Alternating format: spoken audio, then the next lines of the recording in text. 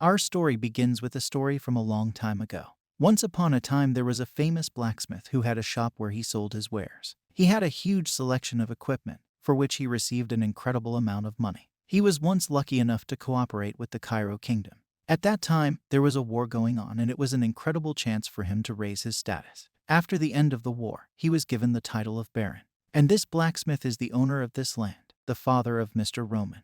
The young man sits opposite the old man, who tells him a story with interest. The man with the mustache standing behind the youth wondered why he was even listening to a story that everyone knew so well. They're taking us back a few hours. Roman asks, so someone wants to tell him that he is older than the son of the family Dmitri. And this is the kingdom of Cairo, located on the continent of Salamanders, and the world that is called Miram does not exist. The man with the mustache replied with surprise that it was true, and then wondered what had come over Roman, even though he wasn't very smart. But this was the first time he had ever seen him like this. Was he drugged? He'd heard it was popular with rich kids these days, and it probably was. The man turned to Roman and said that his fiancée, a lady from the Lawrence family, was coming to visit them today. The man with the mustache thought that this was more than possible, since Mr. Roman, unlike his brothers, had been sitting in his room for the last 25 years. That's why he was called the fool of the Dmitri family. The man turned to Roman saying that Lady Lawrence appreciates elegance and manners, so he needed to.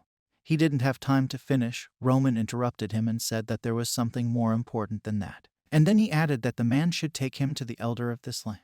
For him, this Lady Lawrence is less important than the ability to live in this world.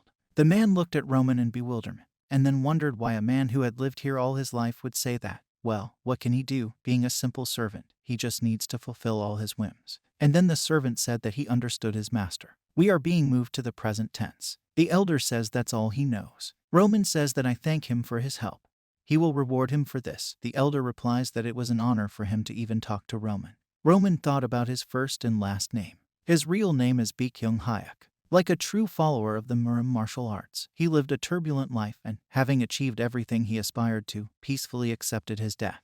But for some reason, he woke up in the body of Roman Dmitri. Roman wondered if this was the will of heaven, or if it was God's punishment for not accepting ascension. Suddenly, he heard a shout from behind him. Someone was shouting, "You geek." People watched in horror as a young boy was kicked in the head and shouted to die. The guy was lying on the floor, and 3 men were standing over him. The guy was breathing heavily, bleeding profusely. The beefy man said the guy was a nasty brat. Then the 3 of them started kicking him. Roman's servant was trying to make his way through the fleeing crowd. He saw that the muscular man had a tattoo of red fangs on his shoulder. The servant was attracted to something. Before him stood his master, Roman. The servant told him they looked like blood fangs, and Roman asked who they were. The servant replied that this was a lone shark group that operated not only on the land of the Dmitri clan, but also in the surrounding territory, and it seemed that the boy owed the blood fangs a lot of money if they had gone this far. The servant suggested that they just pretend they couldn't see anything, but Roman seemed to have disappeared. Roman shouted at the 3 bandits to stop. They looked at him, puzzled. The servant watched in dismay as Roman slowly approached the bandits. One of the bandits looked at him and asked Roman Dmitri. Then he spat. The bandit shouted that Roman thought he could do anything just because he was a noble. What an idiot. The drugged bandit said that Roman better get out of here and not be a disgrace. Get away from them before he gets hurt. Roman ran up with a bow and told them to leave quickly. The blood fangs are dangerous people, but Roman interrupted the servant by calling him Hans. He still doesn't know much about the laws of this world, so let Hans explain it to him. Roman the Terrible looked at Hans and then asked who broke the law and what punishment is appropriate for them. Hans stood there in shock, not knowing what to say. Then he said that since the boy couldn't pay back the debt in time, it was his fault, but the blood fangs didn't have the right to decide for themselves. And more importantly, they showed disrespect to Roman, the eldest son of the Dmitri clan. This is a crime that will cost them their lives. According to the law of this land, it wouldn't be strange if they received the death penalty. The bandits looked in Roman's direction with an indifferent face. And then Roman said what they heard. They broke the laws of this land. He picked up a stick from the ground and said that's why. He is the eldest son of Lord Romero Dmitri and will do justice. One of the bandits said that he understands that Roman is a nobleman who does not know how the world works. But he puts them in a very difficult position. For sure Roman does not even know what situation he is in now. The bandits have started to draw their blades. Roman replied with a smile on his face that this confirms everything. The bandit asked him what he was talking about. Roman replied that they were a bunch of trash to talk to the lord of this land like that already. He charged at them, yelling that he didn't give a shit what they were doing. The bandits were taken aback by this impudence, and one of them shouted for them to attack Roman. The bulky bandit swung his blade, but Roman deftly evaded it. The bandit felt unimaginable pain. Blood was sent from it. He started to gasp for breath as the stick pierced through his neck. The other bandits watched in horror as their comrade helplessly held onto his throat. The bandits, shouting, rushed at Roman with knives. Hans, worried about Roman, called out, "Master." One of the bandits swung his blade, but Roman easily evaded it. Then he dodged and tripped the bandit, and with great force, he pierced his chest with a wooden stick. Hans watched in horror, not understanding what was happening. Could it really be his master Roman, dealing with a bunch of bandits at this moment? When Beak opened his eyes, the first thing he saw was a will written by Roman and some pills on the floor. The kingdom of Kira, who was often at war, chose a representative from each family and forced them to serve the kingdom. And Roman, who was chosen to join the army and represent his family, committed suicide out of fear. It was a miserable life, but whatever life he lived. The current owner of this body is Sky Demon Sect leader Baekhyun Hyuk. Since he has already taken over this body, then he will live as Baekhyun Hyuk. Roman dusted off his stick, which was covered in a huge amount of blood, as he stood over the defeated bandits. Suddenly, he felt something and wondered if it was a monster. The ordinary guy behind him was screaming as he tried to run away. Roman grabbed him by the hair. The guy shouted at Roman to let him go. The boy fell to his knees. Roman said that in order for the group to act appropriately, it is necessary to ensure compliance with the law. He won't take the guy's life, but he still has to pay. The boy screamed in pain. He moaned as a small pool of blood fell to the ground. Roman said that his name was Roman Dmitri, and people who heard this were horrified. He went on to say that if any of them didn't like the punishment he gave the bandit, then they can tell him about it at any time. Baekhyun Hyun, with the help of his overwhelming strength, he climbed to the top of Murim. Hundreds and thousands of masters challenged him, only to be killed in the end. When their blood formed a river, the entire world recognized that the Sky Demon Sect controlled all of Murim. Roman stared down at his bloody hand and wondered what was going on. It took him so long to deal with some gang of bandits. Roman shouted to Hansu to call the guards and report what had happened and tell them to have someone look into it. Hans stared at Roman in a daze, and then replied that it was fine. At the same time, he rushed after the guards. Roman thought that this body is useless. It has almost no vital energy, and the flow is simply terrible. He needs to gather information as soon as possible and strengthen this body. Suddenly someone called out to him from behind. It was the young man who was beaten up by the bandits. He could barely stand on his feet, and then said to Roman, "Thank you for helping him." Roman thought that this is the boy who was beaten up by those bandits. Roman turned to the guy and said that he had misunderstood everything. He did not do it to help him. The Blood Fangs had broken the law, so he had to punish them, and he was no exception, so he would have to tell them everything, and even if he didn't try to lie, otherwise he would end up like those bandits. If he wants to keep his language, of course. The boy thought about it, and then he said that he understood Roman. He went on to say that his parents had borrowed money from Blood Fang to buy land for farming, which they could easily pay off if they sold the crops. Then the kid yelled that they destroyed all their crops, so they couldn't pay them back. Later, he found out that these freaks did it because they needed his little sister. The kid fell to his knees and then started shouting that it wasn't fair. They never hurt anyone. He asked Roman to at least save his little sister. Roman, looking at him, wondered what his eyes were like. It felt like he was looking at a mad demon that was one of the 4 heavenly kings. But come to think of it, he also met one mad demon in a similarly run-down place. Roman turned to the boy and asked him his name. The boy answered, Kevin. Roman replied that all right. He would check up on what he said a little later and take care of what happened today. Kevin called after Roman as he left. Thank you so much. As he leaves, Roman wonders if it's just a feeling. But something tells him that this is their last meeting. We are taken to the carriage. Someone turns to Lady Flora and says that very soon they will arrive on the land of the Dmitri family. Flora replies, okay. She will soon meet him, Roman Dmitri. They're moving us back a month. Someone in the palace shouts, a marriage of convenience with the family Dmitri. Flora's father turns to her and tells her that she must understand that their land is in a precarious position, and they have no other choice. Flora is startled to think that this simply cannot be. She will have to get married. Yes, and for one of Dmitri. She will spend the rest of her life in the family of Dmitri, which is almost all minors. Flora turns to her father and says it's too much. The father, not wanting to listen to her, replies that he is really very sorry that her pathetic father had to make such a decision.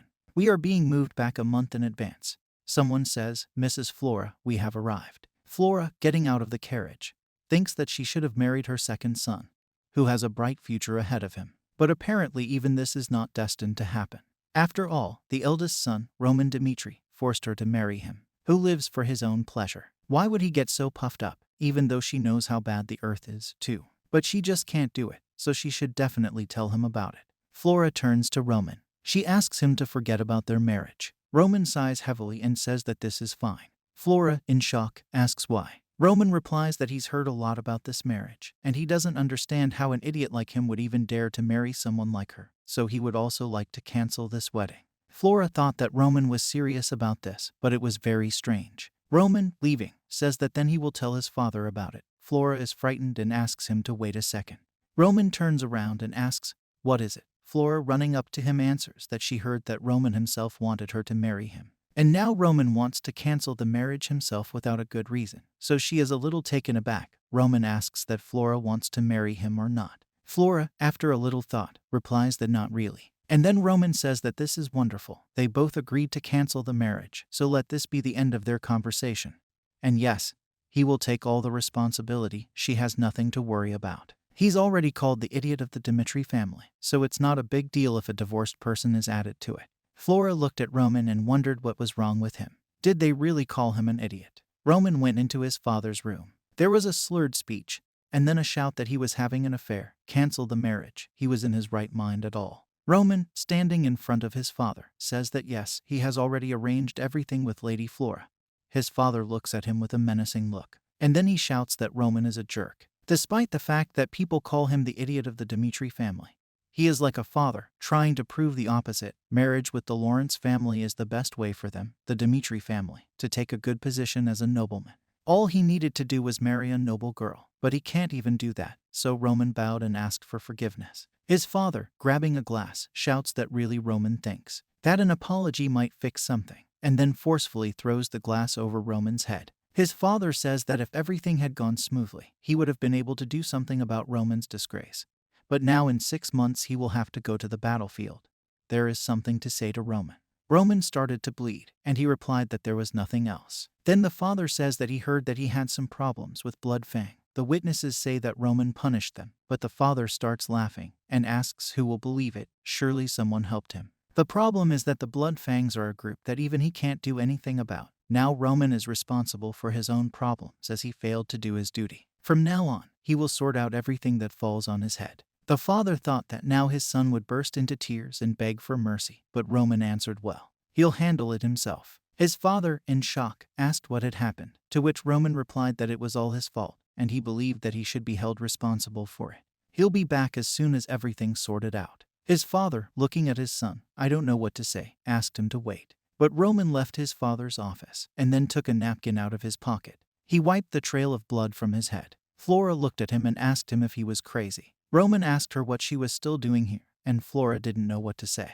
Then she said it was the Bloodfangs. The Bloodfangs, they weren't afraid to terrorize even the nobles. And if Roman somehow annoys them, they will not leave it so that he can do it at all without the help of his family. It would be fine if he just asked his father for forgiveness. Roman turned to Flora and asked why he was doing this. Flora started to say what she had said, but Roman interrupted her and said that Mrs. Flora, she really didn't know her place. Flora looked up, startled, and then asked what. We are being transported to a rich estate. Roman indignantly says that this is a smell. Hands, spraying perfume on him, replies that there is nothing to be done. The smell of blood is so strong from him. Roman says, and also this suit, why is it so tight? Hans says that since Roman is meeting Flora for the first time, he should show her some respect. Roman thought that he was having a wedding. He was just getting used to this world. Marriage now will only add to the hassle. Hans told Roman that Flora would be arriving soon, so let them wait downstairs together, and Roman wondered if Hans was right. There was no reason for him to disrespect a girl who didn't cause him any trouble. He needed to somehow abandon this engagement. Without hurting her feelings, that was exactly what he was going to do. But it looked like Flora wasn't going to show him any respect. This gives him even less reason to show her respect. Roman turns to Flora and says that she is quite an arrogant person, isn't she? He knows what she's getting at, and she probably didn't even consider his circumstances when it came to breaking off the engagement. But when he told her that he would take full responsibility, she was worried, and Flora tried to protest. But Roman interrupted her and went on to say that from the moment the topic of breaking off the engagement came up, she had no right to interfere in his decisions. Flora stood there in shock, not knowing what to say, and Roman said that he thought that would be the end of it. He started walking away from her in a different direction, saying that since their paths diverged, they should not interfere in each other's personal affairs. The only reason he said that he would take full responsibility was to prevent any talk of marriage that might arise as a consequence of the breakup of the engagement. But it was also because he didn't want to have any relationship with her. Romance wondered if this was the first and last time he'd met Flora. We are taken to a mansion where someone says he drinks too much. And maybe that's enough for today. Roman's father tells Vicky, his wife, that he has raised his hand against his son again. He looks into his glass and says that when they were commoners, he often chose Roman. But since they became nobles, he promised himself that this wouldn't happen again. Lyanna, embracing Roman's father, says that thanks to this promise, their other children have grown up and become decent people. The father replies that this is true. But Roman, he is the only child who went through that difficult time with him. He does not know how to treat Roman. Lyanna, kissing Roman's father, tells him not to blame himself despite the fact that he may not have been good enough to parents. They are the only ones who can influence the behavior of their children. And the Dimitri Romero she knows isn't someone who would let his own son go astray. He still has a chance to make things right. Lyanna says that Bloodfang, Roman is a proud child. He probably blurted it out in the heat of the moment. Romero replies that if they leave everything as it is, who knows what will happen to Roman another time. Lyanna asks why not just ask Captain Jonathan to help him. Romero replies that she is right. Romero suddenly shouts for someone to come in. A servant comes running into his room, asking if his master has called him. Romero orders us to call Captain Jonathan immediately. Hans turns to Mr. Roman and says that it is too dangerous to walk around outside. They don't know when the Bloodfangs will attack, and it's so tiring, maybe they'll come back. Roman turns around and says that Hans thinks that when the Bloodfang gained the power it has now. Hans replies that he doesn't know. Roman says that Bloodfang got his notoriety when he ran away to kill his enemy. He found it in the war of those who committed a misdemeanor. Notoriety breeds fear, and fear motivates you to do what you say. Hans, not understanding what Roman was talking about, asked if Fang was still not dangerous. Roman, smiling, replied that so far, yes, they can make him afraid. We are taken to a restaurant. There are stormy conversations going on in it. Someone puts food on the table and says it's the food they ordered. Hans, looking at her, glows with happiness. Roman gets up from behind his chair and tells Hans that he can stay here and eat, but he will go, and Hans screams in fright, which is exactly what Roman is talking about. Roman replies that from now on he will continue the investigation on his own. Let Hans stay here as it is too dangerous. He gets up from the table and shouts that he won't let Roman do this. Even if he might end up in danger, he would never be able to send Master out alone. Roman looked at Hans, and then he asked that he was really one of his people. Hans was shocked by this question, and then he replied that of course he was one of his people. Roman said that then he should stay here, let him not sacrifice himself unnecessarily. He had already done more than enough just by accompanying him on the street. He'll be back soon. Hans watched him go, thinking that to think that he could say such a thing to him. He didn't expect it from him. No one could enter the tavern. The door felt like it was jammed, and Hans thought that if this wasn't the time, he would have to tell them everything. We are taken to Roman, who is walking down the street, and he thinks that if there's one thing he's learned about Yufang in the last few days, it's that their powers are very strong. But since they work in small groups, tracking them down is problematic. Perhaps they don't show themselves because they are afraid of the consequences if they fail to kill him. A leader sitting in the shadows if he can't find them by himself. He just needs to make them come to him. He was walking the streets with Hans on purpose. They probably already knew where he was. On top of that, today is the day of regular night training, and because of that, the number of guards on the street has been greatly reduced. This means that if they plan to take revenge on him, then this is the perfect chance. 3 robed thugs stood behind Roman, immediately drawing their knives. One of them jumped, shouting that this was Bloodfang's revenge. Roman stood motionless. Hans ran to the captain and shouted at him. Captain Jonathan turned. The captain quickly ran up to Hans and asked what was wrong. Hans began to breathe heavily. The captain told Hans to calm down and tell him what had happened, and Hans, catching his breath, said that the young master. Let the captain find him immediately. Roman is in danger. Roman calmly grabbed the hand with the knife and shoved his elbow into the attacker's stomach. The bandit told Roman that he was injured. Roman twisted his arm so that he couldn't hold his blade in his hand, and then he grabbed it himself and pierced the thug's chest. The bandit, leaving bloody footprints on the floor, slowly began to step back. And then he fell, and 2 of his comrades behind him shouted, "What the f***?" They looked at Roman in fright, and shouted, "What's going on?" It's not what they heard at all. Roman smiled, then asked why they'd stopped dead in their tracks. Let them go to him, and then Roman made a gesture with his hand teasing them. The captain asked Hans what he wanted to say. That young Master Roman had gone into the city without guards to fight Blood Fang. And Hans shouted yes. The captain and his charge looked at each other in silence. And then the captain laughed and shouted that this couldn't be happening. Probably Hans, joking as he did. Hans nervously interrupted the captain and said that it was true. Why would he lie about such a thing? They don't have time, they need to hurry, the captain thought. He remembered Romero's words about Roman and Bloodfang having a big fight and asking the captain to help him. But once the master also asked him to do so. The captain scratched the back of his head and then said that why did he go there in the first place if he couldn't even hold a gun properly? Well, he ordered his knights to prepare their weapons immediately. And then he told Hans to take them to a place where the young master might be. Hans replied, and the captain went on to say that as long as they were around, the Blood Fangs wouldn't dare touch him. The captain wondered if what Hans had said was true. Then Roman is really an idiot. We are transported to the bandits, who are looking at their dying comrade. Roman asks why the bandits stopped dead in their tracks. The bandits look at him in fright. Roman, smiling, tells them to go to him. The bandits clenched their teeth and shouted that Roman was a rushing into battle. They shouted for Roman to die as they raised their blades. One of them lunged, but Roman dodged. Then he plunged the blade into the thug's stomach. The bandit's comrade, seeing this, shouted that Roman was a scumbag. Then he leapt on top of him, swinging his blade. But Roman managed to jump back and kick the bandit in the stomach. The bandits flew a couple of meters away from him. Roman slowly approached the bandit lying on the floor and asked what it was all about. The bandit shouted that if Roman killed him, he would never be safe again, to which Roman said, seriously, but he had already killed two, didn't he? Bandits can only talk their tongues. Roman swung his blade and said that it would be better for the bandit to answer wisely what he asked him more. He stabbed the knife into the man's leg, and the man screamed in agony. And then Roman asked who their leader was. We are taken to a certain street where people are walking. And then we see a bar where fun conversations are actively conducted. One of the people was saying something while raising his mug, but suddenly he noticed something. Roman was walking in front of them. His clothes were dirty and his hand was covered in blood. The bartender turned around and wanted to say welcome, but when he noticed Roman, he stopped. Then he said, hello, young master, and Roman returned the bartender's greeting. A whisper went around the bar that this was Roman Dmitri, and why he had come here. Was he really looking for someone? The bartender asked what Roman would order. Roman said, Tear of Dawn, please. The bartender apologized and said they didn't have one. Maybe they could recommend something else. Roman sighed, and then said okay. Have them pour him something stronger. He has some work to do in the morning. The bartender and several people sitting in the hall looked at Roman in surprise. Roman continued, so he wants some drinks, maybe the Dew of Dawn. This pub is in the middle of the street, where they get their orders. The bandit went on to say that they give them a task if they call a special cat. Roman asked what the code was. The bandit replied, Tear of Dawn, something stronger. In the morning to work in this order should be said.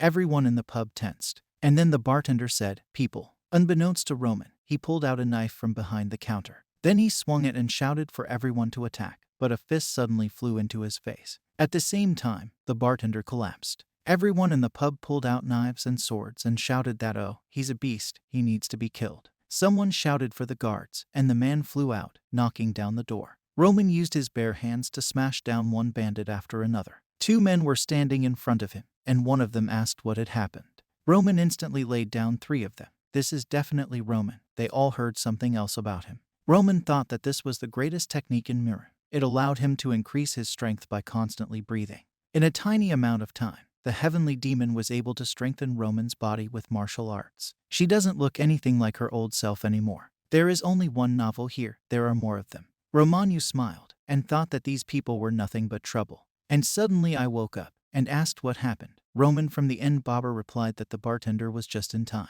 Roman slowly approached him and said that he was just about to finish up. The bartender asked what the young gentleman was doing here.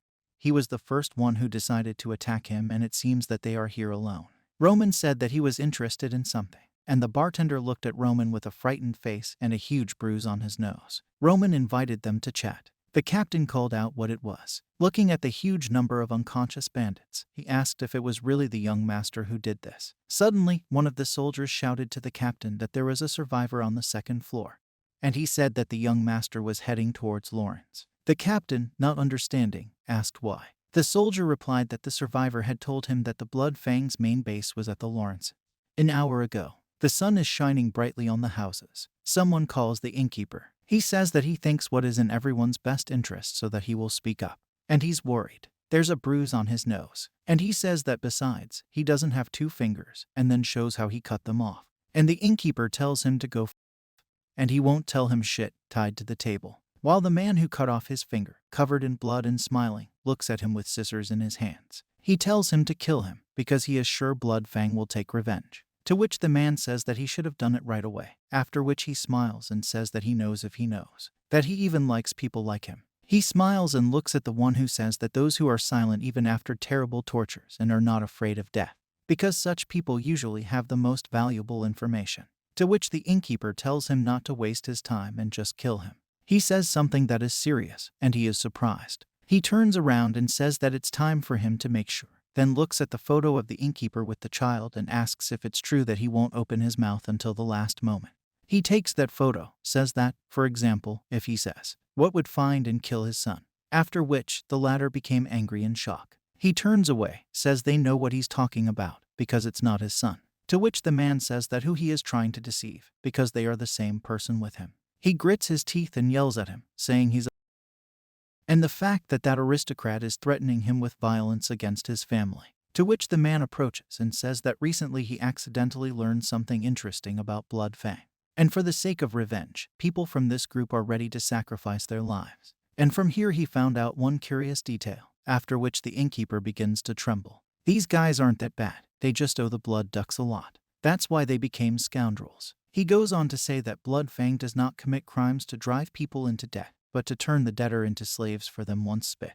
And here was the truth about Blood Fang. They put people on the edge of the abyss, threatening to kill their family. And don't you think that's a very reasonable assumption?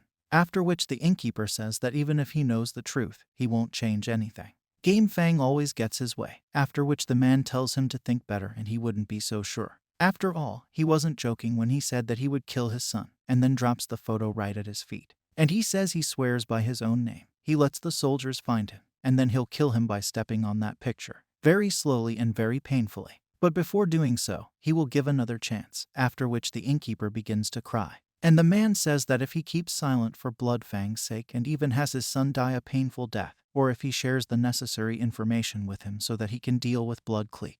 After that, events are moved to one of the buildings. Someone asks another person what happened, and he replies that really, a man stands next to other bandits and tells him that Roman Dmitri single-handedly defeated an entire squad. If a knight from Dmitri's family is in business, their business is bad, after which a bearded, gray-haired man says that damn them, he refuses to believe it. He sits on a broken stone throne and slams his fist on it. He says that Roman Dmitri is not capable of such a thing, and he thinks to himself that they are going to make themselves known by destroying Dmitri's 7. Entire squads were dealt with by someone who evaded service at the Royal Swordsman Academy. And he asks where he is now, and the guy says that he just left Earth from the Dmitri family. He thinks he knocked the information out of the morning's quote. The man asks if they did it alone, and the man replies that they did. After which the grandfather gets angry even more, burning that he is bullying them. He will be able to attack our bases alone and let them immediately gather forces. And the guy says yes, sir, and then bows out. He gets up and says they'll kill Roman before he gets to them, and the knights of Dmitri's family. And we need to deal with this arrogant asshole. After which, he thinks to himself that Roman, he dares to challenge the Blood Fang. And today, he would kill him mercilessly, and hang his corpse over the town square. And Blood Fang will avenge the shame. Events are transferred to the mansion. The man says it's Barco's family. He reads a letter and says that they think they have made a decision. It was a feast for important people. Everyone had a pen and paper, and they were all sitting around discussing and writing something. A man with red hair says there is a rumor that the family has taken out a large loan from a gold bank.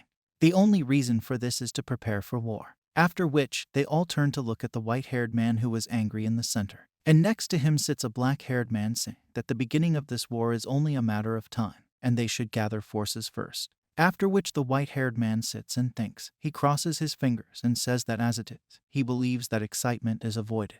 He closed his eyes and says that he didn't think this could happen when he received the documents from his family. The black-haired man says he never thought the central government would take their side. And at this rate, everything will end with the transfer of our lands to Seam. Another white-haired man says they must hold the land at all costs, and the fact that their family lives only at the expense of fertile land. After that, everyone starts shouting at each other and arguing, saying that according to the document, our ancestors were born in the family of this land, Another says that this can't be true, to which the other replies that even the central government is shouting that they did something in secret from them. And the man in the center says that he asks everyone to leave everything as it is, and they look at him and are surprised. He says that no matter what happened, they should not give up their land. If this happens, other families will come running like hyenas to snatch a piece of land. And since the family is not going to compromise, they must fight back with all their might. He says it's true, which is why they got engaged to Dimitri's family. After that, everyone was inspired, saying that they definitely have a family. Dimitri, she's one of the richest people in the Northeast region, and even though she was once a commoner. And the man with the black hair says it doesn't matter how big the loan is to Barco. They are hardly richer than the Dimitri family. To which he nods and says he's hopeful, which is why he sent my only daughter to that idiot from the family, Dimitri. And he says it was for the sake of our family, and when the head of the family you did the right thing. And he shouldn't reproach himself for it. Then everyone agrees and the doors open. There is a girl standing there, thinking to herself what to say and very worried. She has blonde hair and is wearing a blue jacket. Also, her hair is fixed on a blue bow with blue eyes. She stands in front of the door and is very nervous, thinking to herself that no, she broke off her engagement, and now she doesn't know how to look her father in the eye. But why worry about what's already been done? And then she says no, this is her life and now you can't sell it to an idiot like him. But after all, the father's plan and the family's future. Then she thinks to herself what she's going to say to him. That she can't marry someone she doesn't have feelings.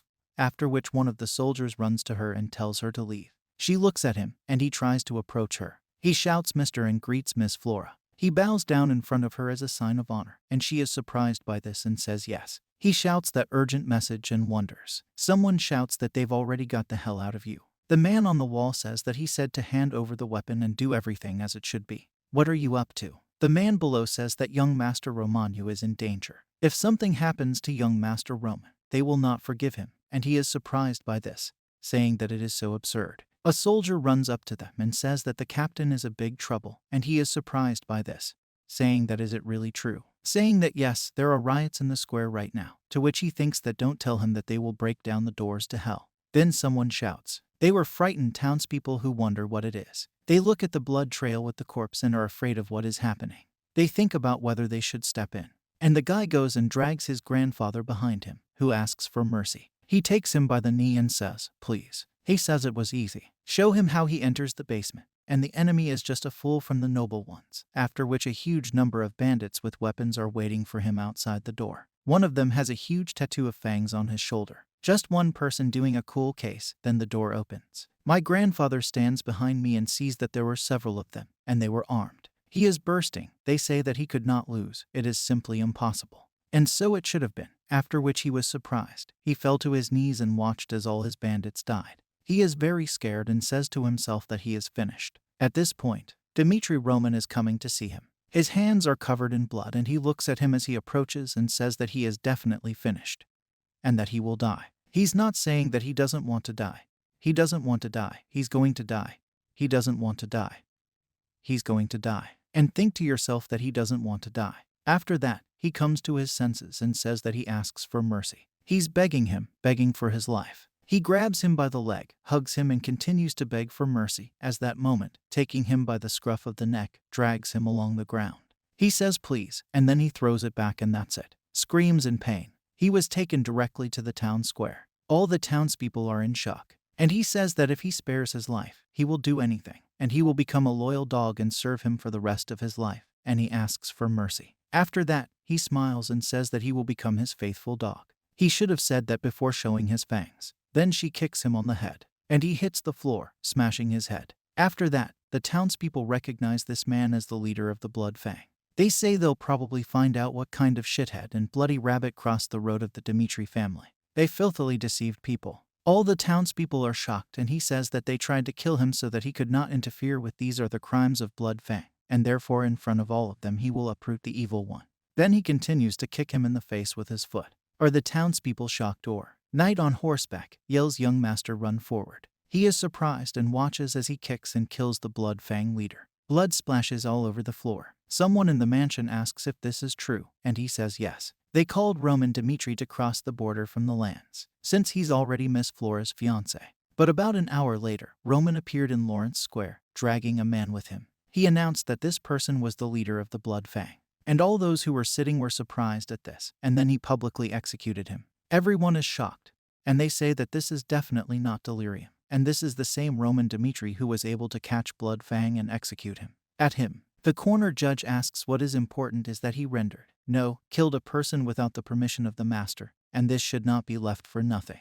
After that, he thought about it and thinks to himself, permission. Is this the main problem? No, it wasn't important that the man who would become his son-in-law dealt with Blood Fang. And he says to summon Roman Dmitrievich here immediately. He wants to hear from him personally. After that, the soldiers bring him to the hall. They look and see Captain Jonathan. You're the same hair-bearded man standing next to Roman. And so, he was helped by the knights of the Dmitri family. Roman Dmitri greets them standing in front of them. And he tells him to forget about the formalities and get straight to the point. He came all the way to Earth from the Lawrence family to commit atrocities. And he began to tell me that it all started a couple of days ago when Blood Fang attacked an innocent citizen. And he executed him on the spot. Then the doors open and the knight shouts, "Hey," he's calling the lady to him. She points her finger and says that the one who came with him is Roman Dmitri, right? She says, why is he here? Why had he come to her father's office? Iris says that, apparently, she doesn't know yet, and she is surprised by this, saying what he is talking about. Roman goes on to say that this is why he decided that he couldn't just let it go and went to their main lair and killed the leader. That's how it was. After that, he says that he had no right to do this, and he does not have any rights to execute someone in the family's lands. And he says that he knows this, but he doubted that the family would be able to handle the Blood Fangs on their own. The identity of the Blood Fang leader was no secret. His crimes were well known in their lands, and he was repeatedly released on bail. Therefore, he took care of it on his own, because he decided to entrust this matter to his family. Then they shout at him, how dare he, and the knight says to the young master. And Roman says that, to be honest, he's a little disappointed. He shows his displeasure and says that he frostbitten his hands with blood, solving a problem that the Lawrence family did not pay attention to. So he asks permission to ask the Baron if he has done anything wrong. After which, the Baron says, have they passed on the Blood Fang chapter? And the man sitting next to him became agitated and said that he knew that he was a criminal, but he did not know that he was their leader. After that, the Baron says that okay, so be it, but we'll close the topic there. After all, if the family had taken care of it earlier, nothing would have happened, and he would reward him later, and now he can go. Then the knight and Roman bow and say yes, sir. They leave the room, and the Baron and his assistant remain there. Does he start laughing, or does he ask the Baron what happened? He says that he was taken away by him, and this is Roman Dmitri, pulling at his goatee. His assistant says that the master, they can't just forget about it, and he says that, of course, we can, because he will become a husband. To do this, you need timidity. But I don't want to hear anything. I didn't think Roman would be a good match for Flora. He thinks to himself how happy he is and tells them to bring his daughter here. And he wants to tell her about it. It's already getting dark. Roman and his soldiers ride horses. The knight asks him, young master, it was really necessary to be impertinent to the Baron, and maybe this time it was all right, but if he was angry. To which he says that they are not responsible for what happened, and everything that he did. This showed that their carelessness was to blame for what happened. And it seems that he hadn't heard about the cancellation of the engagement, and he didn't want to punish his daughter's fiancé. After which the knight is surprised by this and thinks to himself that he has planned everything.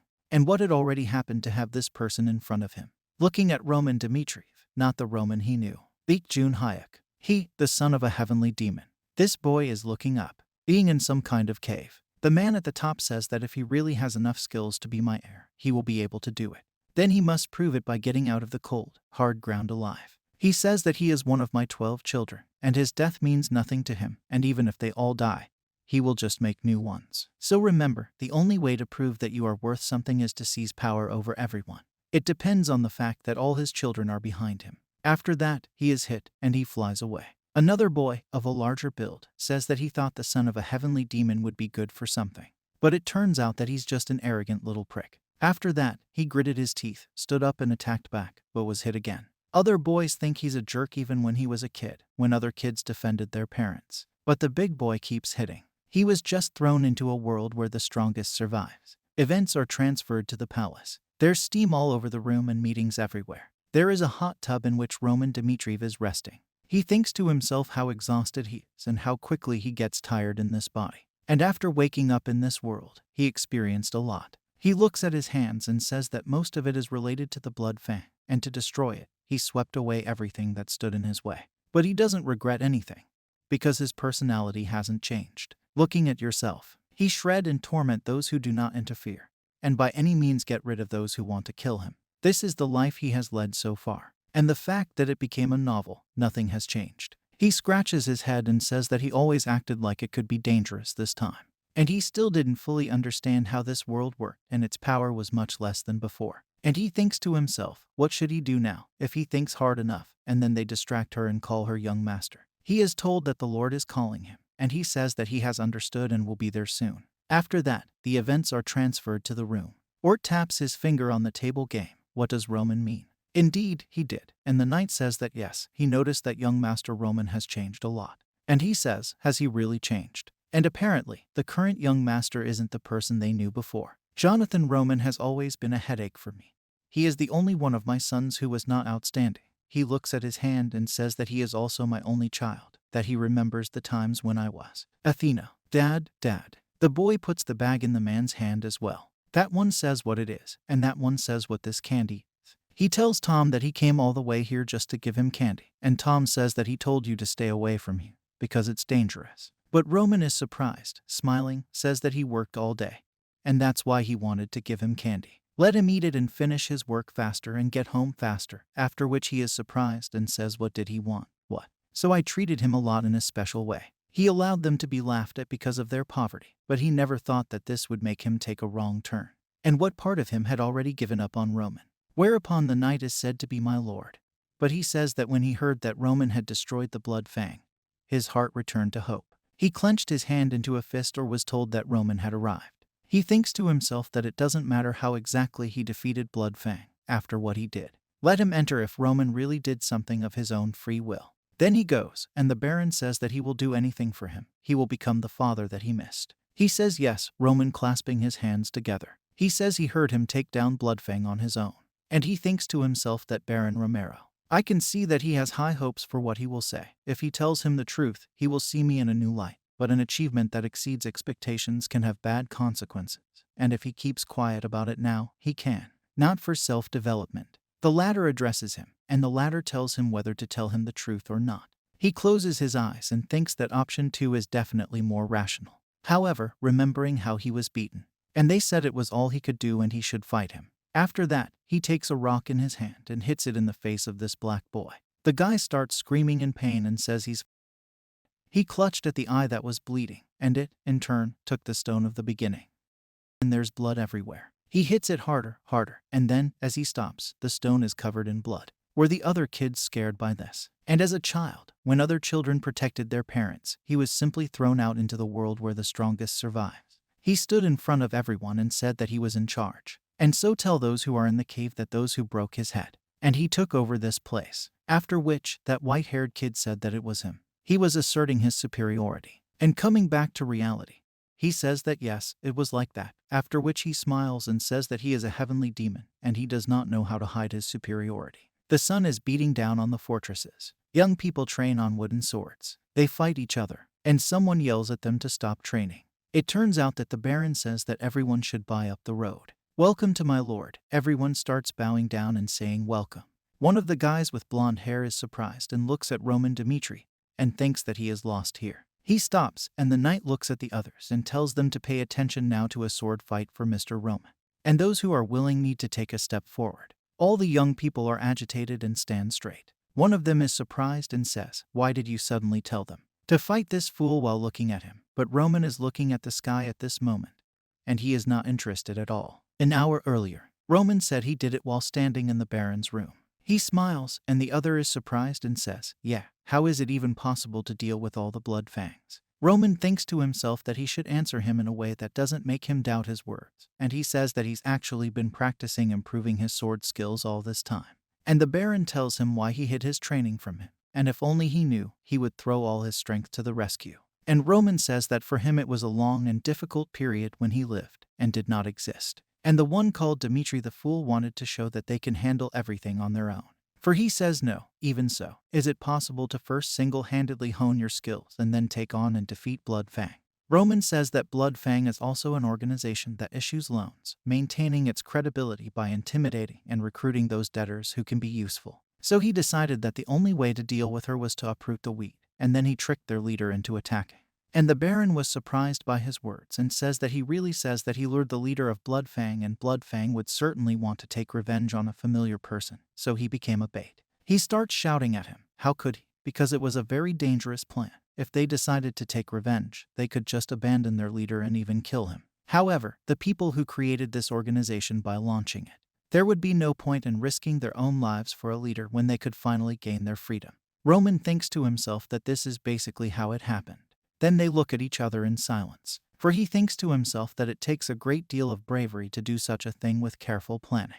He closes his eyes and says that he has no words to express his pride. But was Roman capable of that? And he says that if his son can fulfill one request, and he says that he listens to him. He says that he would like to see his sword skills and how much his son has changed. He thinks to himself that he really wants to see it for himself. The Baron smiles and is very surprised at the same time. After that, the events return to the place of training, and the knight says that there are no longer only those who want to participate in the duel and everyone has become dim. One of the guys looks at all this and thinks to himself that, of course, no. If he won, he would only earn himself a headache, and if he lost, he would be humiliated forever. And who even wants to participate in this theater of the absurd, where the fool will show his father his talents? The knight thinks to himself that they need someone who can stand up to Mr. Roman, and to maintain the knight's prestige, and test Mr. Roman's strength at the same time. And he says that if there are no volunteers, then he will choose for himself. After that, he thinks to himself that he would like to fight him himself, but the captain will most likely choose just anyone to swing his sword in the image. And there's only one person who can handle it. Looking at a man with blonde hair and a green jacket. His name is Chris, and he knows he's being watched. He took a step forward, and the other man was surprised and taken aback. Chris is the deputy captain of the Knights of the Dmitri family. The first time he'd met Roman had been on patrol last year, when he'd received a report to Augusta, and some drunk had gone straight there, remembering how he ran and say that the guard is in place, that they have here. Then he was surprised to see that these assholes were bullying him. Yes, how dare he say something trash, and does he dream of closing his shop? Food and broken bottles were scattered everywhere. The owner of this place apologized and told them to forgive them, but that drunken Roman was telling them to and not let them open their mouths. Looking at a drunken Roman lowering his bottle, to which he said, "And you go ahead and come here." And the man said that the gentleman first, let him calm down, and he throws a bottle at them and smashes it against the wall, saying that he told him to come here quickly. Those, frightened, defend themselves from the impact of the bottle. The knights come up to him and tell him to let the master have enough, and he tells them who he is and let them just get out of here. He grabs him by the hand and tells him that if you continue to behave like this, then you can do it for the master as well. Then he gets slapped in the face and Roman says Cactus dares to touch him. What he looks at with obvious disdain, says, "Look at this jerk, how he looks," and as soon as he hit him on the cheek, he immediately understood everything. This man had never trained his body in his entire life. He starts to push him, and he says that even not from his physical fitness is many times less than that of any adult man. And how pathetic is he? Roman continues to shout, and the latter says that he is bragging in front of everyone that he is the son of a baron, in fact, just a released child. He genuinely thought that he would rather die than become such a scum. And he thinks to himself that they want him to fight this Roman, after which the latter is surprised and is told to come forward. He tells the captain that he didn't think this was a mission for him. The captain says that Mr. Romanov has dealt with Blood Fang alone, and he will go to equalize the forces.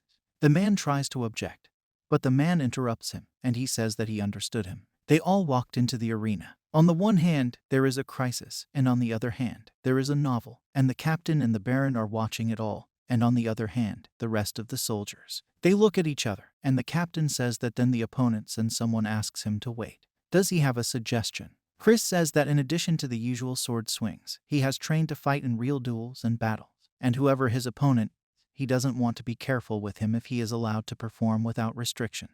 Fight with Mr. Roman. He thinks to himself that this blockhead couldn't have dealt with Blood Fang, and taking this opportunity, he will show him where the crayfish spend the winter. Then the captain looks at Boron, who nods. He looks at Roman, who starts to smile. Cross gets mad when he starts laughing. He gritted his teeth and says that a similar Mr. Roman agrees. Since that's the case, the opponents get ready. They stand in the stands and Roman smiles. Chris is very enraged and looks at him, and then the fight starts. The captain says just so to the opponents. Get ready, after which they get into position. Chris is very angry, and Roman is standing there, smiling. Chris is very surprised that Roman is very calm. After that, the captain shouts for them to start. He rushes forward and attacks Roman. Roman, in turn, notices this and blocks a crisis strike with his sword. All the soldiers wonder how fast he is. This is their crisis. The captain is shocked. He thinks about how he blocked it, and he is also shocked. Chris thinks that just as Roman blocked this punch, after which it retreats, Roman makes a punch. That power he felt when he crossed swords with him, pointing his own at him, and the steady stance when attacking. Is it possible that this is just an accident? And he did not expect this. So what's he supposed to meet this guy now? Resting. After that, he attacks again and, making his blow, he misses. Roman goes the other way. Crisis looks at him with burning eyes and makes repeated punches, but he is also blocked. Roman looks at this sword and doesn't show any emotion. Crisis then turns around and tries to stab him in the back, but Roman lunges forward. He thinks to himself, say bye, and then he hits, but also misses because he's sitting down. The latter is surprised, and Roman makes a counterattack, after which he hits him with his sword and hits Chris. He cuts a couple of hairs off his head, and the man looks surprised and runs away. He thinks to himself that this was very dangerous. It is worth perplexing. The Baron, along with the captain, opened their mouths in surprise and said, how is this possible? Other soldiers think about what just happened, and now he almost lost. After which he made an irritated face and thinks to himself that how could he do such a thing by looking into it. Evasion, defense, and counterattack are not present. There are no flaws, and the truth is that he was the one who punished the Blood Fangs. If that's the case, then so is he. He thinks, what the hell? Yes, what does he even think? And this is Dmitry Durek. And he's worried about blowing up in front of everyone. After that, Roman says that this is enough for warming up. The man is surprised, and he says that this time he will be the first, after which he strikes with his sword, and Chris does not even understand this. It's trying to block it, and they cross their swords again. The idiot is so damn fast, and then he tries to back away, but Roman doesn't let him do it and continues to attack, throwing a lot of punches. Chris is surprised at what these violent attacks are all about, and everyone watching is also shocked. They are already barely blocking these punches and are starting to get nervous. Speaking of how difficult it is for him to defend himself, he thinks that it's dangerous, and there should be some opportunity to attack, after which Roman lunges and hits the enemy, and the latter jumps back in shock. He doesn't understand how it happened, but he backed off first. Roman swings his hands from above, and he understands this and says what kind of move it is, and the fact that it has a lot of weaknesses. He decides to attack him, but at this point, he misses, and Roman steps sideways. He thinks to himself that he wanted him to attack and smiles, and Chris thinks in shock, why the hell is he saying that he's going to lose to Roman? And how can he lose? He then uses magic, and the captain shouts at Chris to stop. It uses a divine aura. His eyes start to shine red. A fun sword shrouds the blue color. Roman is surprised by this, after which there is a bump and a flash all around in smoke. The soldiers nearby think they're coughing up hell out of this dust. The Baron shouts at Roman and is surprised by this. At this moment, Roman himself stepped back and already made a serious face. He dodged Chris' attack while squatting down. Chris himself is surprised by this, and then he starts to fall to the ground. Captain and Baron shock, and all the other watchers too. Roman is standing over Chris' body, and she looks at him as if he's a dummy. One of the watchers asks what this new deputy captain is like, remembering how he fought with Roman. Another says he must be joking and he's the captain's own best student, remembering how they douched with the captain and that's his age. After which, one of the guards says that he will even more say he is a 2-star or a knight. After that, the knight is a 2-star, and so young, and already 2 stars. And it's said that after half a year of training, he could feel the mana in him. Remembering how they continued, according to the information, they only attacked each other. Are going. One of the men asks what single-digit rank he has risen in more than 3 years. Another man with brown hair is asked about what really happened so fast, and he's heard that his possession of the ball is incredible. The captain dodges the second-in-command's blows, and the girl next to him says that this is what he gives and what is his name. After which, he knelt down, barely able to stand on his feet, and sighs. The captain tells him that he thinks well enough for today, coming up to him, calling him Chris. He is very tired and sat down on the floor. He is breathing heavily and very clutched. He says no. He stands up and says please let them fight again, rubbing the sweat from his face with his hands. And the captain thinks to himself that, despite his talent, he continues to work so hard and on a par with the others, and then smiles and says that this guy, he is undoubtedly a genius. After that, the crisis bounces off Roman's blow and falls to the floor. The captain barons were shocked and opened their mouths. All the soldiers were also perplexed by this. And Roman is standing over Chris, looking at him. Then, while looking at the lock, someone calls for the captain. The baron says what the hell is this and how he is 2-star knights, which Dmitry always flaunted, after which the captain himself is shocked and sweats. He starts to stutter and talk. What? How could this happen? To myself, that his mother is a woman, what's going on? He was always a bugger a month ago who was doing God knows what, and it takes years of hard training to get that kind of skill. I fought like I've spent my whole life training, and it's just not possible. The captain tells him not to be surprised and listen. Anyway, Mr. Roman is a real genius. Looking at his back, Roman is lost in thought and looks over the body. He sees that he can both lean on the baking sheets and see his next move, remembering how they douched and how he could have easily cut all the blood fangs on his own. And he deserves to be Jonathan and be proud of him. He has a good record by the standards of this world, but if you compare it to his, they are terrible. He thinks to himself that even the lowest-ranked dark warriors will be stronger than him. And in the end, he surprised him by remembering how he activated mana, and what kind of power it was. The Baron starts laughing, and he looks at everyone all in shock and looks at the defense. And he speaks delightfully. He says it's his son and smiles. He says that his eldest son is a true master of the sword. He says, Captain, that he is already sure of him. And the captain sees that he has no other explanation for it, and he was a fool not to have noticed it before. The Baron says it can't be true, and it's unbelievable. He calls Roman to him and tells him to come here quickly. It's been a long time since he's been in such a great mood, and he praises him for being able to achieve something on his own. Justice and punishment must always be earned, and he can ask for anything he wants, after which the other smiles and says that what he said was that in 6 months he should leave for the battlefield, once he had annulled the marriage. The Baron wonders if the other wants him to settle the matter with his summons, to which he says no, and let it be a shame for him to choose the people with whom he will go along with the others. Verona shows up and asks him what, why, and if he doesn't have more time to settle the marriage. And he says, Father, will he go? Boron appears and closes his eyes, saying that it is good. He says that he can regulate everything that concerns his service. There's something else he wants to ask, and since he's shown me his true colors, how can he not listen to it? Roman smiles and says that then he looks at Chris and says to teach Mr. Roman aura. A battered Chris in the hospital tells him how he will train him. To which the captain standing next to him says that this is an order from the Baron, if only he could understand his condition. To which he says that the captain is not a master. Isn't that too much? And look at his face after using the aura against Mr. Roman. It got to the point where he was just knocked out. And he only woke up now. And that's the only reason he wants to die. Hold his head, and then teach this gentleman aura. The captain says that if he refuses, his head will be cut off, so he should listen to him. He looks at him and says what he wanted to say and says that he heard it somewhere. To which the captain says that while he will teach him, learn more about his incredible transformations and he is going with it, he will agree to the fact that he received secret skills. And he is surprised at this. He jumps up and says that is it really true? The captain says that, and he thinks to himself that if he can handle this, then the key is what helped the captain become a 3-day or a night. Looking at him, he clenched his teeth and said, Then don't take it back, then take it back, he said to the captain. Then someone calls the master. He had heard that they were simply incredible. Today, Roman dresses up and says that there are so many rumors going around the castle, and the deputy captain of the 2-star Aura Knight. Defeating him was incredible. An elderly man approaches them. He says that the 2-star Aura, that he knows about this aura. He pulls up his jacket and the man says that, unfortunately, he can't say for sure, but isn't this a power that uses mana? He goes to the window and says that mana means here it is called the mana power that Chris showed. It was definitely a flash of Kai energy. Thinking back to how he attacked it, but, however, it was used differently in Murin. What is called aura here has so many flaws. And he does not understand why this energy is not used in this way, because if you learn more about the power that you use in this world, it will be superfluous. He smiles and thinks that tomorrow he will start doing this. And at this point, Chris says that he can't wait for something.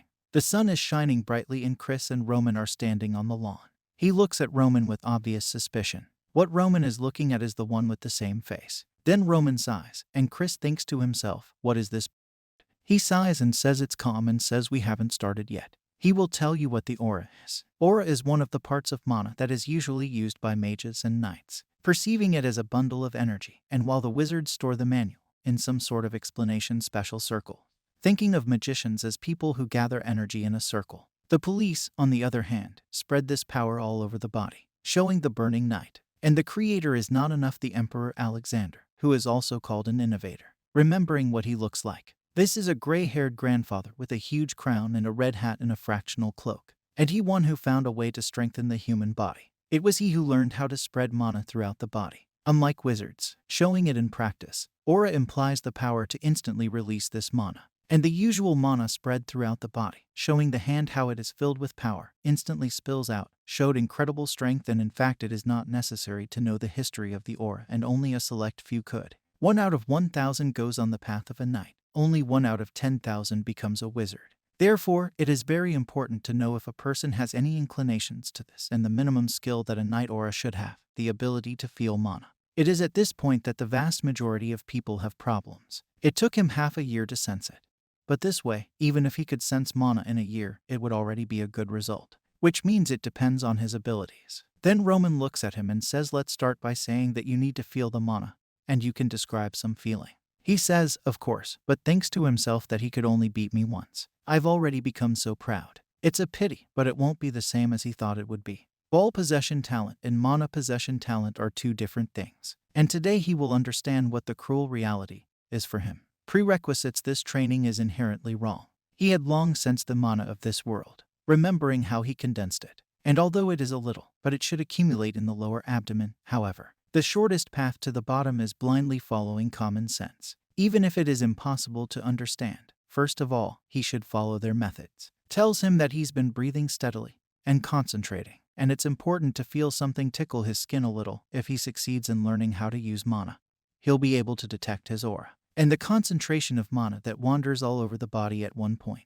This is the manifestation of the aura. Something is already starting to shine on Roman's hands, and when he manages to prove his own, he will become a 1-star aura knight. On his hands, something begins to evaporate, and the appearance of aura can be used in completely different ways. Paint her sword can increase its destructive power, or applying it on your body. He looks at Roman and says that he will immediately become even stronger, feeling incredible. After which, he sees an aura flying around Roman everywhere. He opens his mouth and thinks to himself that this can't be how he got the idea. A golden-colored aura envelops the entire novel, and he says that he was right after all. The way Kai energy is used here is complete bullshit. In his world, they got rid of everything that was superfluous, rushed to the heights of energy, and eventually accumulated energy in their stomachs. Remembering how one of the people did it, and here in general everything is different. I do not stupidly hope that mana will accumulate with itself where it is necessary. Until what method you cannot achieve this, it has nothing to do with the energy from his world so abundant and heavy. I remember how black the dark aura is in his world, and how soft and light it is here. And the mana of this world is very easy. You lose very little of it as much as you get. He thinks to himself, even though he is able to use an aura similar to that used in training in that world. Despite his hand creating it, he thinks that there is nothing compared to those training for tempering. And this method not only does not make the outside stronger, but also does not even allow you to accumulate it inside. What's the use of scattered mana that will fly in different directions? What's the use of a milk goat? Remembering how the crisis hit him with a sword. And this way, even after 100 years, you will not reach the maximum. To which Chris says how he did it in the first place. Starting to scream and just what he really did, and he says that he saw everything himself, and therefore he talks about it, how many years he has for him to finally vent. He shouts, tells him to answer honestly. He knew how to use it, but just decided to make fun of him. After that, he has tears, says that he understood everything. Everything was suspicious even from that defeat in the duel more than once. He has strength. Then why 2 years ago? To which Roman says that he arranges everything as he wants, and he did not hide his strength. Chris says this is the only reasonable explanation, and he's been training to the point of exhaustion to get 2 stars for 10 years. When he does, he starts laughing and Chris asks him why he's laughing. Because it was funny how his efforts made him grin. Roman says that he will only ask one thing. While he was striving for this level, he at least once doubted the quality of these trainings. Then Chris stood up straight. And he says that now he says that people are sometimes mistaken, and the way of training offered from generation to generation is just a misconception. And he thought so while learning aura from him. Remembering how knights train and the disadvantages of this method were obvious. And so why was it necessary to manage it? Remembering how knights all learn it. And Roman says, didn't he know that? And he's surprised. This is because he firmly believed in the captain and from whom he studied. And this reason is simple. It is never easier to just repeat after others. If you follow the method of trial and error, you do not get criticism and condemnation. And let him not deny the fact that he worked hard for 10 years, and in all that time the fact that he never once doubted this method makes him laugh. Roman leaves and says that he has nothing to answer this, and the path he was following is only an answered path, someone's doubts. He thinks to himself that these doubts make his life miserable, and after making many mistakes, he always comes to an unfortunate result.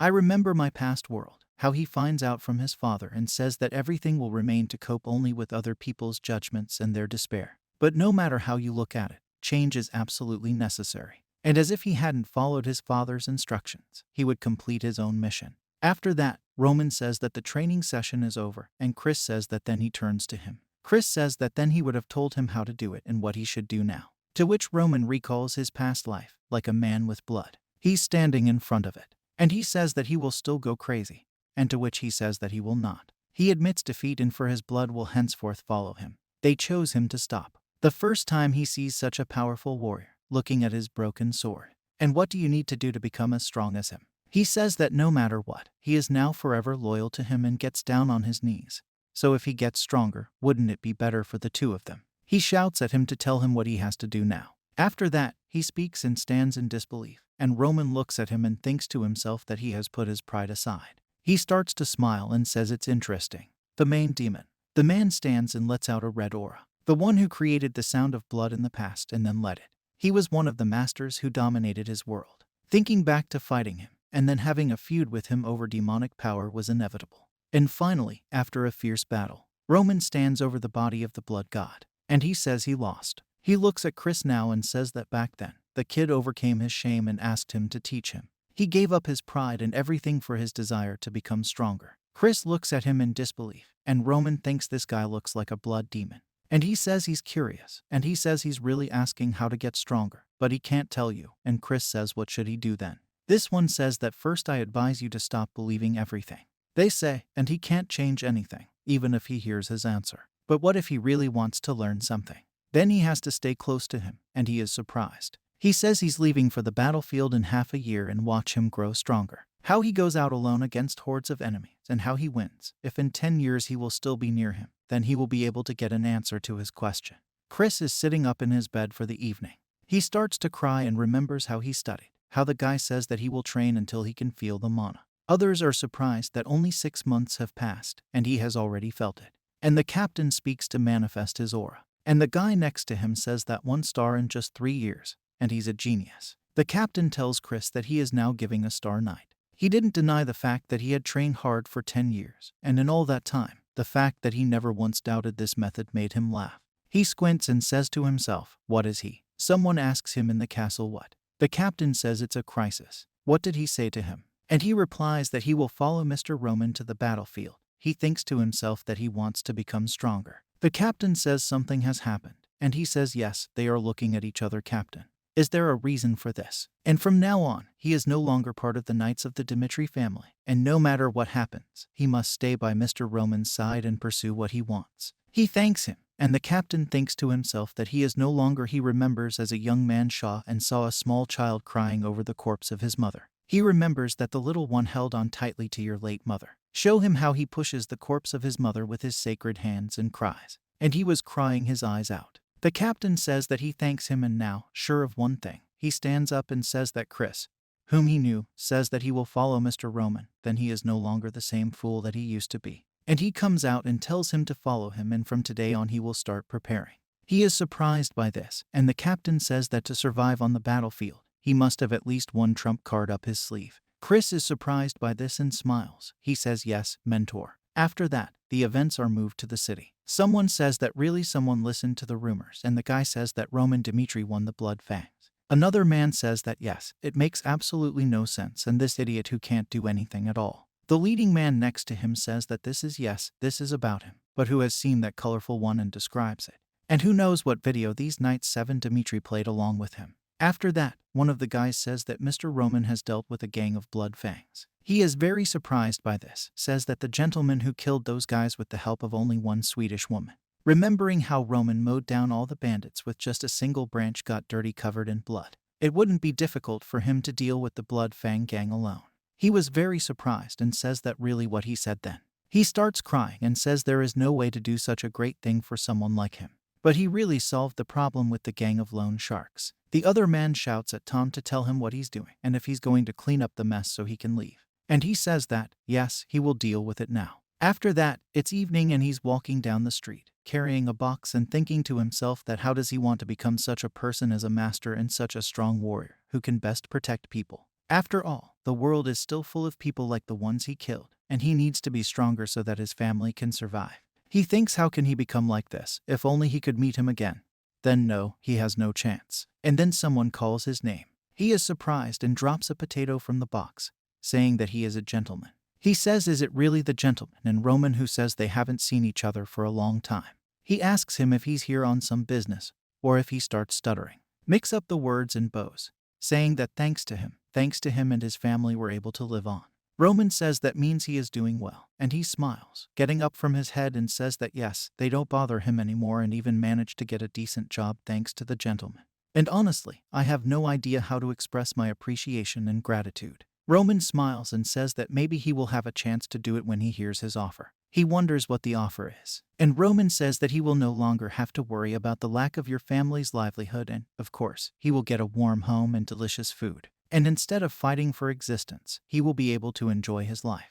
Is that how he feels about it? And Kevin looks at it all with his mouth hanging open in very big surprise. And Roman says that in return, he will live on it if he adds confidence to it, and it gives him a new life. The man looks at him, and he grits his teeth and bows, banging his head on the floor. He says he will live for it. If he has to die, he will die. If he has to kill someone, then he will risk his whole life for him, but he will do it. As he was bowing, his forehead hit the floor and it started to bleed. He says he promises to take care of his family, and that's all he needs. Roman says he showed his loyalty with blood, and he looks so much like a mad demon. However, his word and the mad demon fought against hundreds of enemies, remembering the person from the previous life and even holding thoughts of retreat in his head, even though he walked on the edge between life and death. Because he looks so much like a blood demon, he suddenly remembered this guy. He thinks to himself that his appearance is useful, and smiling, says that it's great. From now on, it belongs to him. There is a huge white palace. Roman says that he will leave Kevin to him and let him help him settle in. That the man says that he understands him and smiles. Roman tells him to rest, and he will find him later, and he smiles and beams. Says yes, thank you very much, sir. Roman says it will be in the library, so if you need it, look for it there. Everyone speaks well. The man says if he wants to see everything where he is, and the man says that it is possible. They say yes. A huge library with a large number of books. Roman has already read many of them and thinks to himself that the Knights of Aura. And the way to become an Aura Knight is to manifest your aura. Flipping through one of the books, he sees what it says to become a 1-star knight. It is Twiggy who must use his aura so that he can cut steel with it. He keeps counting and watching. After all, then the stars are divided depending on the power of its aura and destructive power. 3 more stars is a power that cannot be obtained by a normal knight. Remembering the captain and in the whole kingdom, such people are treated with special attention. And there's even a 6-star knight on the continent. But those who have reached the level of 7 stars are not present. And even if all the knights in the top 10 of the rating have only 6 stars, I remember how they are dressed in the best possible equipment. He thinks to himself that there are only 6 ranked knights. And on Crisis, he checked level 2 stars, and he thinks that Jonathan's 3 will be slightly lower than the average level. And it turns out that 6 stars means that you have gone beyond the limits of human capabilities. And the size of the aura that is released after a month reaches several tens of meters. Hung up also unimaginably, remembering how clot. The aura falls to the ground and leaves a huge footprint. And there are 12 people on the continent. It is also known how humble 6-star knights are, how they look, and in all states they were treated as extremely important persons, calling them the 12 swords of the continent. He thinks to himself that they seem to be quite strong, and even with such an inefficient way of using energy, these people have achieved the best result. And wizards. He starts reading about archmages. After all, these are wizards who comprehended the magic of the 7th circle, called archmages, remembering how they use mana to attack. In other words, these half-year demihumans are real walking calamity, and their magic is capable of turning the earth upside down and bringing down the sky, showing how huge meteorites will fall from the sky. And for many, their appearance causes more trepidation and fear than the presence of 6-star knights. They will, he is surprised and says that in his world this power did not exist, and now it is clear what he needs to do. Maybe this character from the book will become his enemies. Who knows? And before Dimitri's ignorance, the chances of dealing with such an enemy are very small, but variable factors that cannot be predicted are very dangerous. He looks at the book and thinks that he is not the same person who was born far away from the danger of the world, like your father from a previous life, and he can only survive if he knows enough and knows how. And he was waiting for this, and now he will start full training. After that, a man enters one of the buildings. He says here he is. And what did this place serve for? The man says that this is a workshop that the Baron used in the past and entering for outsiders is forbidden, as well as closed from the outside space. To which Roman says that this place is suitable for training and for a week, and I don't need anything for him, not even food, so don't you dare let anyone in. And he repeats that he should not forget about it, and let him look for him only if people get into danger, to which the latter is surprised and agrees with him. He closes the doors and Roman stands in the hay. He thinks about straw and it looks like it's his job. This is very careful on his part, but in this way, the flow of energy will only become more diffused. He collects all the hay, turns on the grass and puts it aside. He sits down in the lotus position and begins to meditate. He thinks that he has accumulated a minimum of mana in his stomach, and that to turn his former power to him to take one step towards this he should take this one step. He uses a martial demonic art. Step 1 person. Then the wind rises everywhere, and his aura increases. He moves mana, getting rid of bad energy. His entire body begins to contract very much. His ears, mouth, and eyes are bleeding. He thinks that his mana that needs to be moved is blocked, and let bad energy come out.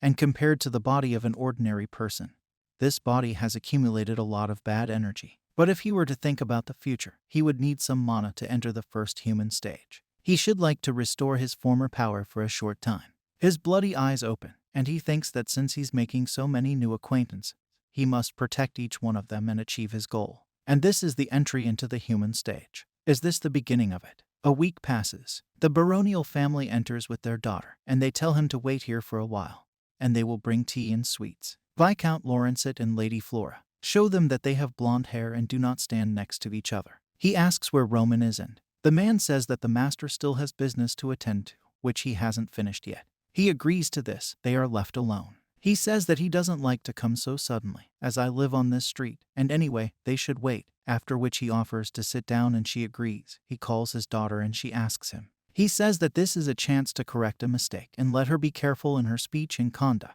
after which she lowers her head, worries, and says that she understood him. They recall how Pineapple told him about the annulment of the marriage. She said that during his visit, she shared with him her opinion on this matter. And she also wanted to follow the will of her father, but no matter how strong he is, he can't marry someone he doesn't even respect. It means at her. He grabs his head and says that he really thought she was a wise child, but to arrange such a problem. It's like he didn't tell her how serious the situation was with their land and how much money in the family she took from Golden Bank, and she understands what that means. All that's left now is this war, remembering what it's like to fight. And a marriage of convenience with Roman is an unavoidable decision. And in the northeast there is only one Bark family, but the family is not so weak and we might not have a chance without Dimitri, but the central government has approved documents that have not been verified as authentic. And the bank has lent money that is improperly protected. And this is no longer just a battle of two families, but the forces given to the Barca family, and they can't win. And there will be excuses. Many want only this one, their land and their good name.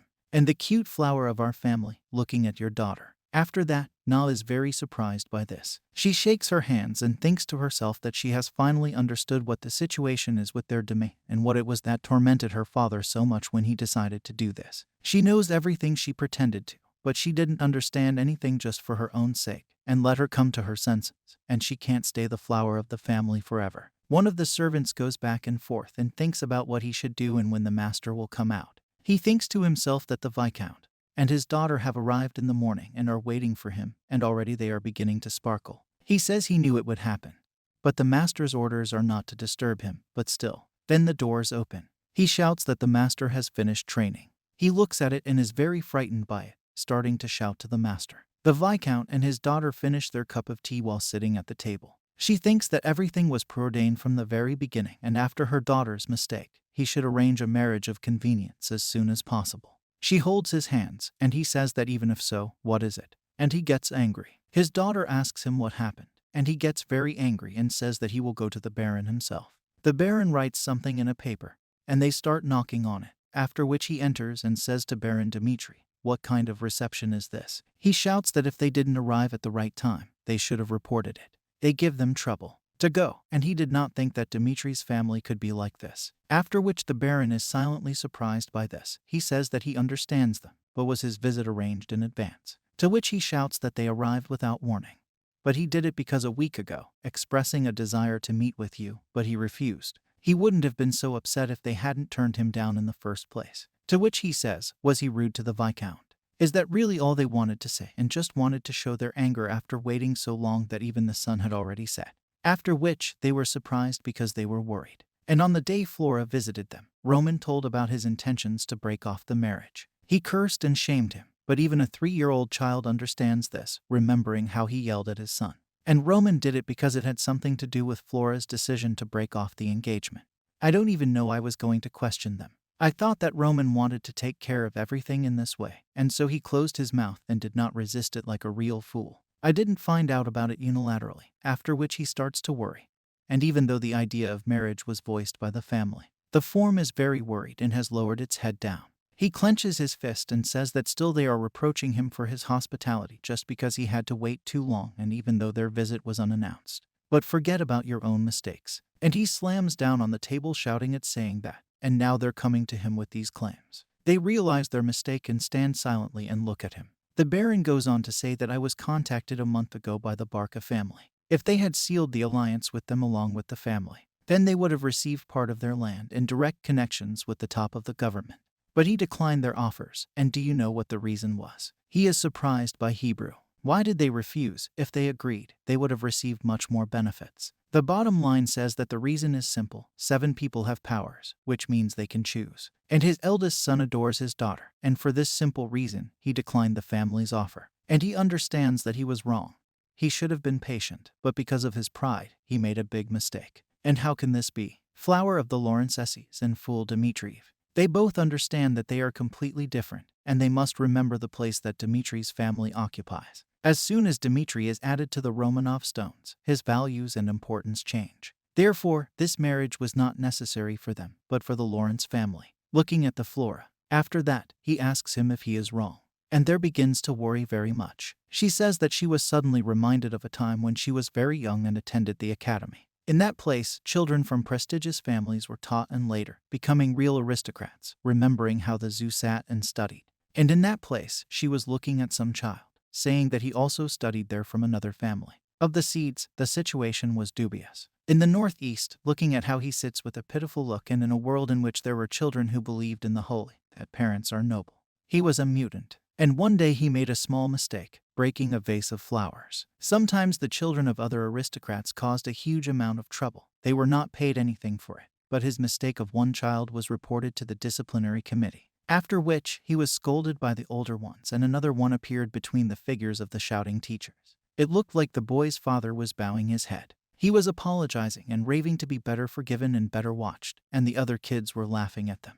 And when she looked at him, she thought that she was sorry. If you think about it now, it's even funny. To which the Baron says that he has nothing to say to him. He bows and says yes, who can be sorry? He says that his daughter is still so immature, so she made such a huge mistake. Flora stands and thinks that she didn't have the strength then, just like now. After which, she sees her father begging for forgiveness while leaning over. And he should have started asking for his forgiveness, but instead he showed only his own rudeness. The weak can only bow their heads to the strong. And Flora also apologizes and bows. They say that let them forgive them. Speaking of which, just like her. Then the Baron looks back and everyone else looks back. And one of the servants says that Mr. Roman has arrived. She looks at him in surprise and says that she realized it too late. It turns out that Roman is wearing a new red and white suit. He pulls up his tie and looks really nice. He approaches his father and says that he has returned. The Baron is surprised by this, says that really his training went well. And the latter replies that it is. He says that they will return to this conversation, and he came here to discuss the wedding with his family. And once it all started with his decision, whatever the consequences, he would follow his choice. Roman looks at the truck and says that he understands what he means by this, and he perfectly understands what the union of two families means. Then he sighs and closes his eyes. He sees that a situation where a barge threatens the peace and security of this family. He takes a rag and wipes off the ink and tells them that their family's wealth ensures their safety. The Baron says that even knowing this, does he still want this marriage, and why then did he think it wasn't worth it? And he says that when he met her, listening to her talk about breaking off the engagement, he changed his mind. For sure he heard all these rumors about the fools of the Dmitriev family. So she decided she couldn't marry someone like that. And the decision made under the influence of these rumors. He looks at the ink he's washed off and says what if he wanted to be with someone who believes and follows what he's seen or experienced, regardless of how the world views Roman Dmitri. From this, he looks at them, very surprised, and you can see that their faces have turned pale. He keeps looking and says he has no doubts and no other possibilities. Continued the breakup of their engagement. Romero's office was dead silent. Flora's father reflected that it was all over, that marriage was the last hope of the Lawrences, and that because of the stigma of a falling out, no family would want to tie the knot. To overcome the crisis, Lawrence will have to rely only on his own strength. And if Dimitri happens to form an alliance with Barco, then even desperate resistance will be futile. If only they could stop it. Flora's father bowed his head and said that the blame for this mistake was entirely on the Lawrence family. Although they won't tax the gold merchants passing through the Lawrence lands, it's a penny for the ore mining kings. But he sincerely wants to apologize for his irresponsible attitude towards such a significant event for the family.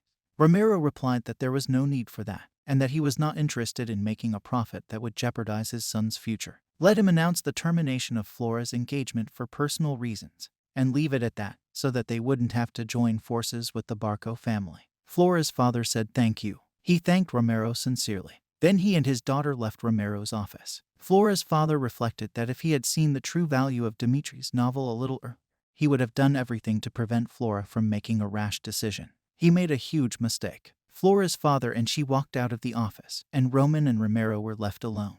Then he asked me what the hell had happened in just a week. Roman spent a week in seclusion.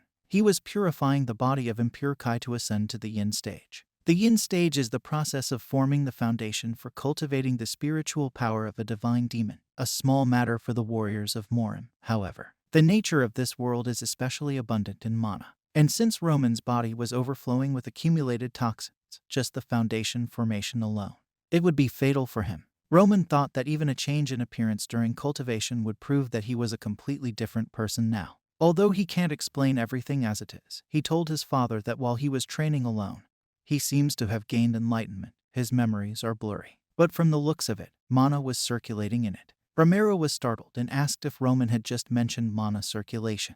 The circulation of natural mana inside the body makes the body perfect.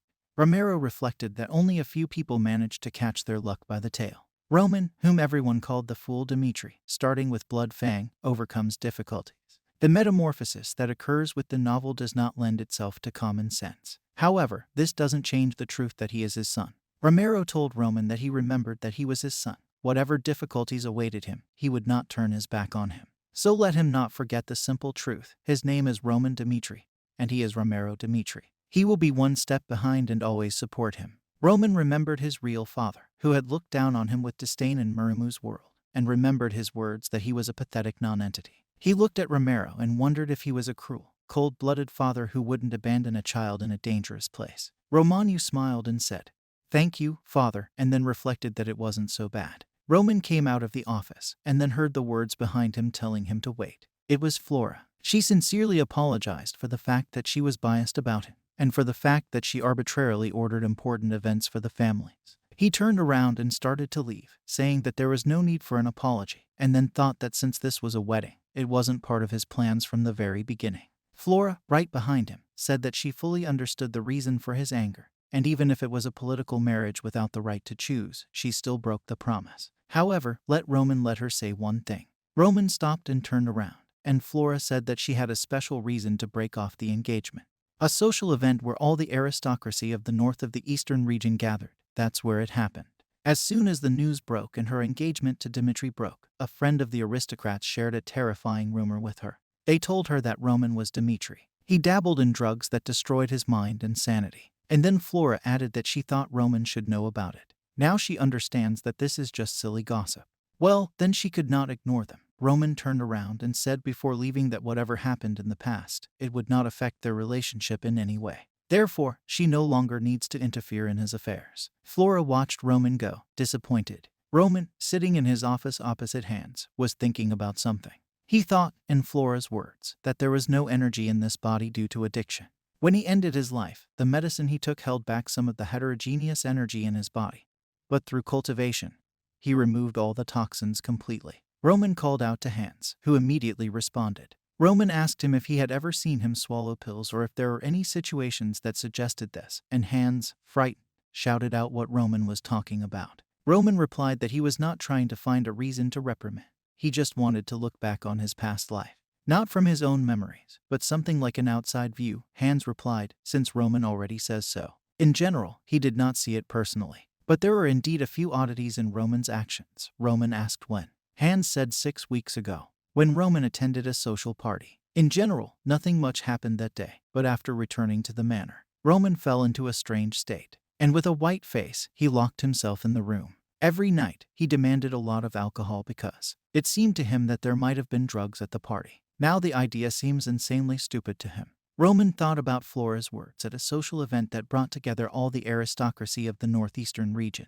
Roman asked Hans who was the organizer of the party. Hans replied that Barco's eldest son was Antoni Barco.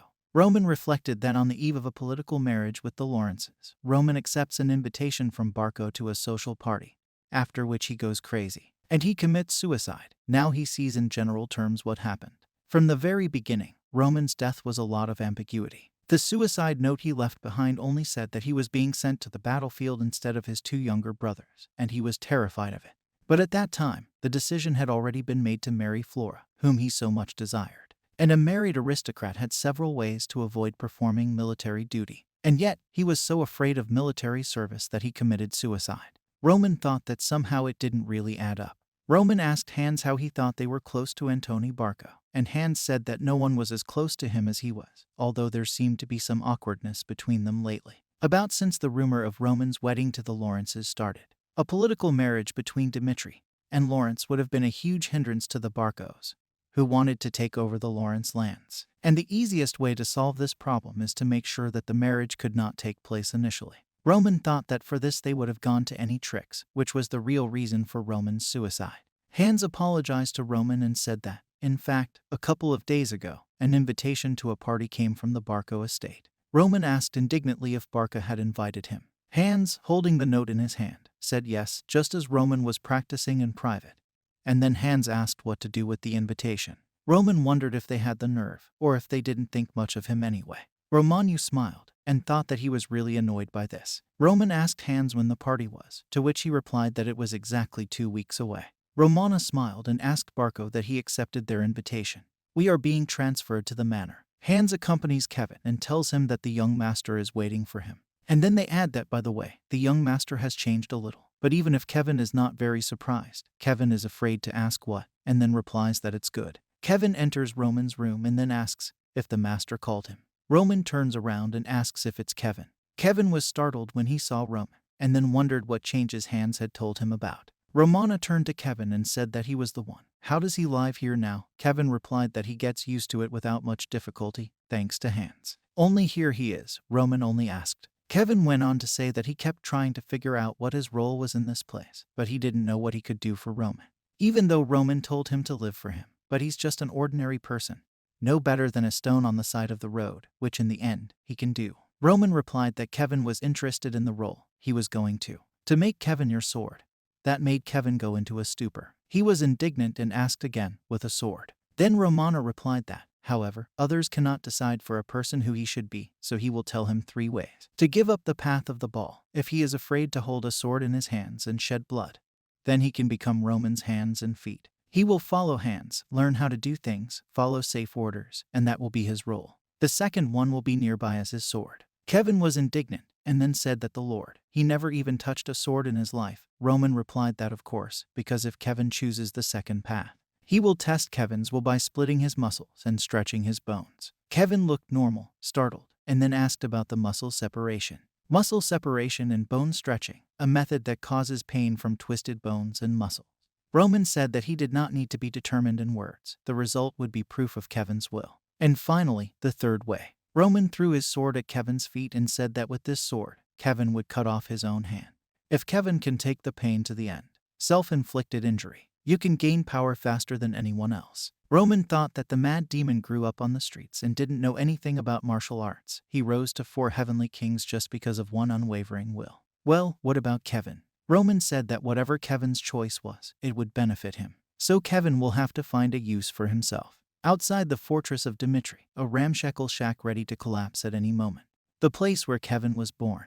I had to work from an early age to survive. He followed his parents and helped them with everything they did, and there wasn't a job he didn't take on. But his life didn't change. No matter how hard he tried, there was always someone who would take everything away.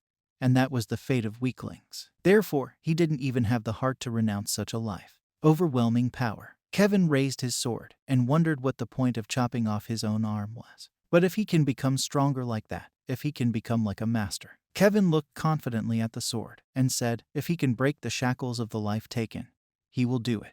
Roman stared at Kevin expressionlessly. Kevin then presented the sword to his hand.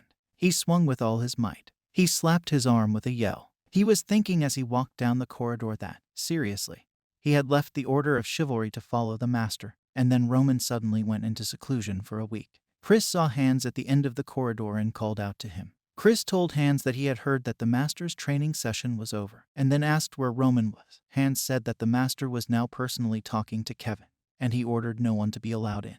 Chris looked at Hansu in surprise and asked who Kevin was. Blood dripped from the sword that Kevin held back. Kevin's bloody hand fell forcefully to the ground. Looking at her, Kevin gritted his teeth and grunted in pain. He fell to his knees in front of Roman. Then he collapsed. Roman looked at him with interest. We are transferred to the same day in the evening. Hans, being in Roman's office, shouts for the gentleman to wait. Looking at the bloody sword, he asks if Roman was hurt because there is blood on the ball. Roman replied that it was nothing and everything was fine. He smiled crazily, then replied that it wasn't his blood. Roman wondered what happened when Kevin decided to cut off his own hand. Then he put him in an illusion. Illusion demon technique. He planned to hold it in the illusion for a bit to test his will, but before Kevin could fall into the illusion, he slashed at his arm. Roman, smiling, said to himself that Kevin is a fierce boy. If the technique of the demon of illusion is a little weaker, then he would completely take everything to himself. There were 2 weeks left before the party, and about 6 months before the war. Roman still has a lot to teach them, and soon more worries will be added. Roman told Kevin that he would teach him the mystery of mana, but it was a very dangerous power. Kevin asked, puzzled, if he knew mana, and Roman said he did. And then Roman thought that even though he called it a mana mystery, but in fact this knowledge was also used by a mad demon, an ancient martial art, and the cult's treasure troves. Ghost demon skill. At the moment of its use, the mind is absorbed by demonic kai. This is a dangerous demonic art that gives strength by piercing blood vessels, which is why you have to endure unbearable pain. But even in the terrible agony of feeling your limbs being torn apart, you can't lose your mind. In order to become a sword that would be useful to him, Mad Demon had mastered this martial art after suffering excruciating pain. If Kevin was willing to chop off his own arm, then he could learn the technique. Roman told Kevin that as the training load increases, he will have to endure much more pain than he experienced yesterday.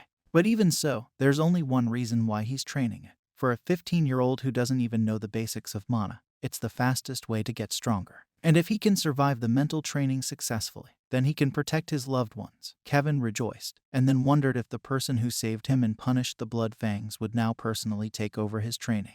Kevin turned to Roman, and then he said that he didn't have enough words of gratitude to express how happy he was. However, why is Roman so sure of him? Even though he had sworn to devote his life to it, he still hadn't shown up in any way, in case he passed the training and just ran away.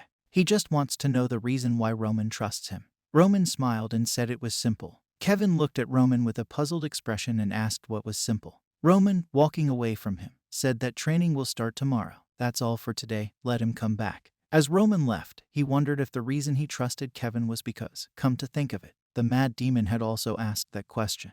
To get blind faith from your opponent, they must trust you first. Either way, Kevin, he would never betray him. As his strength matures, he will realize for himself how dangerous it is to choose. Treachery of the heavenly demon. A huge dark shadow grew behind Roman. He walked while smiling an intimidating smile. We are being moved to the next day. Kevin waves his sword. Roman, looking at him, says that the base is important in everything. Even in one thing you need to act correctly. Kevin must not lose his concentration. Kevin suddenly shouted that there was. Looking at this, Chris said out loud that he didn't understand. Why was it necessary to pick up a strange kid and teach him fencing? But above all, why didn't he teach him? Chris thought that if he followed him, he would be able to learn the secret to becoming stronger in a short time. And then said that for him, it was as if he didn't exist at all. One sword training session with a mentor is even more useful, and you can go and explain everything. Chris looked up, and then, looking out at the scorching sun, he decided that he would wait a little longer. A day passed, then another and another, but Chris was still waiting. Chris threw one of his gloves on the floor and yelled, "Damn it." He started walking towards the novel, and then told him that it had already been 2 weeks since he followed him. Of these, Roman spent a week in seclusion, and the rest he devoted to Kevin, and he can only watch. If suddenly it is because of the fact that at first he behaved insultingly, then he sincerely asks him to excuse. So they ask him to teach at least something to him. He will study hard, no matter what it takes. Roman looked at Chris with disdain. And then he said that didn't he say look at your surroundings and learn? And Chris panicked and asked, I mean, it was literally look. Roman turned around and started to leave, saying that there was a different way for everyone. Kevin is clueless until he gets up to the proper level, from start to finish, who needs to be there to guide him. But Chris is different. No matter what he teaches him, Chris will not benefit from it. He is the one who defeated him, and instead of calmly mastering the knowledge, he will forcibly push it into himself. Chris asked if Roman was telling him to just keep watching, but Roman said he wasn't. Then, suddenly, he threw the sword to Chris, who caught it in fright. Chris asked why the sword was made of wood, and Roman said that accurate results were needed to confirm the current state of affairs. And then I asked Chris what he thought about a little fight with Kevin, and Chris and Kevin were shocked. Roman went on to say that his sparring opponent would be Kevin, and he would tell Chris how to beat him, even if he thought that Kevin would be something like his double. If even after sparring, Da didn't think he was right, then he would personally pay for his training. Chris was furious. Kevin asked in fright that he was going to mate with Lord Knight, and Chris thought that he needed to fight this rookie. This man, who does he think he is? Chris then shouted that it was fine. They would have a fight. This time it would show him that he wasn't such a weakling. Kevin and Chris faced each other. Kevin turned to Roman and said that to fight a knight with a double-digit aura, Roman told him that he understood that he was at a disadvantage, but that he had absolutely nothing to lose if he lost. There are countless people in the world who are stronger than him, like the blood fangs that tormented his family and Chris who glared at him like he was about to be torn to pieces. It's no different. And that Kevin would back out every time. Kevin gathered all his strength and confidently replied that he would try. Chris, looking at Kevin, wondered how much it annoyed him to fight the yellow-faced youngster, what kind of look he really thought Kevin could win. From the looks of it, Roman is going to tame it with this battle. Roman commanded to prepare. Chris wondered if it was sparring or something. He didn't care. Roman shouted for them to start. Chris instantly charged into the fight, swinging his sword, with the thought that he wouldn't lose to a rookie who had only trained for a week. Chris hit Kevin's sword with great force. Kevin tried to hold it back with all his strength, but Chris started to push, knocking Kevin's sword out of the way. Then, with great force, he kicked Kevin in the stomach with his foot. Kevin was thrown several meters away.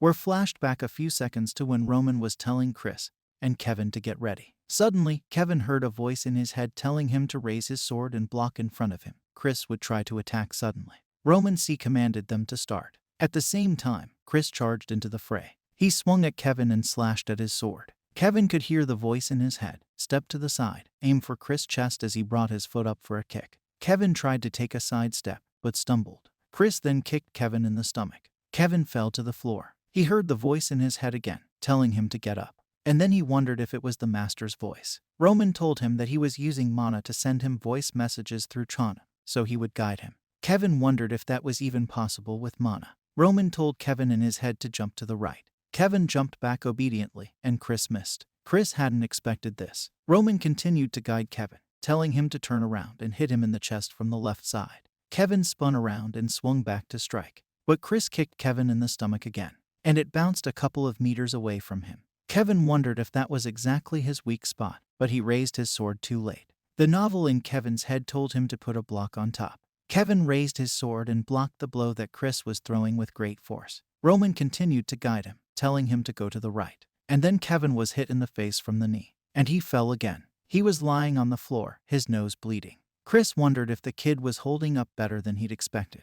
Roman reflected that Kevin wasn't his opponent at all. His body couldn't keep up with his edict, however. This situation, as if to say, Kevin gradually started to get up. Does this amuse Kevin? Kevin smiled. He wondered if Mr. Roman was all-powerful, even though the opponent is a knight with a double-digit aura. But he is moving precisely according to the instructions of Mr. Roman. And his problem is only a weak body, otherwise he would have taken over long ago, following the advice of the master. The master plays with the knight Chris as if he were controlling a puppet. Roman told Kevin to dodge to the right. Then, he swiftly charged forward and counterattacked. Chris had time to react and punch Kevin in the face. He thought that he had landed so many punches that he was about to end the fight, but at the very last moment, Kevin coldly dodged, also counterattacked. Was it really an accident? Kevin reflected that even Chris, who was dubbed the best genius among them, wasn't even close to the truths of Master's skills. So that was the level of Master Roman. It will serve him faithfully for the rest of his life.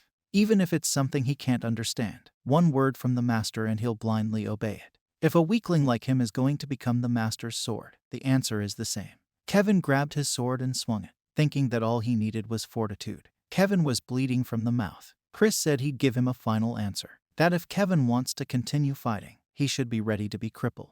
Kevin smiled, then laughed. Roman, looking at this, was also smiling, and Chris did not understand what was wrong with him. Kevin said they'd go all the way. Chris was fuming. Then he screamed through gritted teeth that he didn't even know when to stop. He stepped forward and said that if it was his wish. Chris swung his sword and shouted that then he would execute it. Looking at the severed hand, Kevin will regret his choice. Kevin didn't move, just watched Chris approach quickly. He heard Roman's voice in his head, telling him to put his foot down.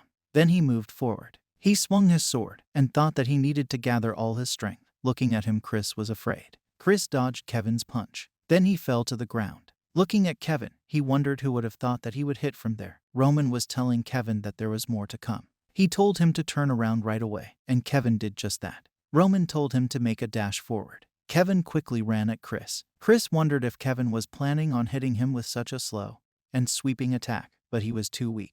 It dawned on Chris. He swung his sword at Kevin, who dodged it. Chris was scared, and Kevin was seething with rage. Kevin swung his sword with a shout. Roman, looking at this, smiled. Chris was breathing heavily. Chris managed to crouch down and dodge Kevin's punch. And then he got up with all the dope and made a low attack on Kevin's ball. Kevin couldn't stand the force of the blow and dropped the sword, falling to the floor. Chris looked at Kevin as if he couldn't get up. Roman stood behind Chris and watched. Roman wondered if Chris was planning to bend down when he swung the sword. He assumed that the second attack would be a trick. Chris looked down at Kevin on the floor and sighed. And then he said he was desperate. Roman walked past Chris and told him that the victory was up to him, and if he wanted to, they would start training tomorrow. He picked Kevin up and added that the choice was his. We're being transported to Chris's house. He stands over his bed and says that why he is asked to fight in the forest. Then he thought that even though he had won, it was no use. He had only wasted his time, and he had almost lost. Still, it was Kevin's last maneuver. It reminded him of the day he'd first gone up against Roman,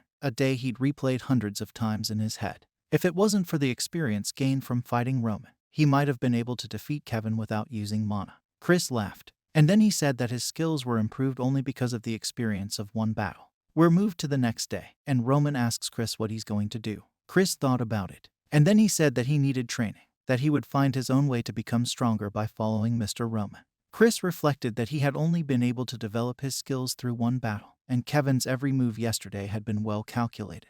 He thought that the novel didn't give any clues, but in reality, it didn't. Even if I'm just trying to understand Roman's train of thought, it would break my head to think about it. Even when he was teaching Kevin, a lot of his words seemed to be directed at him. No, the master is no longer the fool he knew. He doesn't know what happened, but he can tell that he's gone to a level that even Captain Jonathan can't reach. The words observe and learn mean look back on your actions and know yourself. In this case, he will keep an eye out and learn until he can surpass Roman. Chris watched Kevin's training intently while Romano smiled. Then Roman said, well, then they will continue training.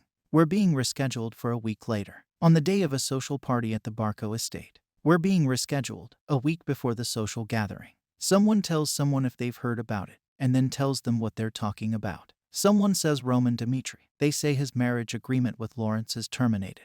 The man replies to his friend that the Viscount announced that it was because of Flora Lawrence's mistake. His friend replies that the mistake is just an excuse. He must have felt sorry for his daughter, he raised as a princess after having to personally deal with the fool of the Dmitri family. A lady in expensive clothes replies to her butler that she will nevertheless terminate the marriage agreement when Barco is already presented with a knife to the throat. Butler replies that this does not mean that the eldest son Dmitri is even worse than the rumors say about him. The maid tells her friend that it's still going around that Roman killed Bloodfang. Her friend replies that she really believes it. She's confident. You were made to raise your reputation, to be ready for the termination of the agreement. Someone laughs hard. And then to say that this boy Roman, in fact, broke off the marriage agreement. Seriously, it is so easy to manage. The guy is sitting on the couch and asks the butler if he is sure that Roman will attend this reception. He replies that a reply came from Dmitri that he accepted the invitation.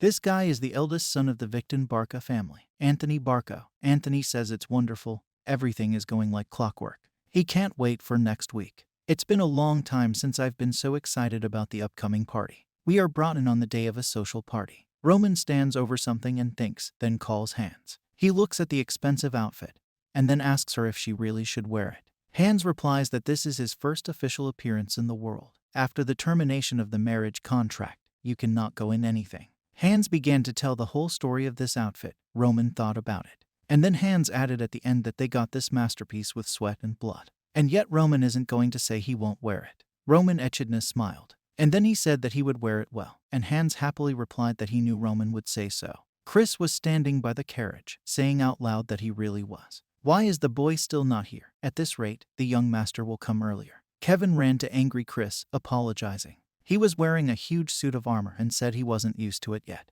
Chris slapped his hand across his face in annoyance and asked what was wrong with the view of Kevin. Kevin replied that even in the blacksmith shop there was no armor that fit him in size. Chris thought that even though the young master had helped him, he had almost lost to this idiot. Kevin's helmet fell over his eyes, and Chris just stood there, looking annoyed. All of a sudden, he started telling Kevin to listen carefully. They are the master's security detail and the face of the Dmitri family, and it is no exaggeration to say that the young master's reputation depends on their actions. Carelessness is unacceptable, and special attention should be paid to your speech and behavior. Kevin said he would remember that, and then added Mr. Knight. Chris thought for a while, and then said okay, well, let Kevin ask if you have any questions. Kevin beamed with happiness and said, thank you, Mr. Knight. Chris said, annoyed, that Kevin's helmet was askew, and Kevin said ouch. We are being transported to Barco's estate. There is already a party in full swing, tables filled with expensive dishes. Small talk is going on everywhere. Ladies fanning themselves, dancing. Someone says that they heard that there will be a novel here today. The young man adds that I didn't even know that the Barcos were targeting the Lawrence family, but he still forced a political marriage. And now he dares to show up at Barco's party, abruptly ending the arrangement, whatever he's thinking. The girl next to him replies that that's why they call him a fool. If he had a brain, he would stick to one of two things. The young man replies that he is sure that because of the novel, the position of the Dmitri family has been greatly shaken. Another young man replies, you can do that, although Dmitri's influence extends to the entire North. But to maintain relations with Barco in such a situation is already greed. All this is heard by a girl with an expensive necklace in a purple dress. The young man continues to say that nevertheless, today Roman will be present here to correct his mistakes. His friend replies that how funny he is. The girl is quietly eavesdropping on all this. And then she asks the guy standing next to her what kind of person this Roman Dmitri. The guy replies that she will understand everything when she sees it herself. He makes an extremely disgusting impression. And he is plain, and for a puny build. But with all this, he is so important because of the title of the eldest son. The girl thinks about it, and the guy on the contrary answers that if he were a woman, he would go to any lengths to terminate the marriage agreement. The butler coughs violently, and then they say that the eldest son of the family, Dmitri, has arrived, and everyone turns around in surprise. The door swings open, and the butler adds Mr. Roman Dmitri. Roman confidently walks in with a smile. Everyone is watching him, startled. A whisper immediately went around the room. Is this really Roman Dmitri? He is completely different from himself in the past. I will never believe it. He was shorter than him, what with his hair. The girl in the purple dress is watching him closely. And then suddenly it starts moving forward. She approaches Roman and says that it is a great honor for her to meet him. She is Sophia from the Grizzle family, and after saying this, she bows to Roman. Then he adds that he may not know her name, that her family is not distinguished, but that her father, Baron Grizzle, has long been devoted to the kingdom of Cairo. Roman replies that he is well aware of Grizzle's family lineage, which makes Sophia glow with happiness, and then covers her mouth with her hand and asks that Roman really knows Grizzle. Roman replies that how can he not know the name of a family whose history goes back more than 100 years. Roman remembers asking Hans for all the information about all the families located throughout the Northeast. Hans looks at her in surprise, then asks why he suddenly needs her. Roman replies that he will attend the reception as a representative of the family. He needs to show at least minimal politeness. He needs to know what families the people he meets belong to, and by what methods their family line continues to inherit traditions. You need to spend your energy at least on this if he wants to attract someone else's attention, especially him, who is called the fool of the family Dmitri. Roman tells Sophia that her family has owned land in the Northeast for many years, that the grizzly woods are known throughout the kingdom for their excellent quality, and that he has heard that her younger brother has recently successfully awakened the ability to sense mana. He sincerely congratulates her on this achievement. Roman and Sophia Milo continue to communicate. Young people from other families are surprised to see this. One of them comes up and greets Mr. Roman Dmitri, and then says that he is Magner from the Bolt family. Roman smiles and then replies that he is the eldest son of Bolt. What a meeting. It was Viscount Bolt who had fought in the war in the past, performing a great feat. He was deeply impressed after reading about it in the book. Magner was shocked from Roman's words, and then replied, "Thank you." Roman was approached by a girl with pink hair, and said that they had not seen each other for a long time, and he had changed beyond recognition. Roman replied that it was she, Lady Ares. She was still beautiful. Then Roman asked if her mother was okay. He heard the news that she was not well lately. Just 10 years ago, Dmitri received a huge profit from a deal with the hero's family. He is also extremely grateful for the kindness shown by them. The young man approached Roman and said that it looked like he had misjudged Mr. Roman. It seemed to him that it was difficult to start a dialogue with him because he was always drunk. Roman replied that he was just going to have a drink, but it looks like it's worth lowering the glass. The butler came up to Roman and called him. Then he said that the young master was inviting him to a private room. Roman thought it was time to find out who had disturbed his state of mind. We are taken to a courtyard where a huge number of knights are standing. Kevin said there are so many knight guards from other family lines here. And then he asked Chris what a social event was, and Chris told him that Kevin should forget about it, and they were not allowed to go there. And then he added that Kevin's helmet was askew again. Kevin replied that it was too big for him. Chris angrily told him to just take it off. Looking at this, one of the knights with brown hair asked what else it was, and his partner with green hair replied that it was Roman Dimitri's guard. They watched as Chris tried to remove Kevin's helmet. One of them laughed and said that yes, one is more beautiful than the other. He'd heard that Dmitri had disowned their eldest son, but to bring a youngster who couldn't even hold a sword as a guard, Chris had told Kevin to ignore it. The knight continued to say that how else this state can match the level of the Dmitri family. At these words, Kevin seriously tensed up. We are transported back in time. He's at a social party watching a girl, namely, for the unimaginably beautiful Flora. Anthony comes up to him, hugs him, and asks him who Roman is watching. Roman answers, the girl is blonde. Who is she? Anthony says, if Roman asks, then he doesn't know. It's Flora, the Lawrence flower, Flora Lawrence. Roman, looking at her, blushed and thought only of her. We are transported to the present, and Roman is escorted by the butler and told that he is here. Anthony meets him and asks what the hell happened to him. Roman wonders if this is Anthony Barco. Roman goes to the chair, and Anthony tells him that he has heard that Roman has changed, but he would not have thought that so much. Why Roman should let him sit down, tells him. Roman wondered if there were traces of other people's presence here. So Anthony had escorted everyone out before he arrived. So this is going to be a secret conversation. In this case, so that the opponent does not feel shy, Roman replies with a smile that he does not know what the reason. When I spent a lot of money to fix up my appearance, nothing changed, but lately it's changing day by day, without even putting in the effort. Anyway, he's glad to see him after all this time. Anthony, pouring a glass, replies that he hopes that his words can be believed. To be honest, he was very interested in what he was guided by then. Roman, taking a glass of wine in his hand, asks then. Anthony replies that when he found him in a locked room, hugging his cousin after he forced a political marriage with Lawrence, betraying their friendship, in fact. Even if all the secrets were kept at a social gathering, he never thought Roman would do something like this on the eve of his own wedding. In that case, can Roman's presence at this reception be considered an agreement to his proposal, since he kept what happened a secret?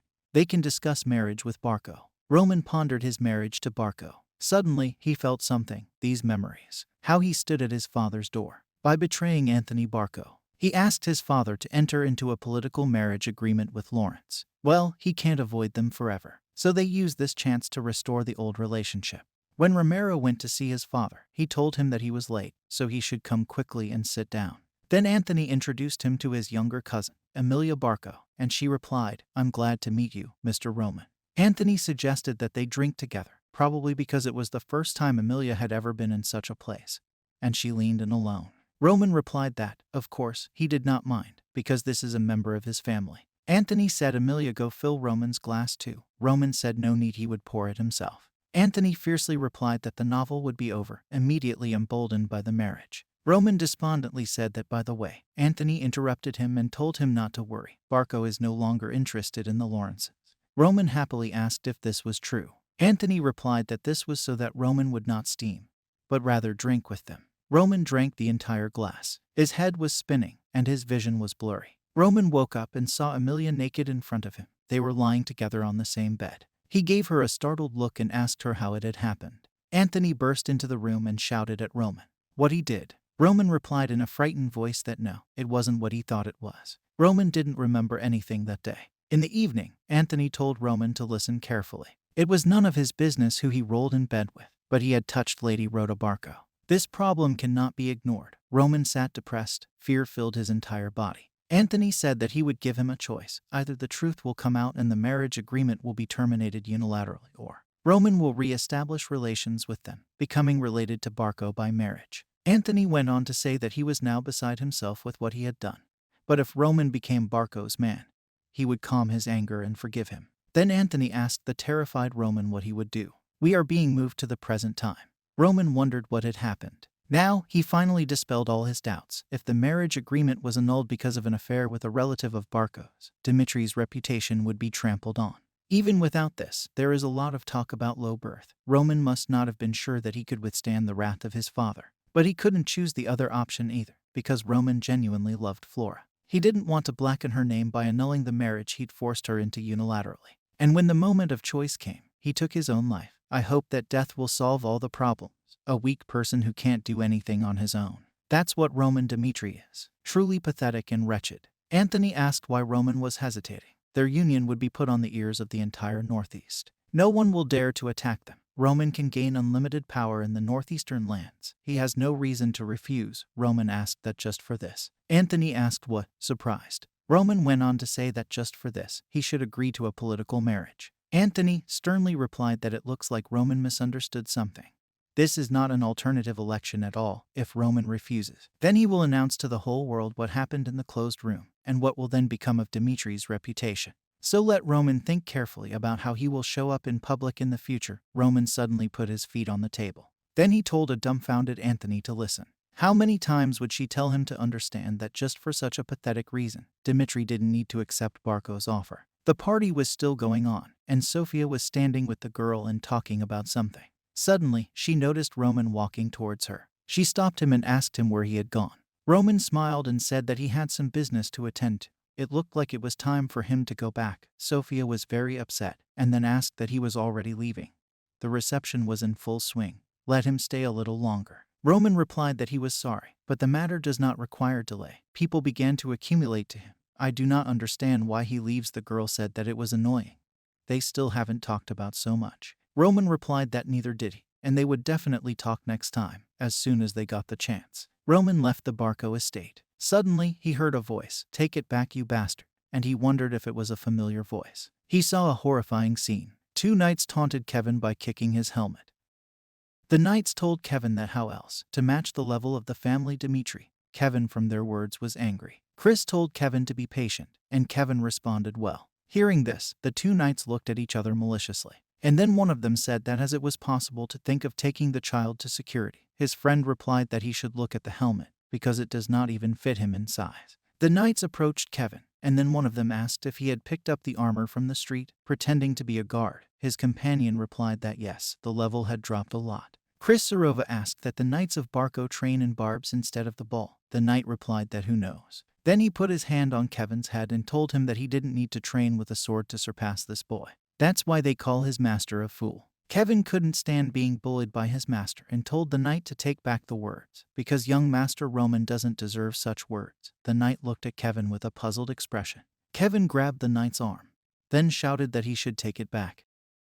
The knight shouted, "How dare Kevin," then slammed his fist into Kevin's face with great force. Kevin took a direct hit, and then started to fall to the ground. Startled, Chris snatched up his sword, then took up a stance. He began to draw his sword from its scabbard, thinking that none other than the knight Barco. At the moment, Dimitri's family is in conflict with Barco. If they make a fuss here, it won't just be at young Master's, but the whole family may also have problems. Kevin started to slowly stand up, saying that he was his master's knight, and he's not going to mess with painted knights like them, slackers. The knight laughed, then replied that it was true, and now they're going to see how much Kevin can keep his pride. Suddenly, someone grabbed the knight's arm. Kevin, Chris, and Knight were all in shock. Kevin saw Roman standing in front of him and smiled happily. And then Roman turned his head to greet the knight with an unfriendly look. The knight was about to say something, but Roman slapped him hard. From such an unexpected blow, the knight became in a stupor. And then he wondered what it was, if he'd been slapped in the face and couldn't react at all. Some fool had dared to touch him.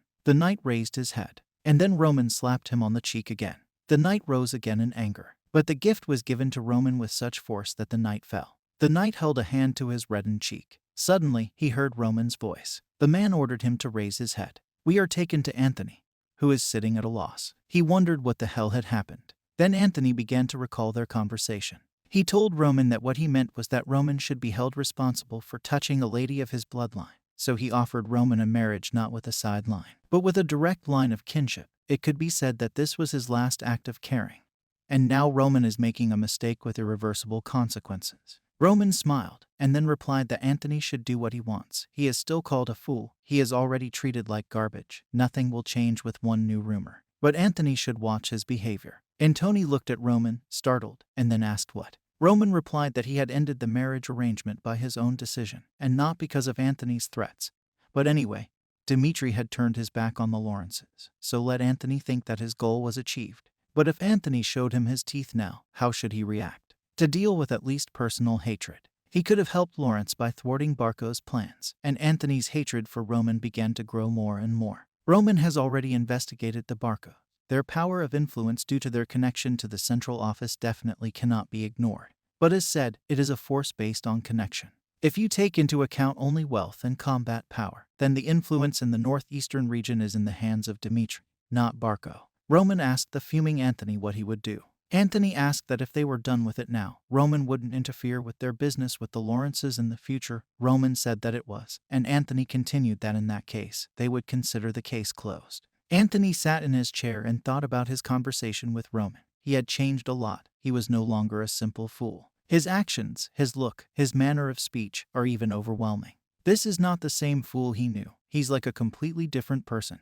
What the hell happened? Anthony slapped his face with his hand and thought. The butler called out to Anthony, who shouted at him not to be touched right now. But the butler didn't stop and went on to say that Mr. Roman and his knights from the guard are outside. At that moment, Anthony abruptly turned around with a puzzled face. We are being moved to the courtyard. The guests and knights watch in horror. The knight stands at Roman's feet and begs him to forgive him just once. He will never do that again. Kevin runs up to Roman and says that this is enough for punishment. Chris agrees with him and says that Roman should at least think about the connection with Barco. It's better to end there. Roman the Harsh replied that he would decide for himself when the punishment was sufficient. Even if the knight died, it would only be a payment for his words and actions. Angrily, Anthony ran out into the courtyard and shouted what was going on here. And then he added that even if he is the eldest son of the Dmitri family, he can't let him get away with this if he doesn't personally apologize for his rudeness right now. Roman turned around with an indifferent face and answered why he should apologize. Looking at the battered knight, he said that he was the one who slandered him and dared to slap the face of a person of the Dmitri family. In fact, Antony Barco believes that he is to blame for this case. Anthony replied that even if that was the case, Roman had crossed the line. Roman said that the devil means, as he already said, a relationship between the two of them, based on hatred, can develop into a relationship between families. So it is better for Anthony to watch his behavior from now on. Anthony was very scared from those words. Roman came close to Antonio and said that because his patience was not so strong, let Antonio decide how to behave. Antonio recalled Roman's words that he could help Lawrence by thwarting Barco's plans. He gritted his teeth and thought, damn it. Antonio said that he thought well and Roman was right. And in Roman's place, he would have punished him the same way. Roman smiled as he left and said that he knew they would understand each other. And then he went up to the knight and said, what now? Let the knight grit his teeth tightly, and then Roman swung. The knight was then carried away on a stretcher. The old novel. Even with the influence of the Dmitri family in the northeast behind him. To the others, he was just a fool who was looked down on. Roman told Chris and Kevin that they were coming back. However, everyone who was there was no choice but to admit the truth. The fool they knew. Not anymore. We are being rescheduled in the late afternoon.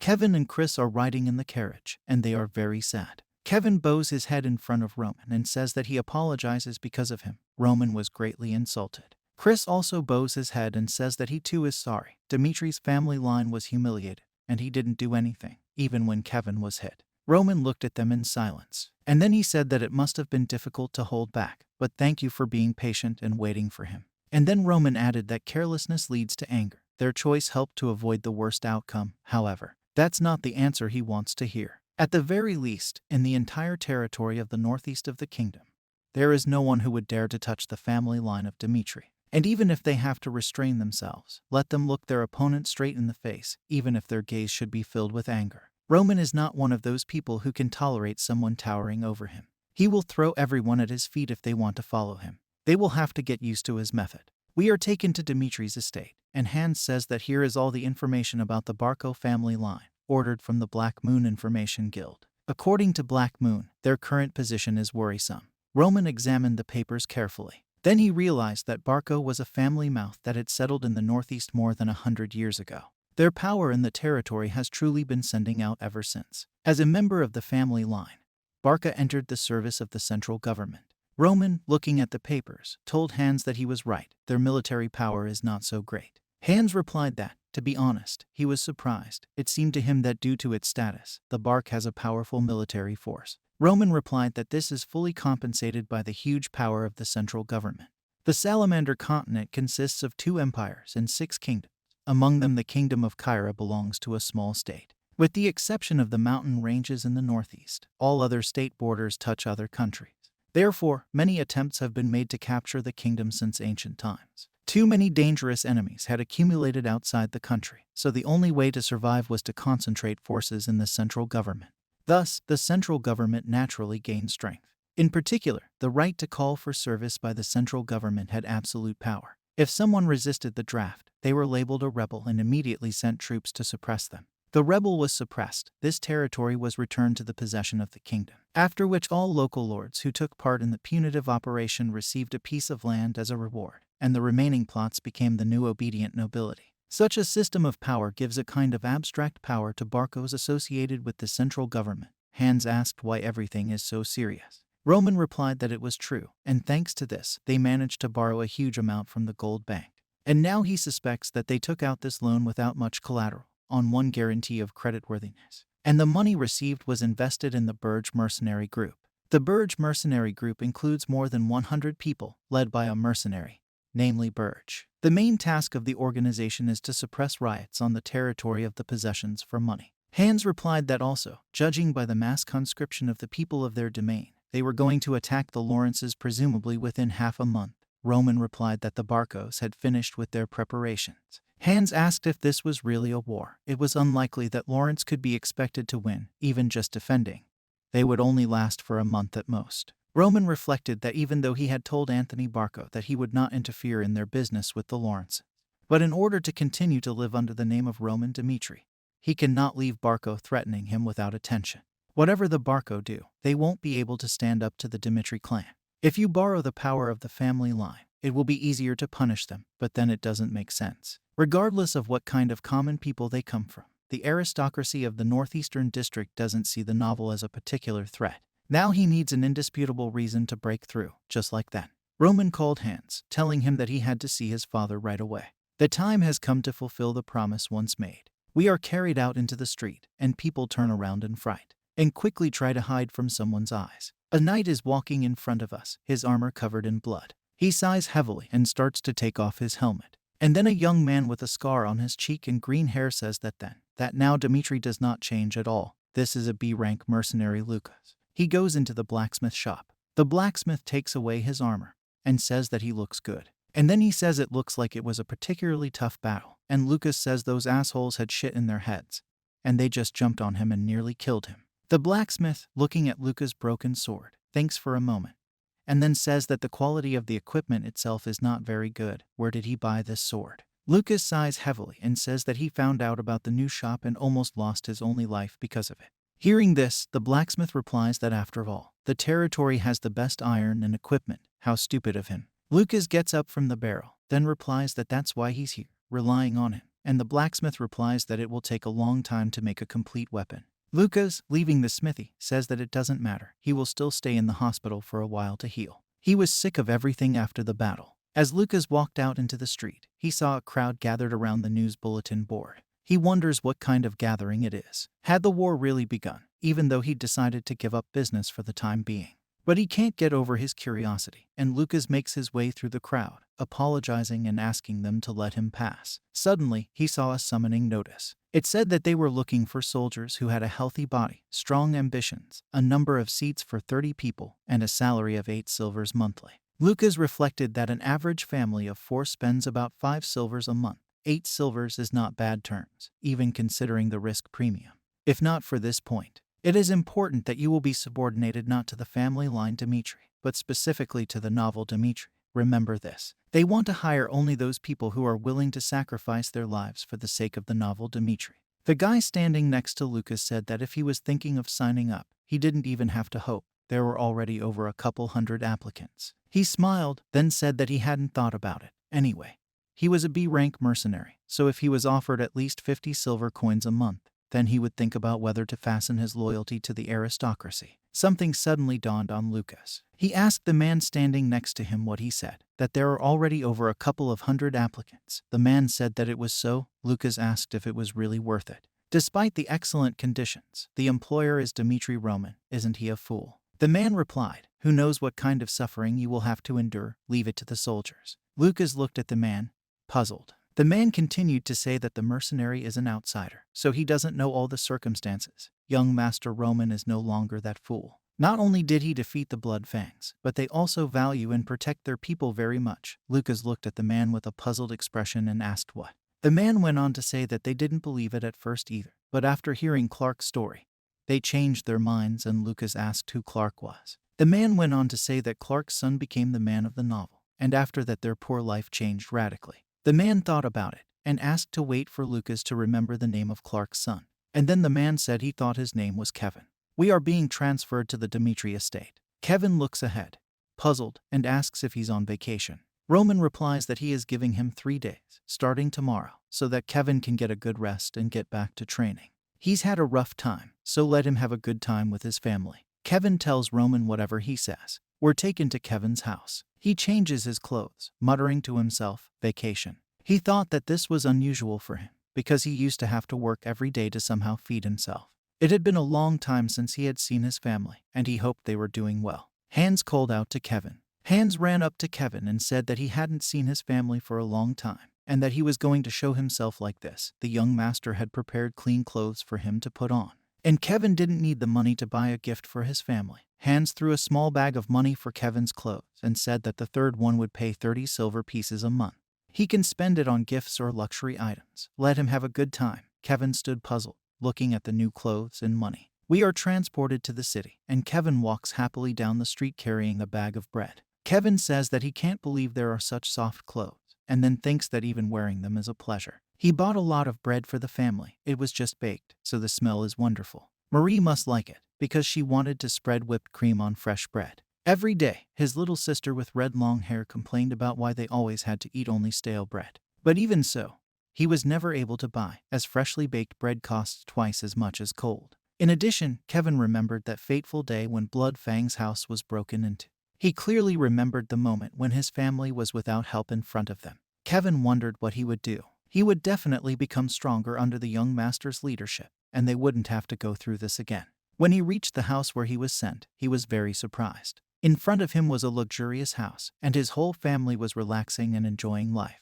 He was indignant, not knowing what else it was. He also initially thought it was strange that he was not sent to a poor area, but to the vicinity of the castle. Marie saw Kevin and called out that her brother was back. His parents turned around in fright and asked if it was really their son. Kevin was still standing there, motionless in shock. His mother threw herself on his neck, saying that, "My God, how long has it been?" Marie ran happily to Kevin, shouting that her brother was back. His father, smiling, came up to Kevin and asked how he chewed. Kevin, puzzled, asked your parents about this house. Kevin's father said that Mr. Hans came to them and said that young Mr. Roman ordered to give them a new house and land for cultivation. Kevin's mother said that this is not all. Roman helped a lot so that they could settle down in the city. In recent days they really healed. Kevin wondered how it was going. Young Master Roman.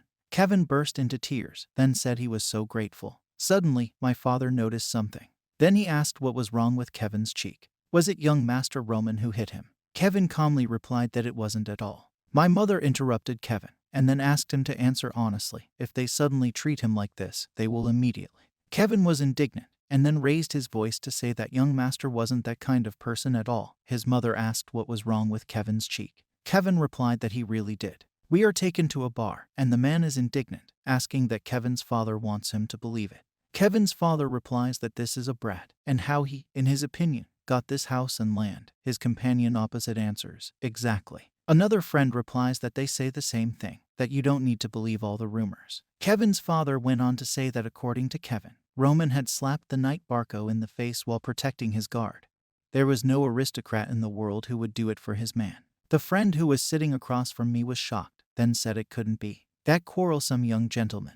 The rumor quickly began to spread around the neighborhood. The girl told her friend that she herself had seen how Clark's family had healed. He said that Roman gave this house because the son of the family became his man.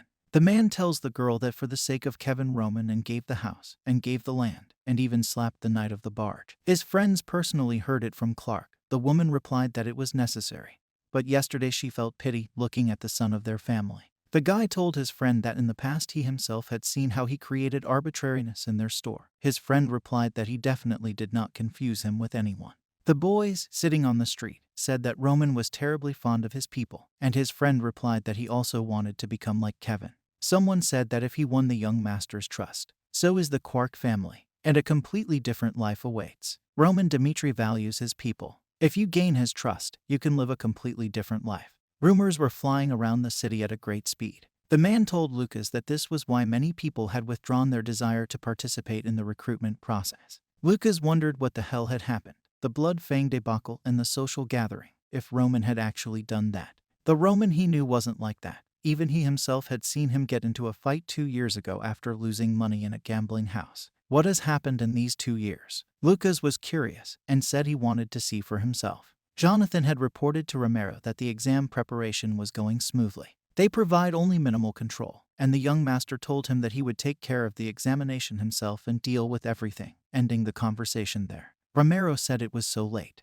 Jonathan replied that if Romero wanted to cancel, this was his last chance, and then asked if everything would be all right. Romero poured himself a glass of wine and listened as Jonathan explained that hiring soldiers for personal use was very dangerous, and at least they should know their purpose. Romero called out to Jonathan, and he said that when he heard that Roman was going to attend a social reception at Barco, he decided that he was planning to team up with Barco to push the second son out of the inheritance queue. However, Roman, in front of the entire aristocracy, slapped the knight in the face despite all the persuasions of Anthony. A man like Anthony will take the side of his second son, with a heart full of vengeance, and may become an irreversible threat to Roman's inheritance rights. Romero put down his glass and said that for several decades, Roman had been described as a fool, but since the incident with the red fangs, he had begun to live a life of his own. And he's like his father, just wants to support him. Jonathan said he understood. Romero continued to talk. So how many volunteers are there? 50, 100 people. Given Roman's reputation, it's good if you get at least 50. Jonathan said that about it. It assumes that there are more than 500 of them. Romero was shocked and then asked what. We are transferred to all the volunteers. Everyone is waiting for Roman. Chris enters Roman's tent and addresses him, and then say that everything is ready for the exam. We are rescheduled the day before the exam. Straight to one of the bars. Lucas drinks a beer, and then he says that Dimitri's dark beer is still very good at wetting your throat. And then one wonders what, however. Already the day before the exam, so many people gathered, even more participants than expected, besides a noisy table with 3 guys in the corner. When he saw the identity cards of the same color hanging from their belts, they were C-rank mercenaries. And the 3 of them in a row drinking at the bar. They don't look like mercenaries, but at first glance, you can tell that the guys are experienced in combat. In addition, there are still many inns in the city. If there are already 5-6 suitable guys on such a small area, then the level of applicants is much higher than he thought. Why, even if you feed with a knife, there are many much better options. If a person is driven by curiosity, like them, then he cannot know the reason.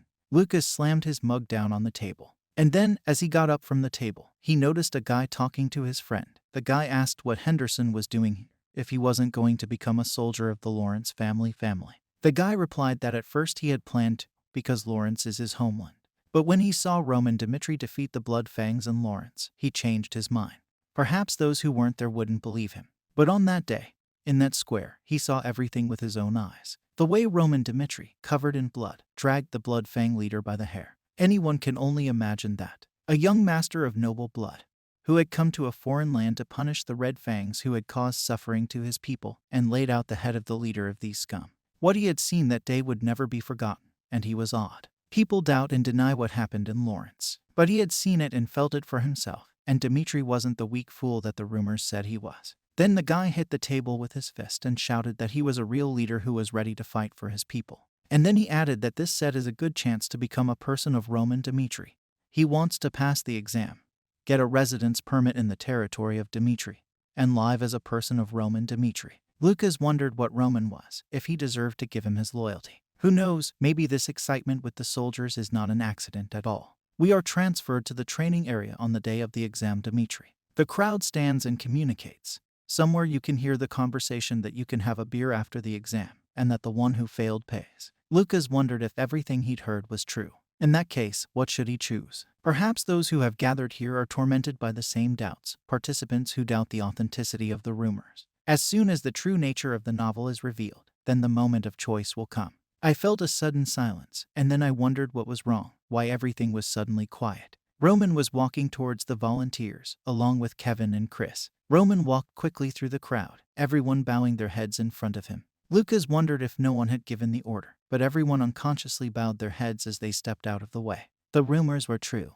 Roman went up the steps. Then he told the volunteers to raise their heads. Roman went on to say that, as they all know from the announcement, today here he will choose 30 soldiers who will fight for him, but he has a few words before starting. He shouted that Dimitri was not going to live on the outskirts of the kingdom. He would always fight to rise to a position higher than his current one, and in the process there would be no avoiding deadly battles. So those who had taken service under him lightly, the volunteers, stood in shock, their mouths hanging open as they delved into every word of the novel. Roman finished speaking, saying that they could retreat at least now. Later, after giving their lives on the battlefield, they will feel regret, but not because of hatred for him who drove them to fight, and because of the annoyance that they could not be close and see. As he climbs to the top of the continent, the volunteers couldn't contain their surprise. Lucas wondered what Roman was even talking about. What peak of the continent? Even if his position in the family was extremely precarious, there must be a limit to arrogance. But for some reason, he felt that it was quite possible. Chris stepped forward and said that he was going to tell the volunteers how to conduct the first stage of the exam.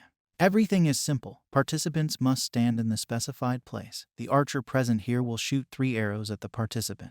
The arrow will be released almost directly and can both stick into the board behind the back, and pierce the body of the participant, causing a fatal wound. Only those who don't move until they've fired all 3 arrows deserves the right to pass the first stage. The exam is held in the order of the name Q. Dirk, get in. Next, Morrison, prepare and wait nearby. The archer was preparing his arrows. The guy who was first in line wondered if he really would have to stand up if he thought straight. Where would there be a loony who would guide the selection of soldiers through death? In this case, he is sure that this shooter has incredible skills. He would never make a mistake. The gunslinger drew the bowstring. Then he shot the first contestant, hitting the board near the neck. The guy next in line thought, that's right, this is a mental battle. You need to stand up.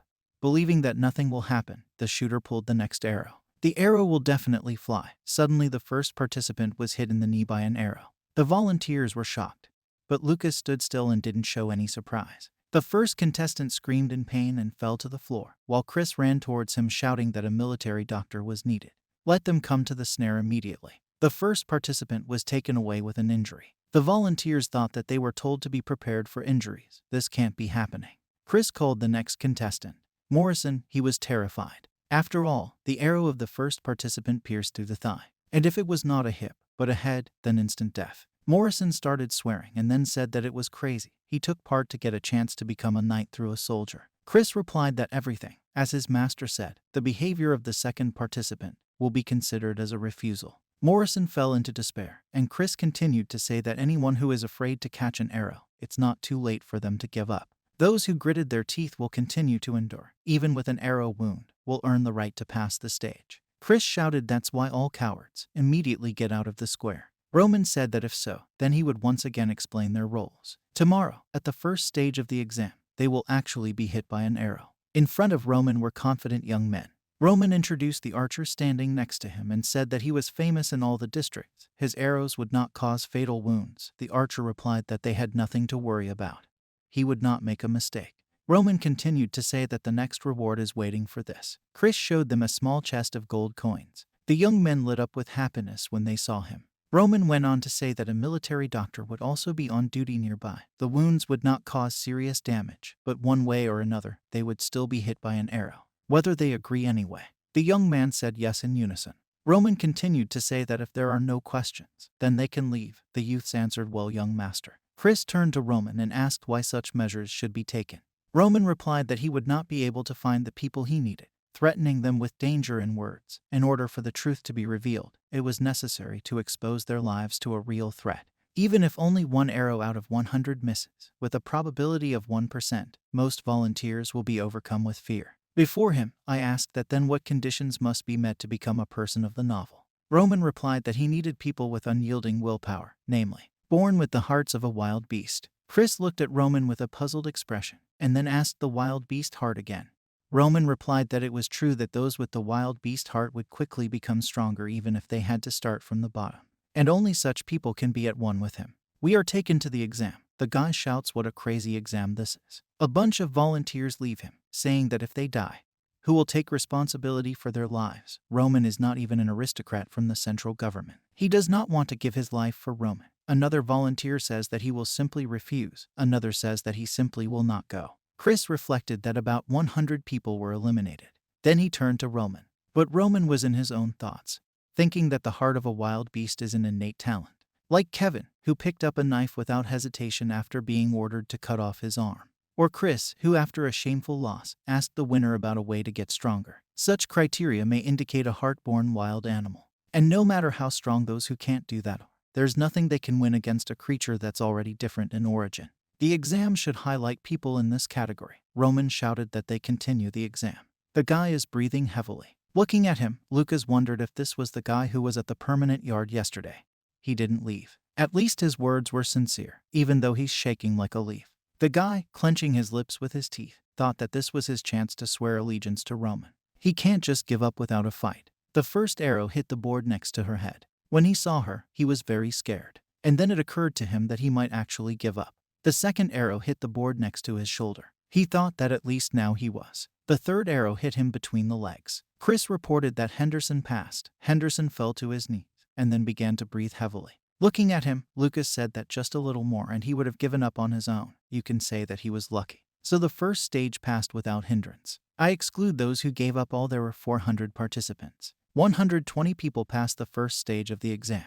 The first stage helped to decide which of them could still be useful. There are those who tremble all over after checking, and those with a straight face. Roman reflected that, in his opinion, the difference between them is not so huge. Only courage is important, which is able to suppress your own fears. Everyone has their own story and their own goal, and they need to choose from them, not cut diamonds. Those who, even when faced with it, feel not fear, but awe. Roman told the volunteers that they had passed the first stage of the exam. This test proved their worth as warriors, but he would only pass 30 people. Therefore, the tests will continue again during the second stage of the exam. If they suddenly pass the exam and become his people, they can live out their lives as predators. Lucas wondered, puzzled, if they would live out their lives as predators. Roman went on to say that the second stage of the exam is already in the queue, and the method of conducting it is simple. As they can see, wooden swords of various shapes are prepared here. The type and quantity does not matter. Let them choose the ones they liked, and prove his worth in a duel with him. The volunteers thought that Roman was going to fight alone. With all 120 participants, Roman said that he does not expect them to win, and anyone who stands against him for even a minute will immediately be credited with a stage and will be presented with conditions and conditions higher than the existing ones. The guy with the bald spot on his head and the scar on his eye said he'd try it first. He entered a small arena against Roman. Roman asked the guy's name, and he said his name was Vulcan. Roman asked if Vulcan was sure that this sword would be suitable for him, and Vulcan replied that it wasn't a problem. And then he thought that Roman's conceit had gone through the heavens. Maybe the rumors that he had single-handedly destroyed the Blood Fangs were true, but even so, he couldn't defeat him in 1 minute. Chris ordered them to stand by.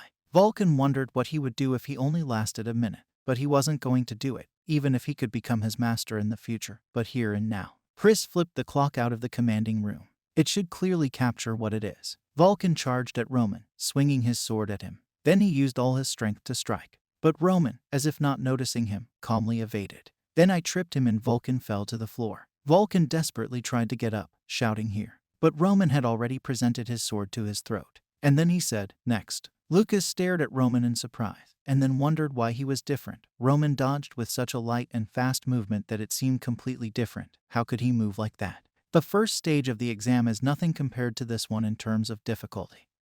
At the very moment when Vulcan lost to Roman, all the people had one thought: Roman is insanely strong. However, it seemed to them that if the fights continued, the novel would eventually run out of steam. and it will become easier to resist it. An hour passed before the second stage of the exam. It was the 60th duel. The young man was lying on the ground in front of Roman. It was the 60th loss. Roman pointed his sword at the youth and said the next one. Roman doesn't even show signs of fatigue. Henderson wondered if the words Roman had said before the beginning now made sense. Novel's true predator. A predator that decides for itself how to live in a world dominated by natural selection. It is worth looking at it to believe that the words of the novel are being implemented. Now Roman is still considered a fool of the Dmitri family. But right now, everyone is presented with a fateful chance. Become the person of a novel that may no longer be presented. That's just how they can stand up to this monster. Roman said that if the next contestant didn't come out, everyone present here would be excluded. And the volunteers began to fuss and argue about who would go. Lucas stepped forward and said he was coming. The 61st contestant, Lucas. Lucas stood in front of Roman, thinking that Roman was a monster. Roman Dmitri is just a monster. Even if you don't take into account its piercing power, it only suppresses one thing with its aura. Roman Dmitri is completely different from how Lucas remembered him. As he himself said, Roman is no longer the one who will rot on the outskirts. It is obvious that one day he will bend the continent under him. Lucas grabbed his sword and blade and thought that he didn't care about 8 silvers or how much. He would only give you a year to see if Roman's words were true. So first, Chris flipped the hourglass out of command, started. Lucas rushed into battle. He needed to pass this exam. Chris, looking at them, thought that Lucas rushed without hesitation, with the exception of the first participant. No one has ever managed to resist, besides, this method of attack. The sword is aimed at the head, and the dagger is aimed at the heart. Lucas swung his sword in front of Roman, but Roman dodged it effortlessly. Lucas wondered if Roman had dodged the dagger by taking a step back and lunging with the wooden sword. When he did, Lucas threw the dagger straight at Roman. Roman calmly began to swing at the dagger that was flying straight at him. He parried the dagger and then blocked Lucas' attack with his sword. Roman's kick was so strong that Lucas was thrown back a couple of meters. Lucas reflected that he knew it wouldn't work. Usually if you score without stopping, there's a gap in the opponent's defense, but it's like a solid wall. However, he can't stop. Just one more delay and he's finished. In order to hold out for a minute, he must hold the lead in the attack. Lucas immediately rushed to the next attack. Roman, looking at him, smiled, and then thought that the guy who attacked him was called Lucas. It's quite good, not the best choice on the battlefield, but the right solution for a duel. He clearly has all these instincts. In that case, it's not going to stop it at rest after a minute. Roman and Lucas crossed their swords. Roman continued to think that 1 minute is a milestone, and the goal of this exam in the first meeting is to drive the recruits into their heads. Lucas swung his sword, and Roman successfully dodged it by crouching down. And then Roman lunged his sword forward at Lucas with a second dagger, Roman continuing to think that the leader they would follow was so majestic, and they must end it now. Lucas was very scared. Roman lunged at an extra human speed and swung his sword, and Lucas managed to avoid it, but he couldn't stand on his feet anymore. A B-rank mercenary, this is the limit of effort. If an ordinary person puts all their effort into putting their life on the line, they can gain B-rank qualifications. But without mana proficiency, the A rank area is inaccessible to them. Starting from a rank, one must possess a powerful force that surpasses the rest. And the main condition for this is the flourishing of mana. Therefore, Lucas had reached his limit. No matter how much he tried, he wouldn't be able to get out of the B-rank area. And yet, he survived. On a battlefield that takes many lives, time after time. And in the process, Lucas realized one thing: to survive, to win, you need to use all the methods and tricks indiscriminately. Lucas, falling on his back, managed to throw the sandbag directly into Roman's eyes. The sand completely covered Roman's face. Chris wondered if Lucas had put sand in his eyes. You only had to hold out for a minute, and there were no further rules. Lucas fell to the ground. Then he was up in an instant. With a shout, he charged, holding a dagger in his right hand. Then he stopped and realized something. He glanced at Roman, who was standing calmly. His eyes were fully open. The eyes, reddened by the sand, stared straight at him. Lucas laughed. Then he dropped his dagger to the floor, and disappointed said he was giving up. The Heavenly Demon Sect. In the sect, before directly starting to master martial arts, the very first training is this: a way to keep your eyes open. If you only blink once during the exchange of blows, you can say goodbye to life. Just as during Nigong circulation, the sequence of breathing is important, so in combat, perfect calculations are important, even blinking. For this, they were trained to keep their eyes open in all situations. The guy with the dagger went into the cave where the newcomers were in front of him. There was Beak. He walked right up to Pack. Then he swung his dagger, and he stopped it right in front of Pack's eye, exactly 1 millimeter away. We are talking about absolutely any situation. Lucas, disappointed, said he was giving up. We are being moved to the training area. Chris hands Roman the bottle, saying it's water. Romana splashes water on her face, and Lucas stands behind him, looking disappointed. Lucas bit his lip and thought that if he had known this was going to happen, he would never have used sand. Hold out for a minute, using any means and methods, and as a result of this got a pass. What a miserable outcome. Lucas looked at Roman, and then wondered if he was disappointed in him. But no, he must have never had any hopes for him in the first place, would vent his anger on him, or maybe even punish him. Lucas was wondering what kind of punishment he was going to get, but Roman called out to the next one. Lucas looked ahead in surprise, not understanding anything. Why didn't Roman get angry, or even ask why he was using a forbidden move? Roman thought about it, what he knew about Lucas beforehand. As Lucas jumped and dodged, he saw Lucas' hand reach for the pouch. But he wanted to see everything Lucas was capable of, so he purposely didn't shy away. Lucas is an experienced fighter, hardened by hardships, and Roman wondered how much blood Lucas had seen.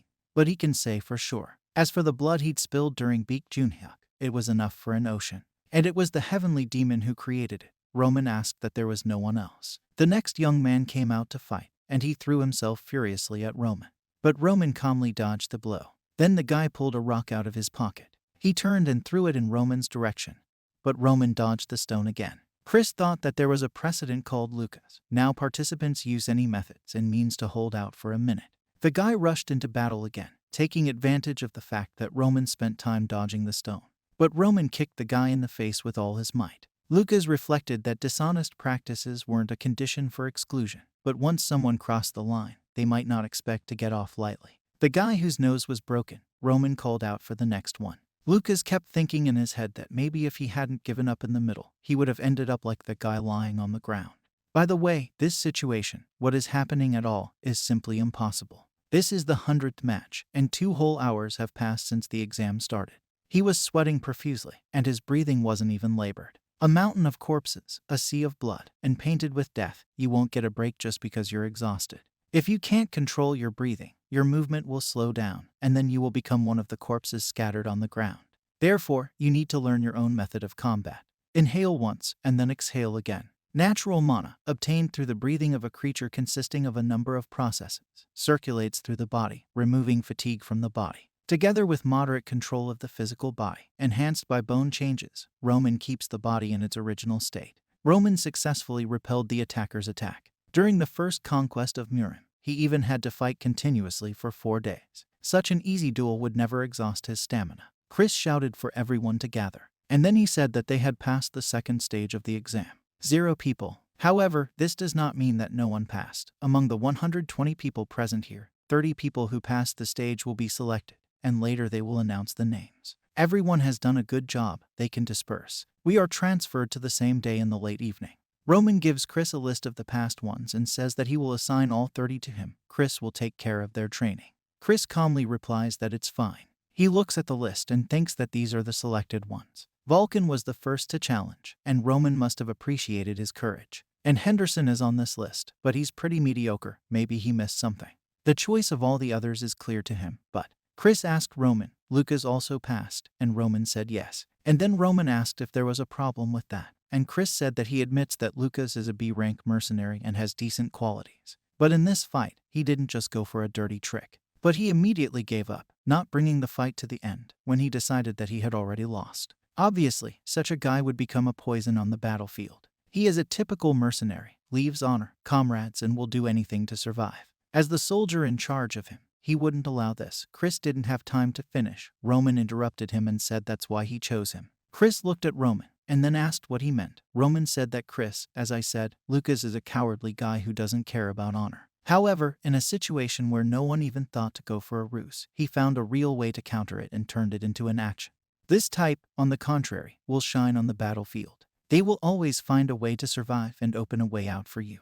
Then let Chris answer his question. The fact that Lucas used a cowardly method means that he will abandon his colleagues. Chris stood in a stupor. And then Chris remembered what Jonathan had said, that those who survive on the battlefield aren't knights at all. Those who can use an aura like Chris or him. Those who are on the verge of death, always coolly assessing the situation and calculating actions, can survive until the very end. So let Chris remember that no matter what kind of swordsman they are very strong. Those who are silent behind his back and wait for the right moment can take him down at any time. Chris wondered if this was the right decision Lucas had made. This time, he's thinking too narrowly again. Chris turned to Roman and asked him to explain something else, but there was one thing he couldn't understand. Chris went on to say that there are still a full 5 months before Roman is going to the battlefield. Moreover, nobles are dragged to the front line just because they are called up for service. Then what is the reason for such an early recruitment of soldiers? Roman wondered what he must be announcing right now. We are taken to a crier who announces the official declaration of the Barco family line.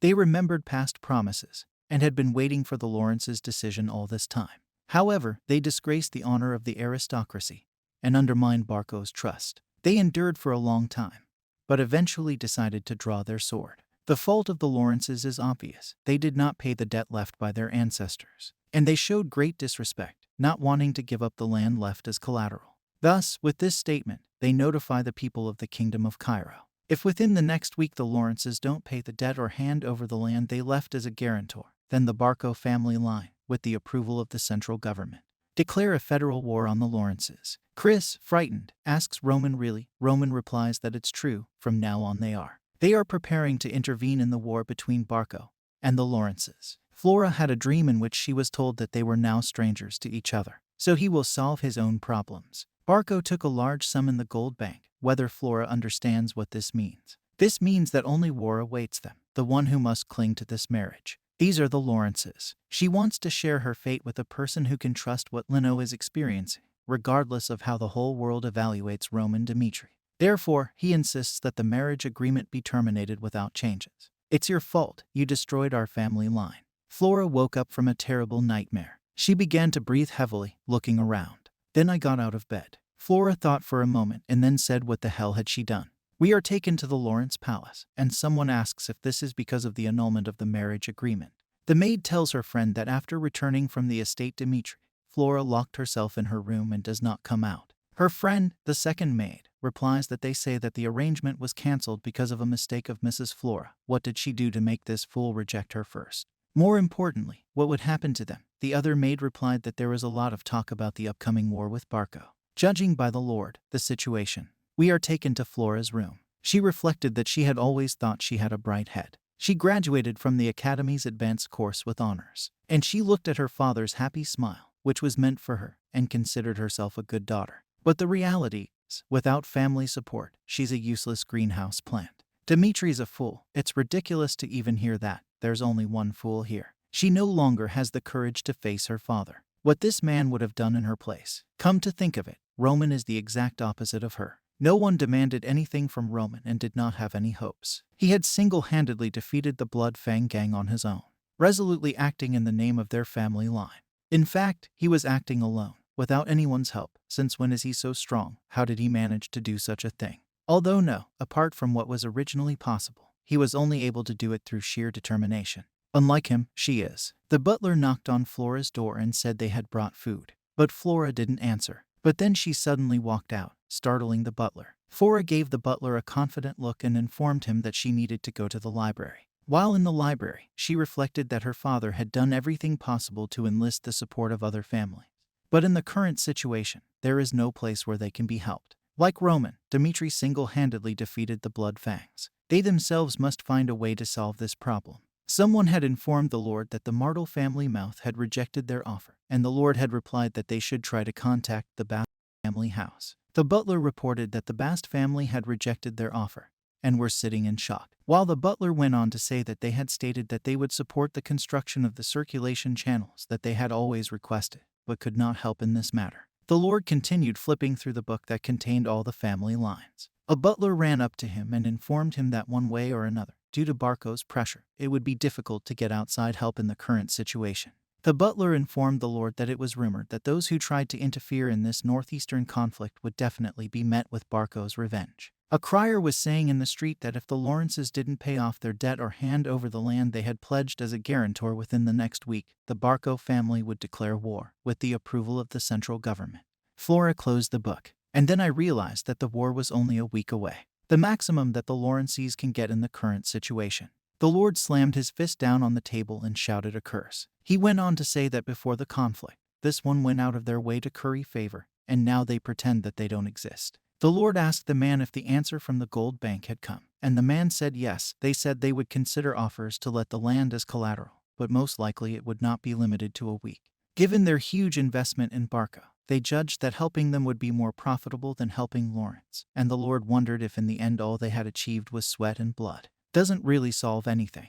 One of the men sitting at the table said that maybe it would be better to give up. Because of Barco, they have no help from outside, and the difference in strength is obvious. So if they surrender or do what Barco wants, they will protect the innocent soldiers, and they will be able to keep at least some of the land and the family line. Everyone present pondered. The Lord was downcast, but his judgment was clear. He said it made sense. Suddenly, the butlers informed the Lord that Mistress Flora had sent word that she wanted to see him. Flora went into the study, and the Lord said that he was busy right now and would talk later. But Flora did not listen and went into the study. Flora's father looked at her with a puzzled look.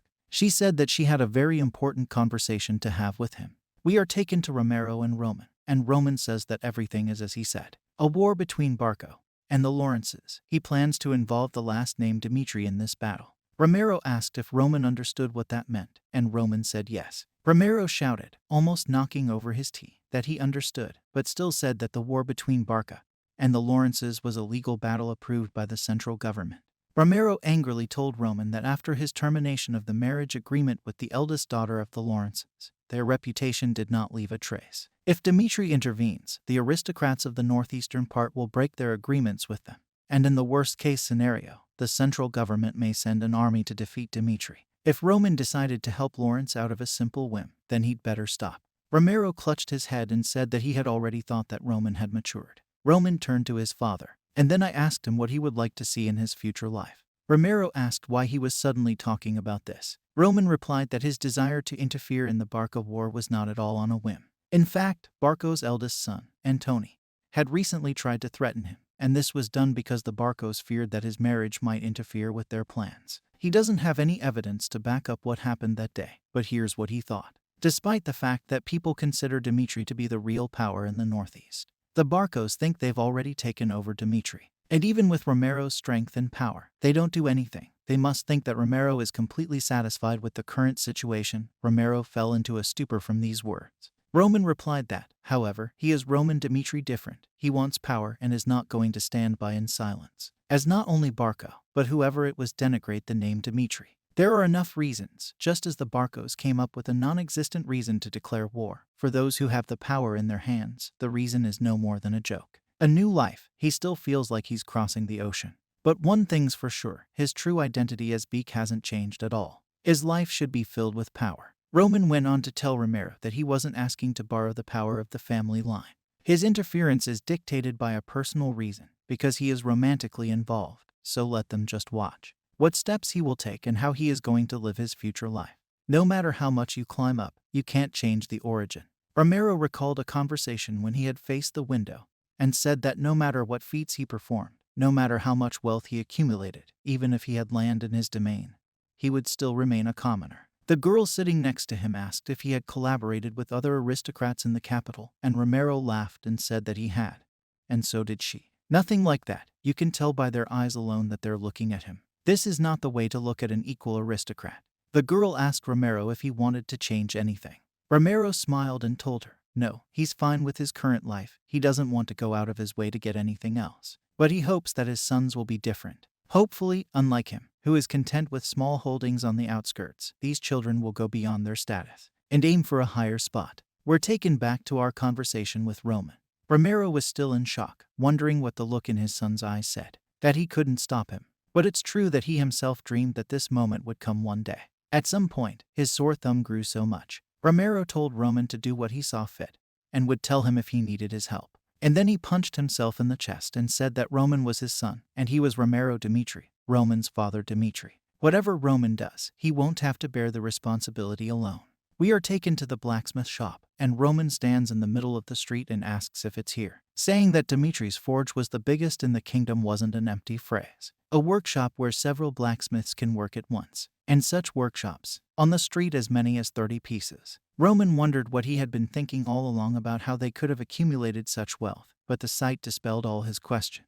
The iron mine at the back of the estate is considered the largest in terms of deposits in the kingdom. Dimitri's blacksmiths have great skill, which allows them to sell personally mined iron at a high price. For this reason, the aristocracy of the north of the eastern region of the kingdom.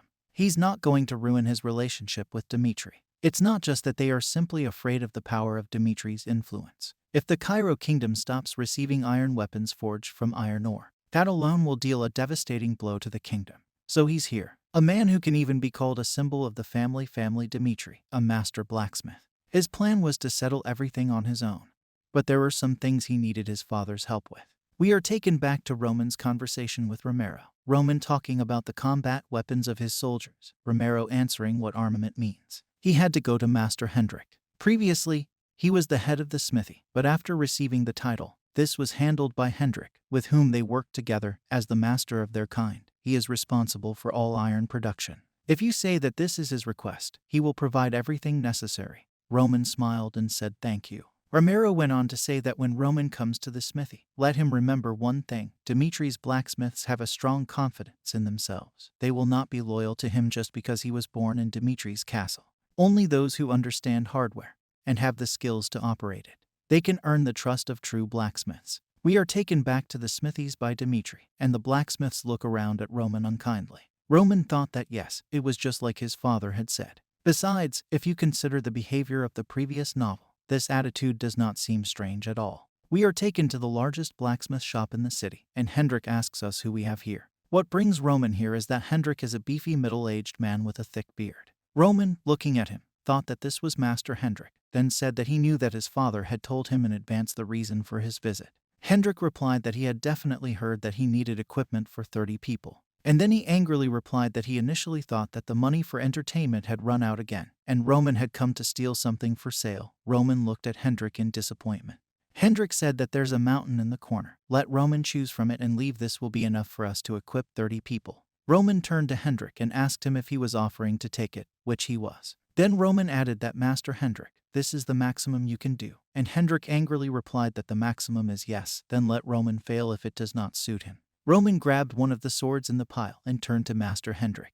It seems that Dimitri's ironwork has an undeserved reputation for being the best in Cairo, and they pass off this garbage as weapons for soldiers. And he would ask Hendrik again. This is really his limit, Hendrik fumed. And then, in anger, he replied that he swore that Dimitri's ironwork was of the best quality in Cairo. But how could he, who had not shed a single drop of sweat in front of a hot brazier, dare to evaluate Dimitri's ironwork? If only Roman's father, Baron Romero, hadn't personally asked for it, he wouldn't have given it to him either. While his younger brother Rodwell ran errands for him for several years in a row, as the heir, he is the eldest son, chasing skirts down the street and wasting his life. Hendrik asked if Roman understood what he was talking about, but Dimitri's novel was even more incorrigible trash than the things on the ground. Hendrik pointed at the novels and shouted that he couldn't do anything. Being the eldest, no, he was just a useless trash. Roman wondered if it was the same situation again, and then replied that it wasn't, that he could understand Hendrik's anger. However, this sword has the appearance of being simply supported in the sun. And during the process of forging the sword, the master did not manage to distribute the force evenly. Most likely this is the result of an inexperienced blacksmith's unsuccessful forging. That's why it can't be called a product, and since Hendrik can't deny it, they didn't call it garbage, but they decided to use it to criticize it, didn't they? Hendrik stood in shock, and then asked what for. Roman swung his sword and spoke to Master Hendrik. He said that his soldier had just died because he couldn't cut the enemy with that trash sword. The blade with the uneven surface couldn't cut the flesh perfectly. And the soldier who couldn't take out the sword stuck in his muscles lost his head with a confused expression on his face. No matter how unfair it was, he did his best to survive. But because of the trash that the trash lord gave him, he had no choice but to die. Hendrik asked what Roman was trying to do, but at that moment Roman picked up the chainmail from the floor, and then asked, Master Hendrik, what do you think armor is used for? To protect your body from an enemy attack at least once, the armor must also support its bulky weight. However, the soldier who put on this iron chainmail that he got was betrayed by his own uniforms and killed. Roman pointedly cut the chainmail in half. Then he went on to say that the soldier believed that tightly woven pieces of iron would protect his body, but the nameless blacksmith's experimental product couldn't stop the enemy's attack. A hole was made in it, cutting through the flesh, and all its entrails spilled out through the iron chain mail. Hendrik asked unfriendly questions about what Roman was trying to tell him. Roman asked that Hendrik still didn't understand what he was talking about. Roman thought that naturally Hendrik would be angry. The eldest son was never interested in the affairs of the blacksmith shop. and here he came only when he needed help, and began to evaluate the products. Roman understood his thoughts, his feelings, but he crossed the line. Roman went on to say that if Hendrik suddenly didn't recognize the garbage in the products lying on the ground, his loyal soldiers would trust their lives to the garbage, unaware of anything. It's not something you can take revenge on for small personal grudges. 30 people's lives depended on it, and even if Hendrik didn't know about it, you turned your back on the truth. And then Roman asked Hendrik if he could safely call himself a master representing the Dmitri family line. Roman came right up to Hendrik and shouted that because of the garbage that he gave him for personal reasons, innocent people almost died. Hendrik whispered that he wasn't going to, but Roman interrupted him and said that his intention didn't matter. The purpose of the weapon and armor is very clear. He asked for it on behalf of his father Romero Dmitri, and as a result received this garbage. Master Hendrik, see if you can regard his actions as not obeying his father. Roman went on to say that he knew that Hendrik was not going to show any disobedience to his father. They just didn't want to give him good equipment, but this problem in itself can be regarded as disobedience. This is not just a personal request. The owner of this land ordered to equip him with good weapons and armor. Hierarchy. The moment the line between master and servant is blurred, hierarchy and order collapse. And a loyal servant, and a servant who was like a friend. They should be punished to the fullest extent if they cross these boundaries. Roman said he would ask Hendrik again. Hendrik's actions towards him can be regarded as disobedience to his father. Hendrik replied that there was no such thing as disobedience when 2 other blacksmiths were walking nearby. And Roman asked Hendrik that if not, then let him explain why he had given him such equipment. Someone behind the novel knows what's going on here. From behind the blacksmiths, one of them shouted that it was so impudent, how he was behaving with Master Hendrik. The other replied that he didn't know what was going on, but he couldn't watch the family fool Dmitri pick on the master anymore. One of the blacksmiths shouted that Roman was holding a sword. Master, first you need to grab it. Roman was looking in their direction, his eyes calm. Hendrik shouted stop. The blacksmiths asked, but the master, Hendrik, shouted that he told them to stop. Hendrik bowed his head and then apologized. What happened was entirely his fault. We are transported to the past. A bald man yells at Hendrik saying that Hendrik is a brat, not only could not do his order, but also dope. He told him that he is not ready to forge a sword on his own. Right now, let him get his trash, do it again, and never set foot in the smithy again, so let him know. Hendrik was lying on the floor. He had a big bruise on his puppy. When the bald man left, he said he was a pig on muscle. He also calls himself the head of the blacksmith shop, doesn't even teach him anything, just runs errands for small things, and then just lashes out with his fists. That's how long it will be before he becomes a blacksmith.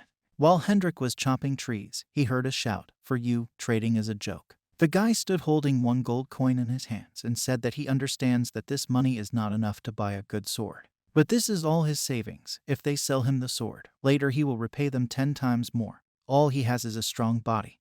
He needs a weapon to earn money. Hendrik eavesdropped on their conversation. The blacksmith's head angrily replied that the guy should go beg somewhere else. The guy whispered back that he only asked for one request. He should take care of his family. But the head of the blacksmith shop shouted that the guy hadn't heard him tell him to get lost. The guy trudged down the road, disappointed. Hendrik, holding his sword, ran after the boy and shouted after him. The guy turned around and asked what. Then he asked me if Hendrik would just give it away. Hendrik replied that he had heard his story in the workshop. If he needed a weapon, let him at least take it. The guy thanked Hendrik and said that at least let him take this piece of silver. Hendrik replied that he didn't need the money, that he was going to throw the sword away anyway, that he should be grateful that the sword made by his own hands was useful somewhere. The boy smiled good-naturedly and thanked Hendrik again. Then we are transported to Hendrik, who was in despair. He was watching the dead guy in the middle of the city that he had given his sword to. The guy was lying on the ground, and there was a large pool of blood around him. Hendrik clutched at his throat, feeling as if there was a huge lump in it.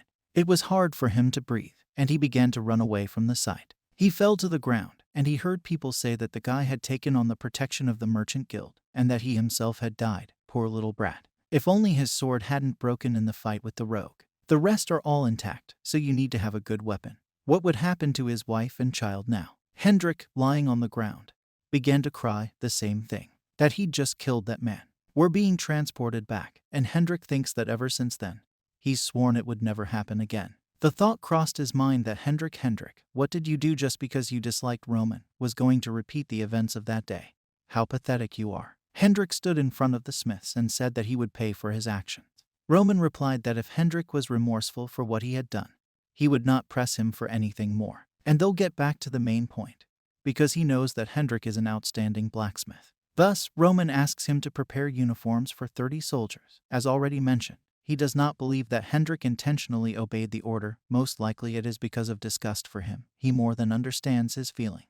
So Roman wants to bury his and Hendrik's mistakes. All he needs are swords and armor that will protect the lives of his soldiers. Hendrik looked at Roman with a puzzled expression. He thought that Roman had just whipped him to the point of burning skin, and now he was offering carrots with his eloquence. He knows about the rumors, of course, but he really doesn't. How could Roman have changed so much? Hendrik sighed, then considered that it was true that this was not the same novel. Hendrik said that he would repeat it again, and he sincerely apologizes for what happened. This won't happen again. And as an apology, he will prepare for the soldiers of Roman swords armor made of the best iron, which Dmitri is proud of. Roman smiled, so that everyone gets back to their places and gets to work. The furnaces in the forges lit up, and the work began to boil over. Roman asked that he had stolen Master Hendrik's sword. One of the blacksmiths replied that he didn't remember, of course. Then the alcohol completely clouded his mind. Roman asked what he was talking about. The blacksmith went on to say that it was 3 years ago. The Lord had robbed him of his pocket money, and in order to get it, he sneaked into the blacksmith shop, stole Master Hendrik's sword, and then sold it to a roadside merchant for pennies. The sword Roman stole was the ultimate creation of the master. It only took Hendrik half a year to complete his drawings, and after that the master spent 3 months in the blacksmith shop to finish it, but nevertheless sold it for a penny to a roadside merchant. Roman must know what it's like when your best creation, which could not find a master, is sold for a song. Roman was silent. And then I wondered what it meant that the last novel had crossed the line. Roman came out of the forge. Someone called out to him. Roman turned and saw Hendrik standing in front of him. Hendrik said that he has not yet completely forgiven Roman for that incident. Because of his mistake, he will fulfill his request, but still cannot allow his eldest son Dmitri to interfere in the affairs of the blacksmith shop. Let Roman remember, the foundation was laid in the blacksmith shop. If there was a day in the future when even a single trash sword came out from under Roman's hands, then he might even look at Roman again. Roman smiled and said that he had to go. He would come back when the uniforms were completed. We are taken to Roman, who enters a small building. He smiles and says that they haven't seen each other for a long time. And then they think that this is the workshop where his solitary training sessions took place. As instructed, the place was restored to full order, and all the equipment is available. Then Roman looked at the stove. You can start now. Time spent in Murim. He was 18 when he became determined to personally forge a sword. During the period when the successor of the demonic sect was not confirmed, a bloody war broke out between his brothers, and that night, he was once again unable to sleep a wink due to endless assassination attempts. His 11th older brother, Beek Cheng, unexpectedly attacked him, intending to take his life. Although the difference in combat skills wasn't great, back then, the sword that he had been saving like the apple of his eye couldn't withstand Beek Cheng Hun's attack and broke. Beek Cheng Hun decided to take advantage of this moment and attacked Roman. At that moment, Roman smashed his brother's face with a broken sword, and freed from the feeling of near death, he thought. He needs a sword that won't break during combat, and can ideally transfer his current abilities. He needs his own sword. Since that day, unlike the other brothers, he had been looking for blacksmiths and learning sword forging techniques. And in the run-up to the final battle, he forged a sword that matched his current strength. So he spent hundreds, thousands of battles, changing his sword every year. The 39th sword forged back then, he called the Heavenly Demon Sword, and it became a treasure that no amount of money could buy. And starting from now on, in anticipation of the upcoming war, it's your turn to create your own sword for a new life. Roman, without sparing himself, forged his sword all day long, following a certain rhythm, applying a certain force. Repeat the same actions, and at the moment of obsession with a given goal. Breaking through, Roman swung his hammer and hit the piece of iron with great force. Roman wondered what he was living for. In order for the heavenly demon to become a father, he had to live in a world where the strong ate the weak. After experiencing many turning points, he was called the strongest master in the world. They don't think it's a bad thing. It's the same now, he's just true to the present. However, his current level won't allow him to withstand all the changes. In other words, he can only temper himself more strongly. The world of the novel that he doesn't know, strong opponents that he doesn't know. Defeat is unacceptable. Roman blew, fanning the flames. Divine breath of flame. The technique of the followers of the demonic sect, using the power of scorching flames, was called the flame demon and helped to accumulate mana in a short period of time. It's more than he can afford in his current pitiful state. Its frequent use can harm the lungs and other internal organs. But now he needs a force that resists all the twists and turns of fate. We are taken to the Lawrence Palace, and Flora says that they are at the moment. We have reached a dead end. Outside help is not expected, and the difference in forces is obvious. There is an opinion that by surrendering, they should keep the lands of the family. But she doesn't think they should ever do that. Flora's father slammed his hand down on the table. And then he said that instead of getting involved in a losing war and letting countless soldiers die, you can choose to surrender for the sake of everyone else. Flora replied that using their connections with the central government, the Barcos took money from the gold bank. Most likely, this loan was given to them without collateral. All the people in the office began to whisper as much as possible. Flora went on to say that courts without bail always have a high interest rate. In this war, it's not just Barcos that are focused on profit. Barco, who borrowed the money, and the gold bank, which issued the loan in order to get a satisfactory benefit. Both sides, after the Lawrence occupation, will tear this land apart. There was silence in the office, and then Flora's father asked her what she was suggesting they do. Flora replied that there is only one way: fight to the death. This is the only way they can survive. Flora's father clenched his fist, and then said that she was saying fight to the death. He thought that for a moment. He was filled with hope as he looked at Flora's bold statement. He thought that Flora, who had the ability to see through the situation, would suggest an extraordinary method. But in the end, it turned out to be within the ordinary. Flora's father asked her what was really the best thing she could do. What she could do was to lock the castle gate. Flora replied that she wasn't just saying to be patient. Abandon this year's harvest and betray the fields to the flames. And by collecting the maximum amount of provisions, they will be able to hold out until winter comes. The Lord asked, puzzled, that it was only necessary to hold out until winter. Flora replied that yes, although the Barco family was able to borrow a huge amount thanks to their connections with the central government. But that's all. The interest on the loan will increase every minute. A huge power whose influence spans the entire continent, the gold bank. If the war doesn't end quickly and time drags on, the Barca family will be pressed for interest. The gold bank is not a power that can be intimidated by close ties with the central government. Mercenaries work for money, and this money originates from the gold bank. When winter comes, it's a bad time to lay siege to the fortress. They will exhaust themselves. The Lord seemed to have an idea. He laughed and said that he didn't think there was such a way. The high-ranking people in the room started saying that it made sense. It was a fight against time. The Lord reflected that when the incident with Dmitri had occurred, he had decided that he had spoiled his daughter too much. However, the truth was different when his daughter managed to grow up like this. The Lord got up from the table and slapped his hands together. And then he said that there was truth in what Flora said. From now on, they would start preparing for the tea resistance. They will hold out until the last one, and preserve the legacy of the Lawrence family. Even if the ramparts collapse and they die, they will fight to the very end to survive. We are transported to Roman, who almost forged his sword. For a person, any event that happens for the first time will be considered special. Roman came out of the workshop and picked up his first sword, a sword that would perfectly match his current strength. He will take a name for it from this world, and he calls it the Salamander. Someone was walking down the street. It was a Bark representative who had arrived at the fortress gate of Lawrence Castle. The Lawrence warriors on the walls were very nervous. The representative smiled maliciously. Then he opened the document and shouted that as Viscount Barco's representative, he was giving them 3 options to choose from. The first one was to open the fortress gates and surrender. Surrender is their only way to save their own lives. The second is to engage in a large-scale war against them, under the supervision of a central government judge. They will go out on the plain and identify the winner accordingly, and a duel of powerful warriors is also possible. Any method for identifying the winner will do, and they are willing to accept the method that the Lawrences suggest. Word looking at this, said they don't think that's the excuse under which the Barco family has declared war, rightly, and evidence of ancestral and Lawrence debts has been forged. Moreover, the Lord shouted that they were not going to sacrifice the people of Lawrence. So let him go back at once and tell the Viscount not to choose. Barco interrupted the Lord and shouted, the third, the Lawrences will forget about the pride of the noble family line. Because of the bars in the walls of the fortress, defending themselves to the death, the Barco family will accept any decision they make. The Barco representative turned and said as he left that they would be waiting for payback for the blood spilled during the siege. The warriors on the fortress were shaking with fear. The Lord seethed with such impudence. The war has already begun. A shout of shoot was heard, and from Lawrence Fortress, archers began shooting down the warriors in front.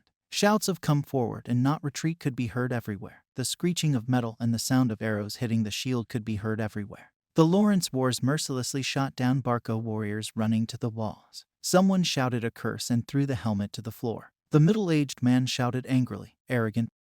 The army trained by the Barco family line was more than 3 times the size of the Lawrence soldiers. However, one of the commanders reflected that he expected to win within an hour. The course of the battle. It went against expectations. The commander turned to the Viscount and said that somehow the Lawrences were fully prepared. They dug a deep channel, preventing the soldiers from getting any closer. And judging by how bravely they released a huge stream of arrows at the very beginning, they had obtained a decent amount of military supplies, and the Viscount was seething with anger. He wondered what the hell had happened in 1 week for the Lawrences to choose to fight to the end. According to their calculations, they had to capitulate if they wanted to defend their land even a little, but in fact, they locked the fortress gates, not being afraid in the face of the death of the entire family. From what point did everything go wrong?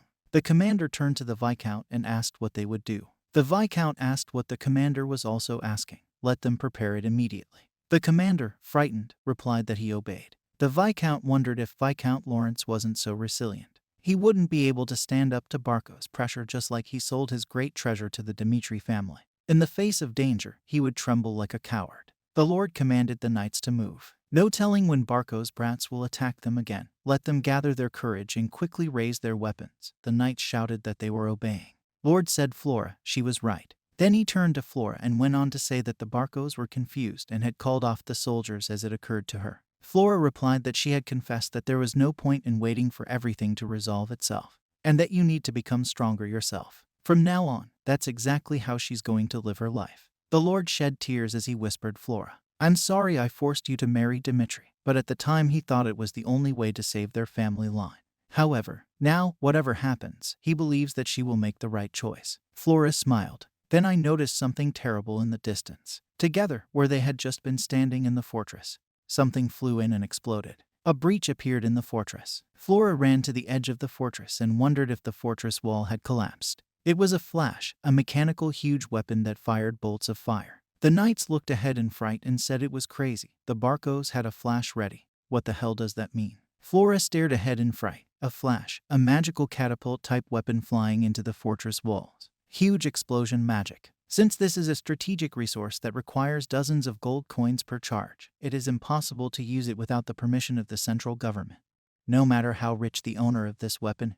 Flora reflected that even with the huge loan, she didn't think Barco had the power and connections to rent out the flash. There are only 2 ways to stop the flash. Counter with magic weapons of the same level, or open the gate and exit by yourself to destroy the flash manually. Both methods are impossible. Flora fell into despair and wondered what was left to do now. But suddenly, a maid ran up to her and shouted that Milady had received a magical message. She was inspired to ask what the maid was talking about. The maid replied that Roman Dmitri told them to pass it on. He has a way to help, so let them accept this message. Flora didn't ask what. Roman Dmitri. The ability to help their family in times of danger. Flora said it, and Roman asked her what she meant by this, looking at him through the screen. He says he will speak directly for personal reasons. He plans to take revenge on the Barco family, and the decision has been made. The only question is at what point he will take his revenge. After which Flora is very surprised by this, and he says that if she suddenly agrees to follow his plan, then he will move his deadlines and immediately come out to destroy this family. After which she is surprised and silently looks at him. She asks him what is required of her to use this plan, and he says that everything is simple if they change their minds and are the first to sacrifice themselves and provide a field for battle. After which he looks at her, and she lowers her head and says that she swears on the name of Dmitri that she will use all her strength to help them. Flora clenches her hands again and looks forward. She says he must have suggested it knowing their situation and starts shaking and says there is no choice. And even if he so shamelessly tells us to sacrifice ourselves. After which she says that she promises that she will do anything if only it can protect him. 7. And he raises his finger and says that one more thing. Give him a reason so that he could go to war. After this, events move to the battlefield. The soldiers are standing at the castle gates, and one of the men is looking down at them from the wall. Roman says he needs a reason since the marriage contract has already been terminated. Lena asks him how she will create a reason and continues to worry. To which he says Anthony Barco, and she must announce that he harassed her. After which she was shocked and very surprised by this. She says that although she did not intersect with him in any way, she needs to report harassment, because of which she had to terminate the marriage agreement with Dmitri. And perhaps its value in the eyes of the aristocracy will fall below the plinth. We perceive everything as if she is sitting, and everyone is making fun of her, and she will decide on the excellent reputation of the flower among the Lawrences. However, if her daughter is an aristocrat, she will give up a lot. After which the chain breaks and a huge raven flies by. Then he will be able to get a good reason that will resolve family crises. And this reason will allow him to intervene in the war. After which she pressed her hands to her chest, and I did not tremble very much. He remained silent. After that, he tells her that if she says what she thinks, and that he molested her, and once the engagement is terminated because of this, that's it. His man, and he never forgives those who touch his people. What did she understand something for herself? She thinks about my man. She clenched her lips, and an explosion occurs. Everyone around is burning. The soldiers are running, shouting that the fortress wall has been destroyed and there is a huge hole nearby and an iron fence needs to be installed as soon as possible. After which everything shakes, and Flora says that she has already said that she will accept any of his conditions. And she shouts that therefore immediately deal with all the curses and scum. After which the soldiers say that the enemy is breaking through, and do not let them cross the fortress wall. After which some grappling hooks onto the wall. And the man says that we need to protect the fortress wall, and should not hold out. After which one of the soldiers climbs up this grappling hook. Then, so that he was careful, none of the soldiers jump at him with a sword, and he notices that his sword is already near his face, and he is surprised by this. Then someone throws it away, and it flies off. It was Flora. She shot with her bow and killed him with her arrow. Boron shouts that it is his daughter, and she shouts that it is her father. They must open the fortress gates and confront them head on. Then he says what she wants to say. And why open the gate, being very surprised at this. She says that Roman Dmitri promised that he would help if he opened the gate and went out to distract the attention of the enemy. Romance with your Sardinia to destroy the outbreak. He is surprised by this. I ask why he needs this. And what she says is that there is no time to go into details, but she is definitely sure that he is not one of those who throw words to the wind and smiles after that. After which the crystal stops broadcasting Roman, and he stands in front of him. He looks and one of the men comes up to him and says, is he going to attack right now? And he says no. The soldiers are saying that if they don't pull more, the family could be destroyed. And the flash of a powerful weapon is capable of destroying an entire fortress wall. If it is not true, plans to help, then Barco's plans must be disrupted. He says that you need to immediately attack the enemy from the rear, looking at how the wall is burning. This makeup, why does he have to do this? He is surprised and wonders what, why not what? Whether they will be destroyed or not. He calls him to him and says that compared to the death of a couple of hundred strangers, it shows how he stands on many corpses. It is more important to him that not a single one of his people shed blood. Many will die in this war. They show dead soldiers lying on the floor. Their problem is that they followed an incapable leader, showing one of the soldiers crying in despair. And he, unlike them, is not going to senselessly sacrifice those who swore allegiance to him. After this, Chris is very surprised and says that yes, it is so. He says that he understands and stands looking at Roman's back. The soldiers shout that the fortress gates need to be opened, after which they are lowered and they conquer the cruel villain. After this, the Baron shouts to attack, and the soldiers move forward. They stand up against another family and soldiers, and one of them tells the general that they poured out without even knowing their place. With his axe he destroys everyone in his path. He cuts them with such ease and smiles at this moment.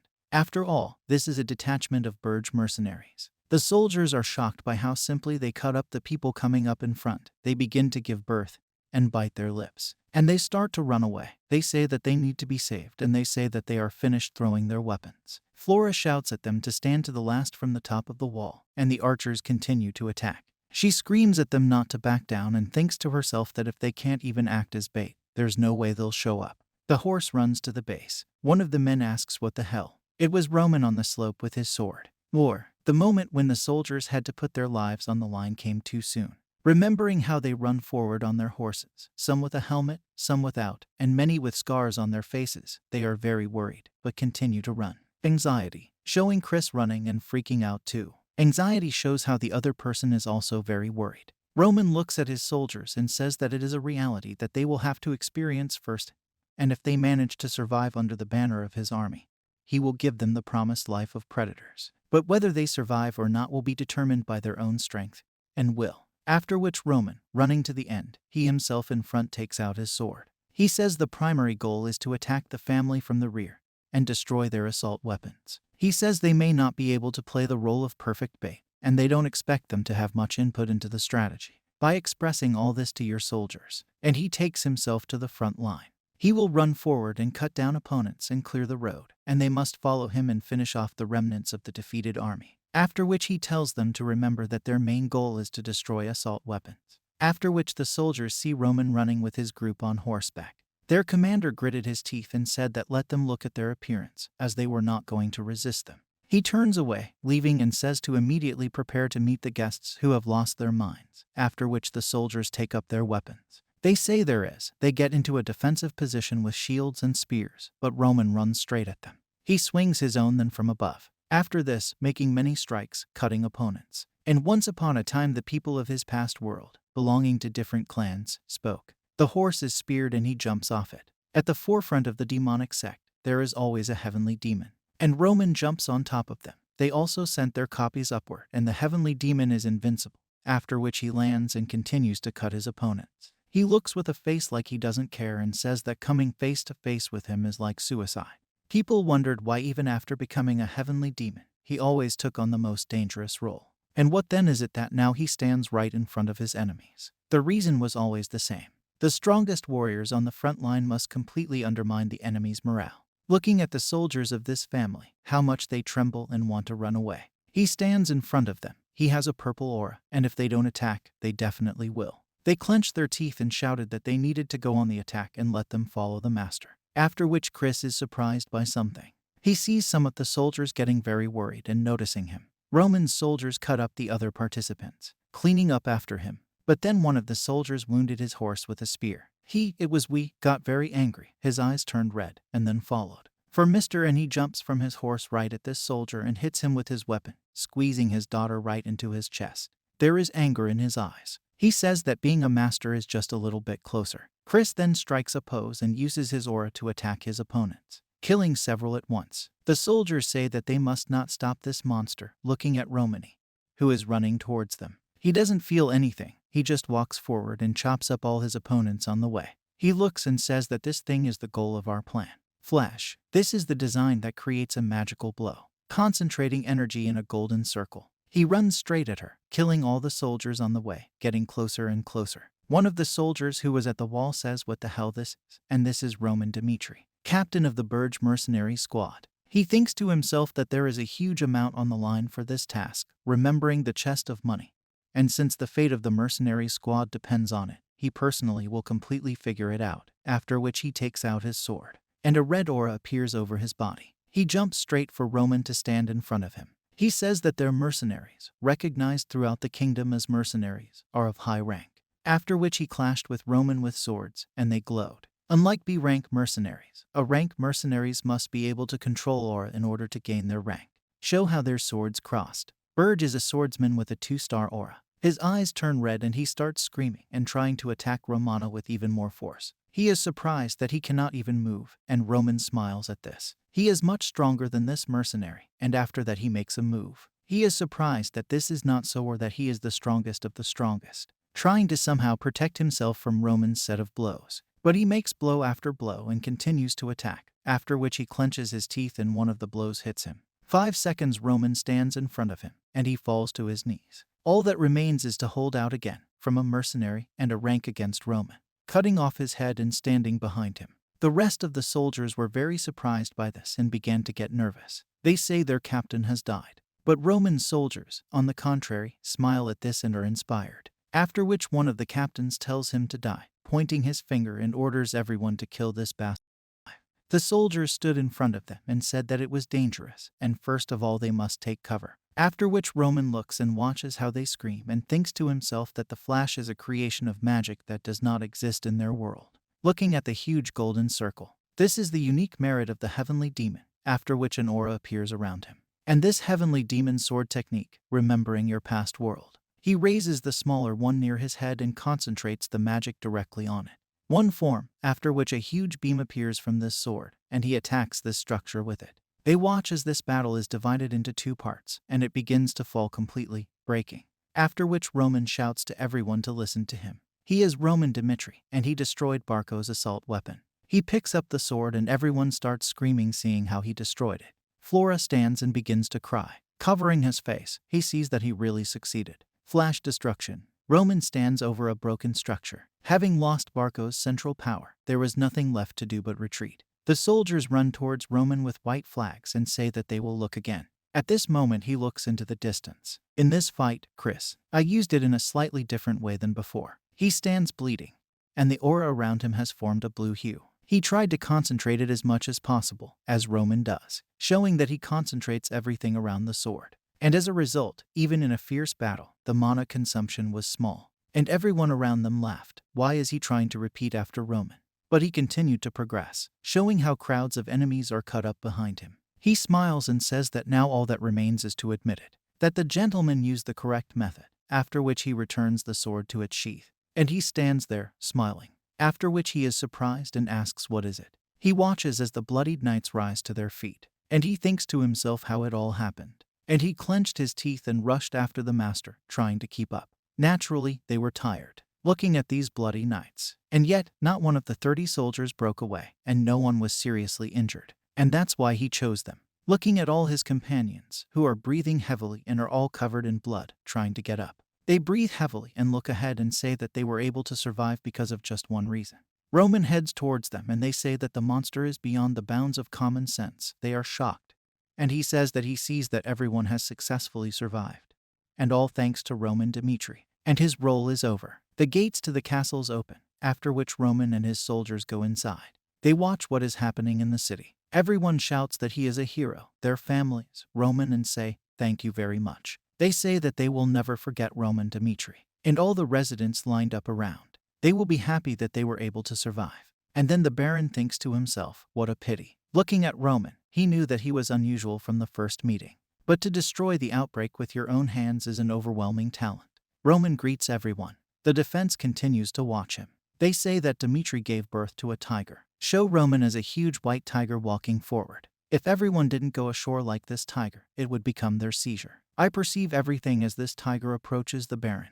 He clenches his fists and says that it's a pity that this is in the past now. And Boron shouts to him that he is a great hero who has come with them. He smiles, extends his hand, and says that he is glad to stand and face the fight together again. Roman smiles and shakes his hand and they look at each other. After which they all go to the palace, and Roman goes forward. Flora stands in front of him and says thank you, clenching his fists against his chest. She says that they could not adequately play the role of bait, but even so he did not turn away from the family in difficult times and helped. And she wanted to sincerely thank them. Roman looks at her and says that he was only fulfilling his role as promised. And the fact that they played their roles exactly as he had planned, after which she was surprised. She says that this is how she still wants to repay this favor, although she thinks that they do not need to accept her gratitude. But as a representative of the family, she will definitely give back. So if he wants something, he can safely ask for it with anything. I will definitely listen to him and reward him. After which Roman smiles and says that if they are not going to change their decision, there is no point in refusing. He opens the door to the meeting room and first he says that you need to go into the meeting room. Smiling, letting her go ahead. All the important people have gathered in this meeting room. They are discussing something, and Roman joins them. Rather than saying that this is their chance, if they don't offer Barco to end it there, they will certainly agree. Roman listens to everything thoughtfully. They say that it is true, because they do not yet have an impressive fighting force. Instead of causing unrest in vain, bringing problems upon themselves, they should bury the past and find peace. Roman thinks to himself that Lawrence, they are herbivores. And he says that their reasoning is correct. And this time they were helped to avoid a catastrophe. But their strength alone will not be enough to hold back the onslaught all the time. So now they have to send a messenger, after which Roman interrupts the Baron and asks if he can speak. Everyone else is silent, and excitement is visible on their faces. They tell him that he can say what he wants, and he gets up from his chair and says that he thanks him. He says that they are suffering from oppression from the money issue. He is heading forward. And in order to pay off the huge debt, they can only rake in the Lawrences by any means. And even destroying the outbreak did not change anything. This is just his assumption. But, most likely, in return they will receive the bloody head of the messenger. After which some of the officials sitting here thought about it, and began to worry. They silently exchange glances. And he says that the soldiers outside are now carrying corpses. And, despite this, he still does not experience anything. Has the Baron thought about this? And Roman says that Barco cannot be forgiven. Remembering how many soldiers, their families, clinics on this battlefield. Many mention their comrades and cry over their corpses. And they must clearly show the whole world how they are taking revenge on Lawrence and the monster. Why did you dare touch them? The Baron, worried, says that he thinks they understand this and what they really can do without having the proper strength. Roman goes further and tells them that he will say one way to eat, after which, smiling, he approaches the Baron. and he pays attention to him, looking at him like a tiger. He feels fear, and he says that the herbivores can only go to feed the predators. The Baron of the Barco family screams and screams from the fact that Roman Dmitri. He hits the table where the card is located and he gets very angry. He is surprised by the fact that under what pretext the person appeared, he decided to interfere with them. And he says that in order to change an unfavorable situation, all that remains is a duel of great warriors. Gritting his teeth, speaking this, and Roman says the same thing, that a duel of great warriors can solve everything. Duel of Great Warriors. One battle is determined by the victory or defeat of the family line. 3 swordsmen enter the battle. Second place is considered sacred, and to receive the blessing of Warsaw, both families must submit to the result. 3. The authority of the person in charge is extremely important. Once both parties reach an agreement, the decision is sent to the central government. After the decision is confirmed, the duel is held. A duel of great warriors. When calling the war, different families fight among themselves, crossing their swords directly above the shield and showing the coat of arms of this event. The Baron says that a long time has passed since the duel of great warriors gave way to a battle of connections and wealth. And their opponent, Barco. They have connections in the central government, and the amount is borrowed from the gold bank. They remember their Baron and how he holds the gold coins, and it's scary to imagine what kind of master they will invite to fight. I think it will be a monster. Roman says that they understand what he means, and right now he will give them confidence in victory, smiling at them. The Baron is silent and asks him if he is sure about this. Roman says that if only they are sure that they will win, there will be no better way for them to do this than a duel of warriors. Looking at the Baron. And first of all, Barco has a 3-star swordsman and will most likely come out as one warrior. And everyone else got worried. Roman says that he will participate in one fight on behalf of the Lawrences. And whether my opponent is the Knight Barco or an alien master, he guarantees with absolute confidence that he will bring the first victory. And no matter how outstanding talent they have, if they have 1 victory out of 2 defeats, it becomes meaningless. Looking at the Baron, who is worried, clenching his fists and placing them on the table. And the third fight will be completed by his man Chris. And despite the fact that he has 2 stars, he has a genius, remembering how he uses mana and the ability to lead to victory in a battle against a 3-star opponent. And isn't that enough to consider the battle won? If they defeat the warriors in the duel, they can regain the lost reputation of the Lawrences. After which Roman turns to Flora, and she is surprised and does not understand why he turned around. Roman smiles and tells them to make a decision despite her, and she understands everything. She remembers talking about how they can safely ask for anything at the meeting, and she thinks to herself, is it really possible? Is this what he wants? And he kept whispering that he would take part in the duel of warriors, after which he began to worry. She remembers that in return, Lawrence must be held accountable in case of a variable. Show how their castle will fall. And in fact, this is a dangerous person, looking at Roman. She closes her eyes and says that she supports the warriors' duel. And by agreement of both parties, the duel of warriors was approved, showing how the scroll was passed from hand to hand, and everything was decided within a week after the order was given. A man sitting in one of the tents says that he is Count Ertz. The wooden arena is in the way, and on 2 sides there are knights, and 3 men from the tents are watching it all. The Count says that the duel of warriors is a sacred place, blessed by Valhalla. A middle-aged man with black hair and a black beard, and he is the judge of the Count Ertz fight. And whatever the result, both families must accept them, looking at Baron Lawrence, and Roman and Flora standing next to him. If this rule is broken, he will judge them, putting the honor of the Kairu kingdom at stake. And Viscount Barco stands with 2 of his knights and smiles. The judge says that now both families must present 3 of their warriors and submit a schedule of fights. There is a scroll and a glass on his table. Wine is poured into it, and Roman watches as he stands next to the judge. Bacon and smiles, laughs. He narrows his eyes and says he thinks they need to change the schedule. The Baron turns to him and says, what does this mean? Didn't they install it a week ago? And he says that's the problem this week. The more time passed, the more pressure the interest should have put on Barco. And it looks like Barco was deliberately stalling for time. And it doesn't look like they're in a hurry at all. It depends how the judge communicates with the Viscount, and they are happy with each other. The Baron also sees this game. What? Maybe during this time they managed to invite strong masters. I don't watch one of the knights fall asleep right behind the chair. Roman looks ahead and sees the aura of this man. The Baron is surprised and says how will they change it then?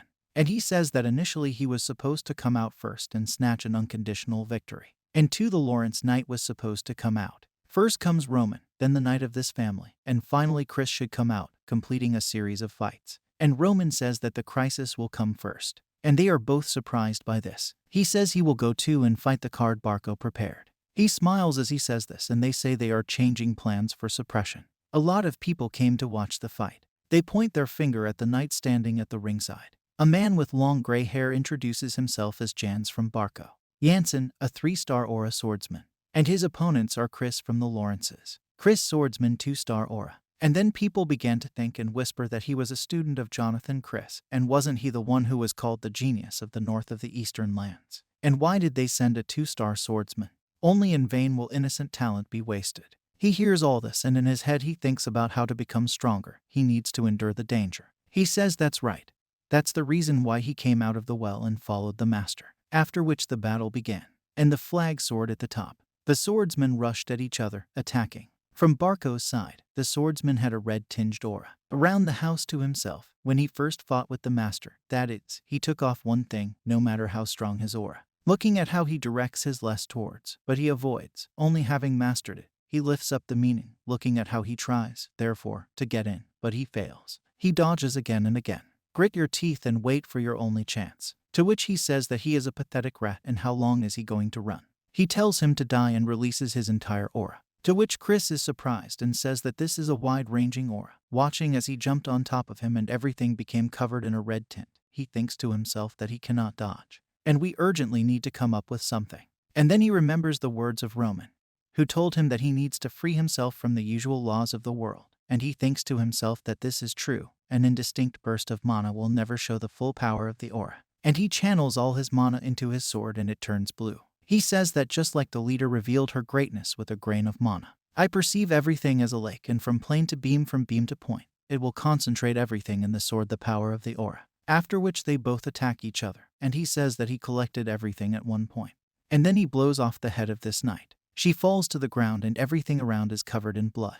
Everyone who watched the fight said it was crazy. They shouted his name and said that a 2-star swordsman defeated a 3-star swordsman. Chris breathes heavily and stands still. Roman looks at him and smiles. And now the next one. Just think, a 2-star swordsman defeated a 3-star swordsman. All the people watching this are shocked and say that this cannot be. Everyone is very surprised and happy, they scream. The Viscount clenched his fist, and he treasures it very much. He sees if he was defeated, and he thinks to himself that he planned to snatch victory in the second fight, but now the last one will be decisive. After which he became very angry and clenched his teeth. He thinks that it's okay, and in the second fight there's no need to even worry. After all, he has an invincible ace up his sleeve, which was worth a lot of money. And a knight approaches him. He is surprised and says that it is really his turn. He has blue hair and a pigtail. He enters the arena and yawns. He calls himself Homer from the Barco family. He scratches the back of his head and looks like he just slept, but there is a scar on his nose. Homer swordsman 4-star aura.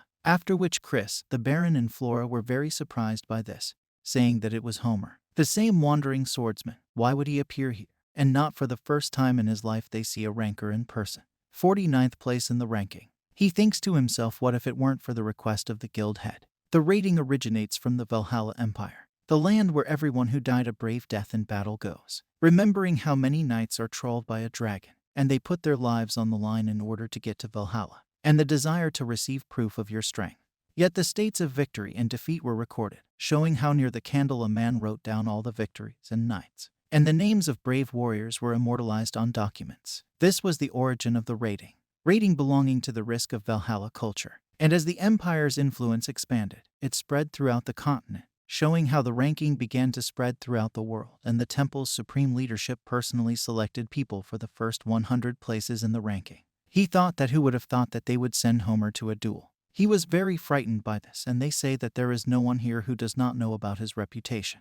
He wanders around the kingdom and enjoys strongman fights, remembering how he defeats other strong opponents. He received the nickname of the Wandering Swordsman. And a woman from the crowd said that she heard that he was fighting with another swordsman in 30th place, called the Gate Guard. We were scared by this, and another man said that he had just recently reached 4 stars. And I am sure that they will refuse to participate. Homer stands and yawns, and people continue to say that they are sorry, because with such difficulty they managed to win one fight. Roman smiles and thinks to himself that he is a 4-star aura swordsman. And he tracked Barco's activities with the help of the Information Guild. Remembering how he exchanged scrolls with them. However, he only managed to obtain information that was already on display. So this is the secret card, and with the help of information warfare, looking directly at Homer. And he thinks to himself that he is looking forward to it. Just as the opponent hid his strength, they also failed to unearth what I was. Walking straight towards Homer and showing a huge shadow right below him. And he gives them the chance to see the battle of strongmen, whom they have only read in books. Flora stops Roman and says that he has gone crazy. His opponent Homer is ranked 49th in the rankings. As she says this, she gets very excited and says that he is being rated as a great warrior who will rise above 30th in the rankings in the future. I show the pyramids that he is now at 49. In fact, he thinks that he can defeat the ranker. He just has to refuse the fight because they want to save his life. Holding his hand, and they will sincerely pray that victory will be on their side in the next fight. And then Roman feels something, and Homer too. They look at each other, and in this look one can read absolute superiority. And Homer says he doesn't like him. Flora says now is our time to pay for the variable, and they will field their knight. She begins to blush and says that there is no reason to risk his life in an obviously losing fight, to which he pushes her away. And he says that he doesn't want to put everything in order for them, so she just stays out of the way. After which she was surprised by this, and he turns away from her. He opens his cloak and says that going to the arena, Roman Dmitri will perform on behalf of the Lawrences. Does he pull out his bloody sword? Homer, in turn, takes out his sword. If he is able to destroy the Flash, then to what extent does he have an aura of 2 stars? They began to pose and look at each other. Homer thinks to himself that he should have challenged Fernando at number 30 in the rankings, but he has to fight with all the little things. He says that he needs to end this quickly, and then attacks with his aura. Roman is surprised by this, and everyone who watched also says what kind of speed this is. They watch Homer attack Roman with his sword, but he dodges the blow. Gamer jumps away and appears behind Roman, who is still standing in the pose. He smiles and thinks to himself that just look at this guy. He's funny. After which Roman responds with another attack. Homer smiles and responds with several more. Roman has a purple aura on his sword. Someone smiles at this and says what kind of method is this? It is used to release aura. Roman thinks to himself that he has been waiting for a serious fight for so long, but he considered him a weakling and is not fighting at his full strength. The game of measures uses a 3-star aura, consisting of a huge top. He says that he is interested, and he will deal with him in all seriousness. Everyone spent the night around and the wind appears. All the passers-by say that his mana is too strong and it is overwhelming, but they don't grab the period and say that he needs to hold on tighter. Roman thinks that such a guy in the ranking in 49th place is this melancholy, and there is no point in dragging out this fight. Looking at him, he goes forward and tells her to try to hold out. And Roman concentrates all the aura in his sword. The heavenly demon sword technique is unparalleled. Homer is surprised that is this really a black wave standing in front of? Everything around turned black like a black wave. He smiles and says that he would only think that he controls such mana. And in fact, this formation does not have a name.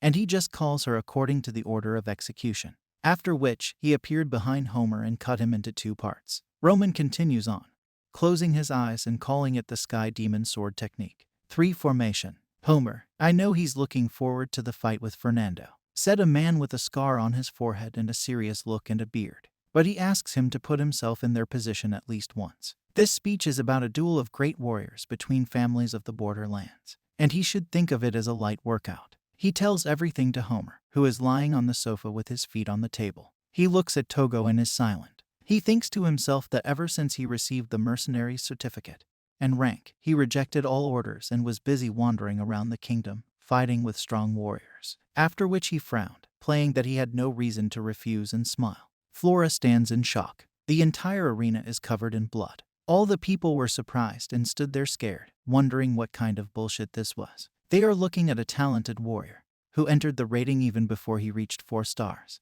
watching Homer lie on the floor covered in blood. And this country's rising star, who had his sights set on 30th place, died with 1 blow, showing how Roman leaves with. From behind his back, Homer's corpse with the remnants of mana is black. Roman thinks to himself that the boy who couldn't reach the summit should be arrogant in front of him, and he assessed it all by the standards of not this world. Does he sheath his weapon, and thinks about his past life? After all, his world was a galaxy of people, filled with the most talented masters, remembering how he fought against many different masters. And unlike this place, where, if you were careless, you were always ready to meet death, the mysterious teachings here were ineffective and looked more like garbage. After which he sighs and says that Mr. Judge should announce the results. Shocked and surprised by his words, he stutters and says that the winner of the second fight, Roman Dmitri, is from the Lawrences. All the knights are shocked and say how is it possible to think that he defeated Homer. and Homer died. Does everyone think this is a hallucination? Chris's hand trembled and he stood in shock, his mouth open, thinking that vodka cola was the real power of the master. He thinks to himself that at the time of their duel with him,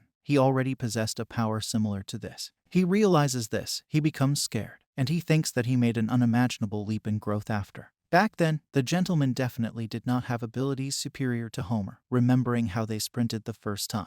But for option 2, too little time has passed, and this contradicts common sense. How the hell is this possible? He continues to watch as Roman is already descending the stairs from the arena. He breathes heavily and thinks that, having won one fight, he considered that he was on par with Roman and someday he would surpass him. And these were very hasty conclusions, after which he made a serious face. Victory for the Lawrences. Their flag was raised, and since there was no longer any point in wasting human resources in a duel of warriors with a known outcome, an indulgence was given to the possibility of changing the list of names. After which the judge shouts that both families can improve and confer, sending a new war. The Viscount lowered his head and clenched his fists, and he was trembling all over. He thinks it's all over, and how could his warrior lose? After all, 3-star swordsmen are more flexible, in contrast to the various image of the northeastern region. He is a real month of whom can be counted on one hand in the whole kingdom.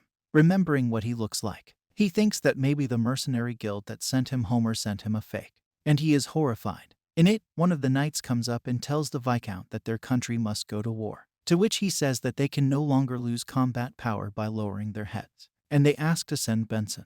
Are flights shocked by this? He says that we will let the loser pay for it with the help of a duel, remembering how he knelt down and asked for forgiveness just once for losing the dignity of our family at a social ball. After all, he is a nameless knight, and this is the same as saying, go and die, after which he bows and says that he obeys. This one says in a trembling voice that he is Benson from Barco. This is a middle-aged man with gray hair standing and trembling with fear. Benson, nameless knight. Everyone is wondering who it is and they are seeing him for the first time. People watching the fight begin to discuss it, trying to remember where they saw it. And then Chris, along with the other knight, comes to a realization. One of the lion knights runs up to Roman and tells him that he wants to fight him. He clenched his teeth and his eyes burned. Roman looks at it, and he says that in a world where the strong devour the weak, only death follows a loss. He looks at him and says that even a nameless knight is a difficult opponent for Kevin. Should he be wanting to prove usefulness? After which Roman smiles and tells him to join. And Kevin, leaving, says that he will be back soon. The nameless knight thinks to himself how he ended up here and why it happened this way. The sword in his hands shakes very much, and he thinks that thanks to his father's knighthood, he followed a smooth, gradual path without any worries, and became a knight of an influential family in the northeastern region. There is fear on his face. For Barco, he gave everything he had, but the price for his loyalty is death in a duel of warriors. Crap. He looks ahead and thinks. He sees this knight and thinks about what this boy, his opponent, is not teaching. After which he smiles and says, Lord, thank you. They get into position and he can't stop smiling and start laughing. He asks him if he wanted to take revenge, and it doesn't matter whether he or the other abandoned both of them to our masters. And although this turned out to be a failure for him, his eyes say otherwise. To which Kevin says that he is only a sword protecting the master. He put on a serious face and stood in a stance, after which the knight shouts at him that he is arrogant and attacks, saying that he should die. He throws a punch and Kevin somehow dodges it and puts his sword right under his chin. He almost hits him, but then the knight dodges and kicks him. They say he's a brat. Kevin is pushed away with such force, and he flies back, his helmet falling off. There is blood coming from his mouth, and he somehow gets to his feet with the help of his sword. Chris thinks about how the difference in body type is colossal, and what the gentleman was thinking when he sent Kevin away, looking straight at Roman. After which the knight strikes Kevin with more blow after blow. He begins to bleed all over, hitting him in the stomach, then in the shoulder. He stands and does not move while he is hit with a continuous number of blows. Someone tells him, kill, kill, kill, this bastard hurting you, take revenge now. After which Kevin's eyes became very angry. Roman says that since the day he personally cut off his own hand, the mastery of a ghostly demon has taken up residence in his head, and he tells him to awaken the ghost within himself. After which Kevin appears a certain dark aura, and he gets into a pose. He grits his teeth in pain and his eyes are very irritated, after which someone tells him that it is from above and he must be careful. He notices that the knight is trying to hit him from above and dodges in time. And the knight misses. He jumps back and gets to his knees, and someone continues to tell him that they almost crushed his head, and they should rather tear this bastard to shreds. Kevin grabs his head and it hurts a lot. He says his head is very noisy, and tries to think through clenched teeth and think about what's going on. He remembers how he wanted to become the master's sword. It will be useful to him. He looks even bigger than Chris, and the feeling of inferiority of devotion to his master pulled him into a whirlpool of feelings, after which he went mad. Mastering the phantom demon, he grabs his weapon. A voice tells him to kill, after which he makes a strong jerk. They don't understand what's happening, and he sees that it's an aura, after which he tries to run away. But the sword hits his armor, and he thinks that he has pierced it. He screams that he is a monster and tries to take a swing. He hits him on the shoulder, but he doesn't stop and he starts crying. And this guy is completely out of his mind, looking at how crazy he is and smiling. Kevin ends up stabbing the knight, and blood splashes out from behind. Everyone is in shock. The crisis is in shock. Kevin sits over the knight's corpse and smiles, stabbing his sword into his chest. He continues to smile and continues to strike, blow after blow, turning his corpse into a bloody mess. The tall barons Flora covered their mouths, not in shock at such cruelty, and the fact that blood was flying at Kevin. He comes down from the arena, comes to Roman, sits on his knee and says that he has returned. Roman tells him he did a great job and smiles. The ocean feels happiness and smiles back. And the duel of great warriors between Lawrence and Barco.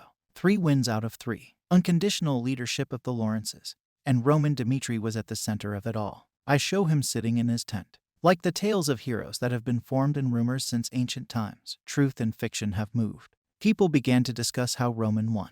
And here and there people began to praise the exploits. A man at a bar, drinking a glass of beer, says, "Have they heard the story that Barco will have a hard time?" And they made such a fuss, but in the end they blew it with Lawrence. Another man says that he knows all his relatives, local residents of Lawrence. And Roman became none other than the savior of the Lawrences, raising his sword over a mountain of corpses. And single-handedly he killed hundreds of Barco's soldiers at once. And besides, with one blow he destroyed the Flash, after which he takes a mug of beer. Unless Roman showed up, the Barcos would have planted their flag on Lawrence lands long ago. And the scarlet blood of the ranker Homer at 49th place in Cairo splashes into the sky. And he put an end to the duel of warriors, because Roman Dmitri is a hero. After which the children run.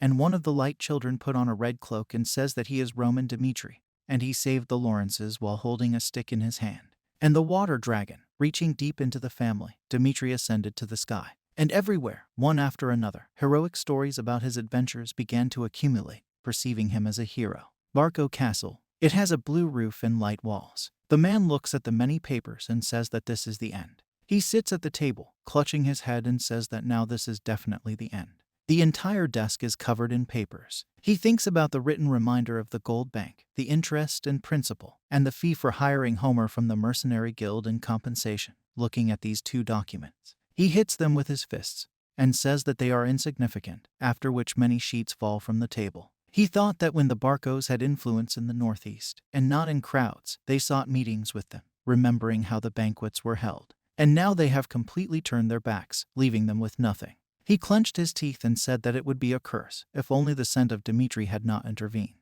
After which he is surprised and thinks that it's true. All this happened because of Roman Dmitri. He calms down and thinks that he did something that high society should not have done, and this is the last chance to save Barco.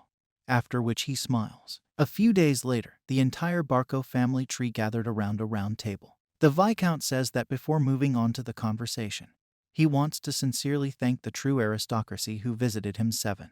Ladies and gentlemen, they believe that as long as you are there, the Eastern North will have a bright future. 2 man with brown hair and mustache says to get to the point. The result says he will get straight to the point. The Viscount says that then he will come straight to the devil to warm him up, which is exactly the same as the Barcos who attacked Lawrence on this matter. The reason in high society plays an extremely important role, and everyone is focused. He says that this war was intended to force payment for the ancestor, and even the central government reasoned that this would be the right thing to do. He crosses his arms and says that, however, Roman Dmitri intervened in this war without any reason because of his unexpected attack. Barco lost the Flash. Moreover, even at the duel of warriors, there was not a single person from his variants. I remember that it was Dimitri's entire squad. And is this possible to explain? By what right did he decide to help the Lawrences? Then he slams the table. If 2 families tied themselves to family ties, there would be no problems, but everyone is fine. It is known that Dmitri Vorontsov broke off their engagement. And Roman Dmitri is a stranger to the Lawrences, and he has no reason. And he crossed the line. After which everyone listens to him and says that they are right and Roman Dmitri has no reason. everyone says that is true. And the Viscount thinks to himself that great, that should have been enough, and smiles. If he only assigns responsibility to 7, Dmitri will receive a huge payment as compensation for being able to resolve the issue with the money borrowed from the gold bank. After which he smiles very hard, covering it with his hand. Everyone starts whispering, and Roman enters the room. He says that here you are. Everyone gathered from the meadow in shock, but Roman goes forward. He says that he heard a lot of complaints about them in this case too. The Viscount was frightened by this and thought to himself, with what intentions did he show up here? Roman tells him to express them personally to Viscount Barco. Chris fearfully asks Roman that he is really going to Barco. And then he shouted that this was akin to suicide. Viscount Barco would not leave Roman alone. Roman calmly answered. As Chris thinks about how his relationship with Barco will develop from now on, Chris looked at Roman with a puzzled look. And then he replied that in the eyes of Barco, Roman is their sworn enemy, so he believes that it is better to avoid each other if possible. Roman replied that this was not so. If the beginning had not been made, it is possible, but something starting must be followed to the end. It's no secret that the Barcos harbored a grudge against him. Roman climbed onto his horse, and then he continued that in this case, now, when the position of the Barco is precarious, it's best to nip their revenge in the bud. Then Roman smiled and said that he would go alone. Chris was in a stupor. We are transported to a conversation between Roman and the Viscount. Roman asks why, Barco, everyone has been gathered here. Teeth asked the Barco, and then thought that the boy was from a family of barons, that he did not even inherit the title. How dare he ignore the difference in position? The Viscount seethed with anger. And then he said that, apparently, Roman's low birth did not teach him anything about the law, but he would kindly see him about them. In the kingdom of Cairo it is forbidden to interfere in a war without a reason. The Viscount clenched his fists. They announced the cause, in accordance with the laws of the nobility, received approval from the central government, and only then did they declare federal war. The Viscount asked Roman if he thought this rule came about because aristocrats are stupid. This is all for the sake of preserving each other's good name.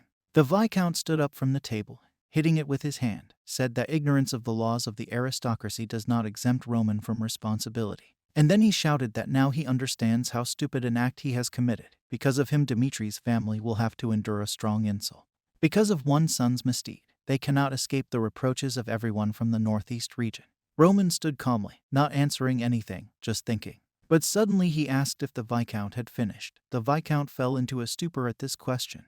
Then asked what. Roman did not listen to him and answered that in that case, now, it's time to tell about his reason. Roman's words confused the Viscount. Roman continued to say that initially Lawrence and Dmitri were bound by a marriage agreement, but now he has turned into a fool, rejected by his bride. Roman asked everyone present, "Gentlemen, what do you think is the reason for terminating the agreement?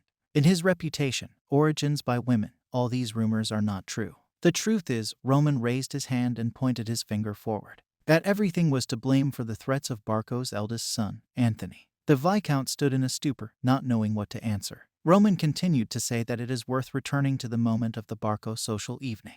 Being on friendly terms with Anthony, he attended the evening at his invitation before marrying Lawrence, and he fell into a trap. When he came to his senses, he discovered that he had woken up in the same room with Emilia Barco, and Anthony Barco threatened to break the engagement. Only then would he keep it a secret. Anthony carefully thought out a trap to separate Lawrence and Dmitri. All the high-ranking officials in the hall began to whisper that there are threats. Then the head of the Barco family. The moment weakness is exposed, it ceases to be. The Viscount shouted that Roman thought his nonsense was faith. Yes, everyone knows very well that Roman lived like garbage. He is trying to cover up the truth with his filthy tongue. Roman replied that he knew that the Viscount would answer like that. And then he continued that then he would name another reason for his intervention. In the war between Lawrence and Barco, the Viscount fearfully asked, very nervously, another reason. Roman replied that Anthony Barco had crossed the line. He harassed Flora Lawrence, with whom they were bound by a marriage agreement, and his actions shocked her so much that she ultimately decided to end the engagement. And then Roman asked the Viscount that, in his opinion, this is also not true, then let them ask Flora Lawrence herself. Roman thought that Anthony lured him into a trap with lies, in which case he would repay him in the same coin. Roman continued to say, not to cause inconvenience in the family. He intervened in the war using only his own strength. The only thing he could do for her sake was to take revenge. Roman turned to Viscount Barco and said that he would ask him, as well as everyone present here, do they still think that he had no reason to intervene in the war? High-ranking officials thought that this is how Roman destroyed Barco's arguments and found his own reason. The Viscount thought in fear that there was no other way. Now there was no point in fighting for the truth of the occasion. We needed to gain time. First, he needs to settle this situation and find a new solution. The Viscount sat down in a chair and then said that he did not think that Roman was telling the truth, but he would check their accuracy later. But that's all for today. Let him go. Roman turned to Viscount Barco, and he said that he now had to make a choice, to end with Anthony receiving punishment for his personal insult, or this case will inflate problems at the family level. If the Viscount does not make a choice right now, he will return home and report everything to his father. The Viscount looked at Roman in fear, not understanding what to do. He thought that he could never choose war with Dmitri, one way or another. A clash with Dmitri in the current crisis situation would lead to the collapse of the Barco. Roman is a cruel boy. The Viscount replied that they believed that Roman's affair with Anthony should be inflated to the level of family feuds. At his behest, the Barco's eldest son, Anthony, would kneel before Roman and ask for forgiveness. And now, the Viscount did not have time to finish. Roman interrupted him and asked what, when he asked to bring Anthony Barco to his knees. The Viscount, in a panic, asked what this meant. Roman replied that where it has been seen that the instigator chooses the method of punishment, he himself will decide how to punish Anthony. We are taken to the Viscount's office. The Viscount, in despair, says sorry. Anthony, kneeling and holding his father's pants, shouts that no way. What other refereeing match? His father is really going to put his life in the wrong hands. Anthony starts crying and screaming that Roman will never spare him. He begs his father to reject Roman's proposal. The Viscount grabs Anthony and shouts for him to come to his senses. He is the eldest son of Barco. From the moment he took the place of successor, it became your duty to share your life with the fate of your family.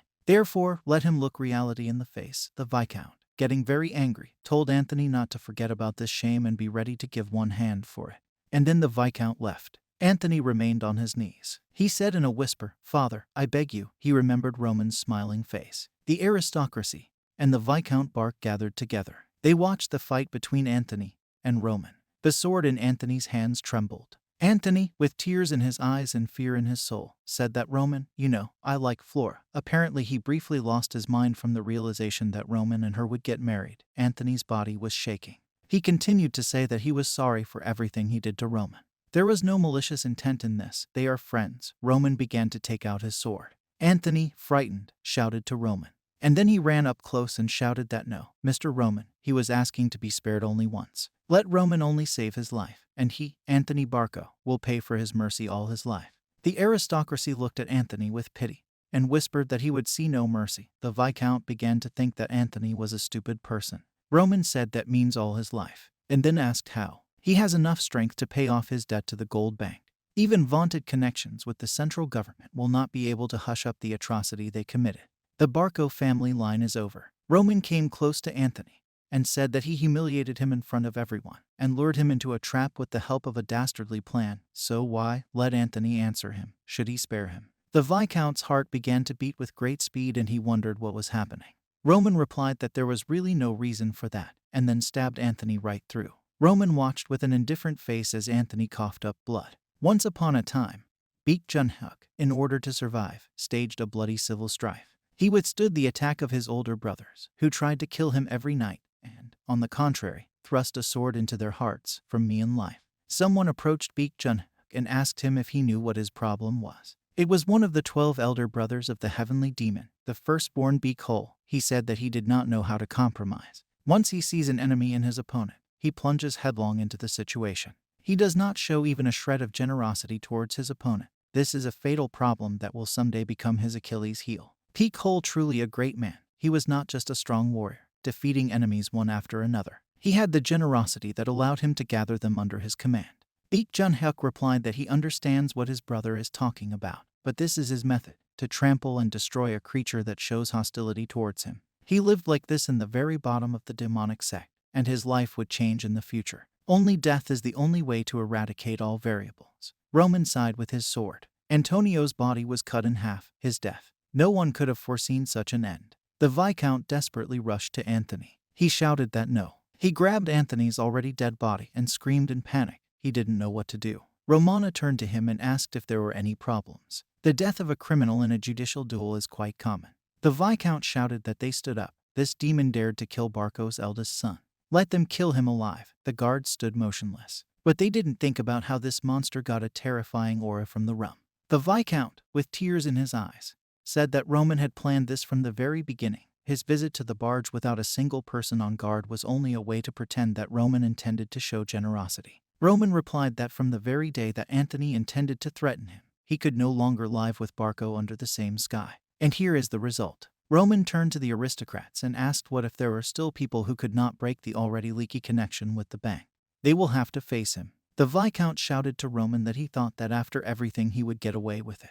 As Romana left, she asked what was the point in his loud statements. From now on, he will observe the life of the Barco family and attack until the barge is completely destroyed. That's all. Roman left. The Viscount, holding his dead son in his arms, thought that they had made too dangerous an enemy. A few days later, the Viscount Bark, unable to pay his debt to the gold bank, tried to escape in the middle of the night. But in the end, his body was found on an unnamed hill. The Barco family line, which once spread influence throughout the entire northeastern region, suffered an extremely pitiful end. We are taken to Dimitri's palace. Hans meets a young gentleman in the corridor, and then asks where he is going in the middle of the night. Roman is walking down the corridor. His shirt is bloody. Roman smiles and replies that the light is so bright here today. He decided to take a walk for the first time in a long time. Hans, noticing the bloody footprints, begins to get nervous. And then he says that they have all been very worried lately. They are extremely happy that Roman has received recognition, but he gets involved in such dangerous adventures as war. And then he adds that he also cannot hide his anxiety and asks Roman to always be careful. Roman replies that he seems to have already told Hans that Hans is his man. Hans replies that yes, he remembers that. Having defeated countless enemies, Baek Jun-huk killed so many of them that there would be enough blood to fill the ocean. The only rule thanks to which he was able to become a heavenly demon. Protect your people. Roman, looking at the puzzled Hans, thought that one person behind the fence is more important than 100,000 of enemies. And then he replied that he would do everything possible to protect himself and his people. This is more than enough. Around the same time that the Barco affair was about to get hyped up, the Mellork family clan organized a social gathering. A girl in a red dress with a fan appears before us. This is the wife of the head of the Mellork family, Helena Mellor. She says that even the wives of former supporters of the Barco, who are usually difficult to climb, came in a gang. Helena thought that from now on, power in the northeastern lands is concentrated in the hands of Dimitri. For them, the Mellork family, who have long supported Dimitri, this is an exceptional opportunity. Helena turns to the girl to greet her and replies that she was looking forward to her approaching. The girl smiles. Helena tells her that she should. She's only becoming more beautiful every day. The girl is dressed in a green dress. There are expensive beads on her neck. This is the wife of the head of the family Dimitri, Rihanna Dimitri. She thanks Helena for her words. The girls fly up to Rihanna. One of them says that she has prepared her own wine for her. The other replies that it is a great honor for her to meet Rihanna. Rihanna laughs and says she's glad to meet you too. Baron Dimitri's wife, Rihanna Dimitri. She usually spent time with the wives of aristocrats, recruiting supporters of the Dimitri family. Baron Romero possessed an amazing talent for diplomacy and politics. Perhaps Rihanna did not lay the path in advance. Rod Dimitri, under the onslaught of Barco, he would have fallen even before he strengthened his position. Rihanna thanks everyone and then adds that she attended their meetings. She collected them here today, because I thought that as neighbors, they should understand and get to know each other better. The girls were confused by Rihanna's words. She continued to say that of course, until that moment, not each of them was striving for the same thing. But since the situation has changed, they need a new point of support. Hidden subtext. Rihanna wanted to really tickle the nerves of everyone who supported Barco, and at the same time, be generous to them and accept them. We are taken to a table on which there is a delicious cake, and small talk is held at the table. Helena asks Rihanna what she thinks about their Veronica, and then she adds that she thinks that Veronica will be a wonderful couple for Roman. The girl standing behind Helena falls into a stupor from such words. I don't understand where Helena has such self-confidence. Helena continues to say that, after all, Roman is already 25, and for the sake of the future, he should quickly find a wife and start a family. She says this not because Veronica is her daughter, but it seems to her that she will be very suitable for Roman.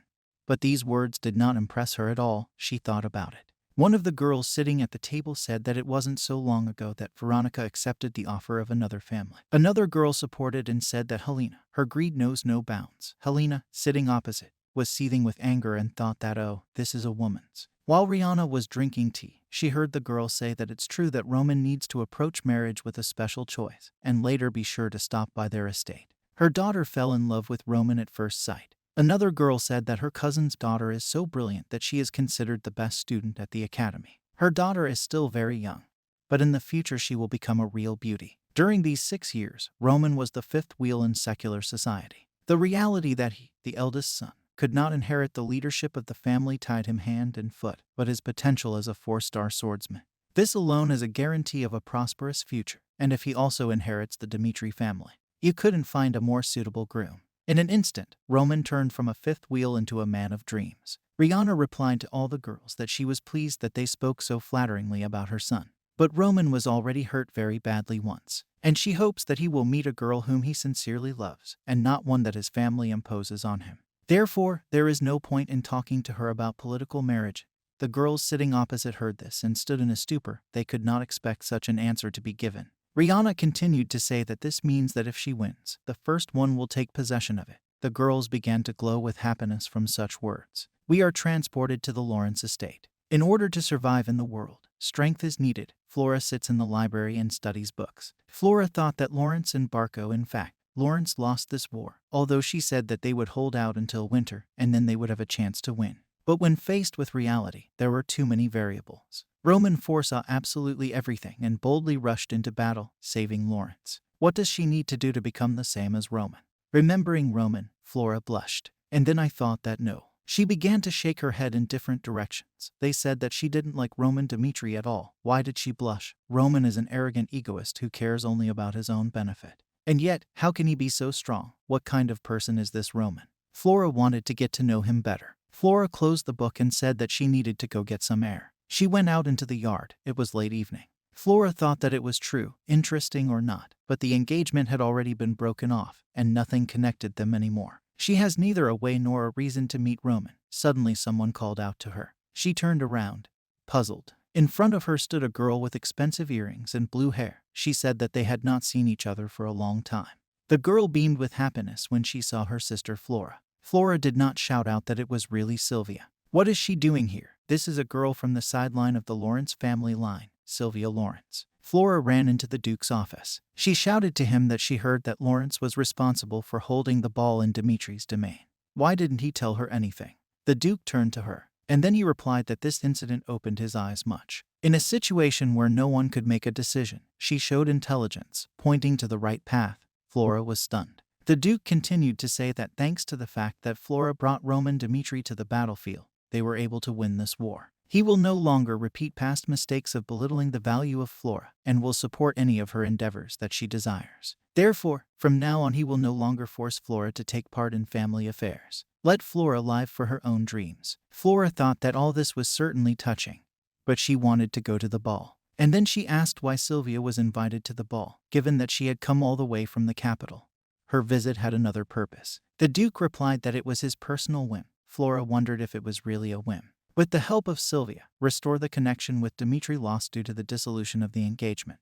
And then she answered the Duke that if that was the reason, she understood. And then, glowing with happiness, she said that since she owed Roman for his mercy, she would follow Sylvia and take on the role of her escort. The Duke stood dumbfounded and replied that she did not have to interfere. He would make sure that she no longer had to contact her family. The Duke did not have time to finish. Flora loomed over him in anger and replied that she would accompany her. We are transported to the capital of the kingdom of Cairo Kairos, the temple of Valhalla, a branch of Cairo. The priest, reading the entry, asks if this is true. The son of a provincial aristocrat, 25 years old, defeated a 4-star swordsman with one blow. This simply cannot happen. And then the priest began to think that if these were not nonsense rumors, then a terrifying genius had been born. This man is a priest serving the ranks of Valhalla Willers. He smiles sarcastically, then says that he needs to verify this personally. We are taken to a girl who is getting out of the carriage. The planned ball will take place in the evening.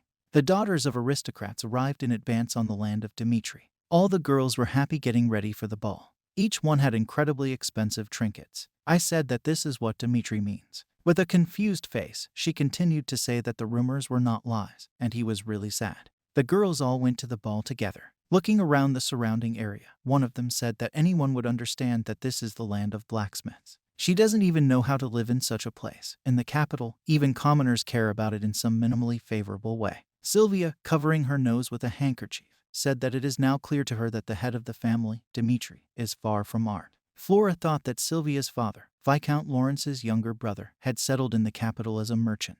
Of course, when compared with the capital, both Lawrence and Dimitri are villages. Seal, looking at the group of people walking towards her, asked that these must be miners. Cheerful miners walked in front of her, heatedly discussing nothing. As they passed by the ladies, they looked at them with a blocked expression. The girls dissatisfiedly discussed that the dress would get dirty. Just think, unskilled miners were boldly walking down the street. This is the problem of the lands, Dimitri. Flora calmly walked past one of the miners. But suddenly she stopped. It seemed to her that she noticed something. She turned around and wondered what it was. Roman Dimitri stood in only a dirty t-shirt, carrying 2 picks with him. Hans ran down the street at full speed. He shouted to Roman indignantly. And then he ran up and began to wipe the dirt from his clothes, saying that of course he couldn't stop Roman from going into the mines, but he could at least take care of himself a little. Hans began to wipe Roman's face, saying that just look at this dirt. He only rubbed a little. The towel had already turned black. Roman indignantly replied that this would be enough. Hans continued to say that Roman returns every day dirty and dust. Your servant's heart is torn into pieces. The girls who came to the ball looked at this with puzzlement.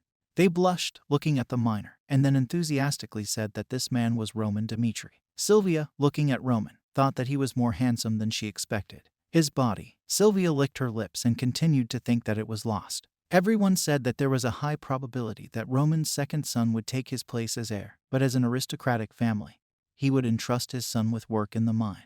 These are definitely lessons in raising an heir. This means that Roman's latest actions have raised his prestige. Sylvia suggested that the girls all come up to Roman Dimitri together. They should say hello before the ball. The girls agreed with her with happiness. They all came up together and greeted Roman. Sylvia asked him, "He's Roman Dimitri, right?" Sylvia, lifting her dress, replied that she was Sylvia from the 7 Lawrences. She wanted to sincerely thank Roman for helping their family. Roman is truly a wonderful person, as they say about him. Roman answered indifferently that yes, okay. And then he turned around and said that they were leaving. Calling Hans, Sylvia stood behind him with her mouth open in shock from such an answer. Looking at this, Flora laughed and said that Roman was not changing at all. Hans, following Roman, said that the young master, after all, these ladies would be present at the ball, and Roman could not treat them a little more friendly. Roman replied that he would treat them if they represented at least some value. However, they ridiculed Dimitri's mining business. Hans, worried, asked Roman how long he plans to work in the mines. The Lord didn't even give him orders. Roman has been working hard for days already. Roman sternly replied that again Dimitri is a forge. Going further, this is iron ore mining. Iron ore, extracted by the sweat and blood of miners, melting in the flames of huge braziers, turns into iron. This is the essence of Dimitri. It is impossible to coexist with the people of this land if they are understood only in words. He only wants to be in solidarity with them, having gained experience together. Looking at Roman leaving, he stopped. Tears appeared in his eyes, and then in his thoughts he asked when Romana managed to grow so much. And then Hans shouted that from now on he would perfectly wipe off any dirt for the sake of his master. We are transported to the training ground. Screams are heard everywhere. The warriors selected by Roman are training in fencing. Chris shouts the team's name to start again. Experience in the war with the Barcos fostered reckless loyalty in the soldiers. To all the soldiers who went through the war after Roman distributed the basic teachings of the demonic sect, Asura spiritual instructions and technology. This knowledge was a real treasure that could unlock the potential of Aura swordsmen. Roman, looking at his warriors' training, thought that with this help, they were able to master the basis of combat power. But this is still not enough. He needs personal reconnaissance force, which will be able to extract all the ins and outs of the enemy. The problem is that to create an intelligence army, you need the appropriate money and talent. And he doesn't have such a special one yet. Roman called Chris. Chris ran up to him asking if the master called him. Roman asked how the training was going. Chris, that everyone has an amazing passion and a high speed of learning. He thinks that progress can be expected in the near future. Roman said that it was time for Chris to learn a new technique. This left Chris in a stupor, wondering what kind of technique we were talking about. Roman went on to say that Chris's starting point is different from the others. Chris has already built his own world. In this state it is not easy to accept new tasks. Roman replied with a smile that he thought Chris was ready for something new. The technique he is going to teach him is called Lightning, the Lightning Sword, which at one time subjugated all the Murim. It was at this point that Chris inherited a deadly technique, thanks to which its owner was nicknamed one of the 10 greatest masters. We are transported to the ball. Small talk is going on everywhere. The butler announces that the young master Roman Dimitri has arrived. The girls turn around. They are looking forward to his appearance. Roman comes in wearing a white shirt with a red cape over his shoulder. The girls begin to blush from his beauty. The girls surround him and ask why Mr. Roman left this afternoon. They wanted to at least talk a little with him before the ball. Romany smiles, then replies that he had just finished work then. He hopes that they can understand his desire to appear before them in a more worthy form. The girls begin to admire Roman, saying, "This is what it's all about," otherwise they thought. Sylvia approaches Roman and says that Roman is truly an excellent person, just as the rumors say about him. Sylvia beams with happiness and continues to say that just think, the heir to an aristocratic family works on equal terms with the laborers of the mine. And then she adds that perhaps if she could meet a husband like Mr. Roman, then she could change herself. Romana bows to Sylvia and says that he is grateful for such exaggerated praise. Roman beams with happiness surrounded by girls. They make small talk and drink wine. Later Roman went out onto the balcony. It was late at night, and he sighed heavily. Suddenly someone from behind said, "Here you are." Roman turned around and saw Flora in a blue dress. They were standing on the balcony having a conversation. Roman replied that this was a necessary step. Flora replied that it was unexpected. And then she added that she believed that Roman did not care at all about human connections. Roman replied that in another time everything would have been exactly like this. But his parents and all these guests are invited here. This is different from everyday life. Moreover, it is strange to consider this a surprise, because their first meeting happened in exactly the same way. Roman's words shocked Flora, and then she calmly replied that, if she thought about it that way, she had been tactless. Flora thought that Roman was a true person, so she only became more curious. What kind of life does one have to live to be so unshakable in one's own principle?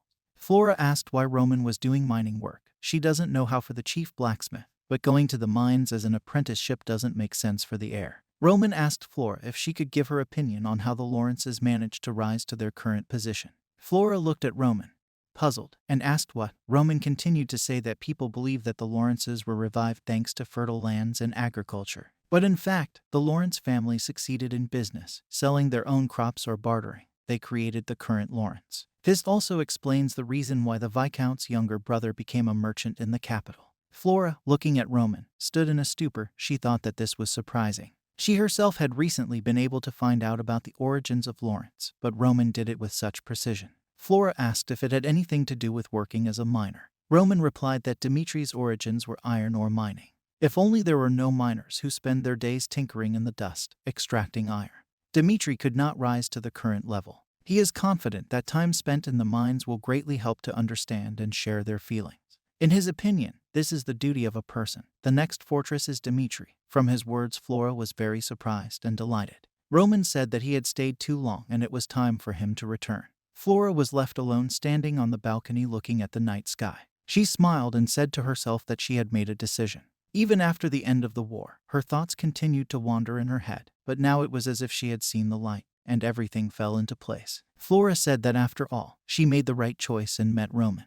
We are transported to a few days later. Flora left Lawrence and headed to the capital. Greenhouse plant. The moment has come when the Lawrence flower finally left the greenhouse and entered the real world. We are taken to Jacob, the chief of iron mining, and he drinks beer with Henderson, and then says that this is a blast. Henderson asks Jacob how his work is today. Jacob replies that everything is as usual. No matter how much you mine this damn ore, there is no end in sight. And they only mastered the foot of the mountain.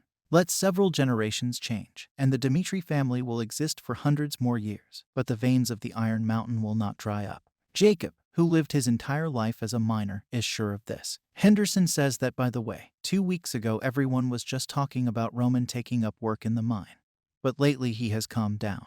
Jacob smiles, then says, Roman, we are transported back half a month. The miner drags the box and tells his friend that they say that today Mr. Roman will work in the mine. His friend asks why. The miner says that he himself doesn't know, just pretend that he's trying and leave. Veteran miner Morkan with blue hair and toned arms says that Lord Dimitri has completely lost his grip. It was necessary to do this earlier if he planned to raise his son as an heir. Until now only blacksmiths were held in high esteem, and miners were bypassed. And then suddenly Morkan shouted that even the third heir, Dimitri, had been taught blacksmithing since childhood, but they never taught how to mine iron. This is direct evidence that Lord Dimitri neglects them. The miner looked at him in fear. One of them said that he had jumped too quickly. Morkan shouted what he meant by jumping. The Iron Mountain is the foundation of Dimitri, and the blacksmiths took all the laurels for themselves. Roman must have been kicked to work here. but he is not going to blindly bow at his feet. Let the blacksmith show Roman how hard it is to work in the mine. Roman arrived to the miners. One of the miners introduced Roman as a miner and said that today the young gentleman would work with them.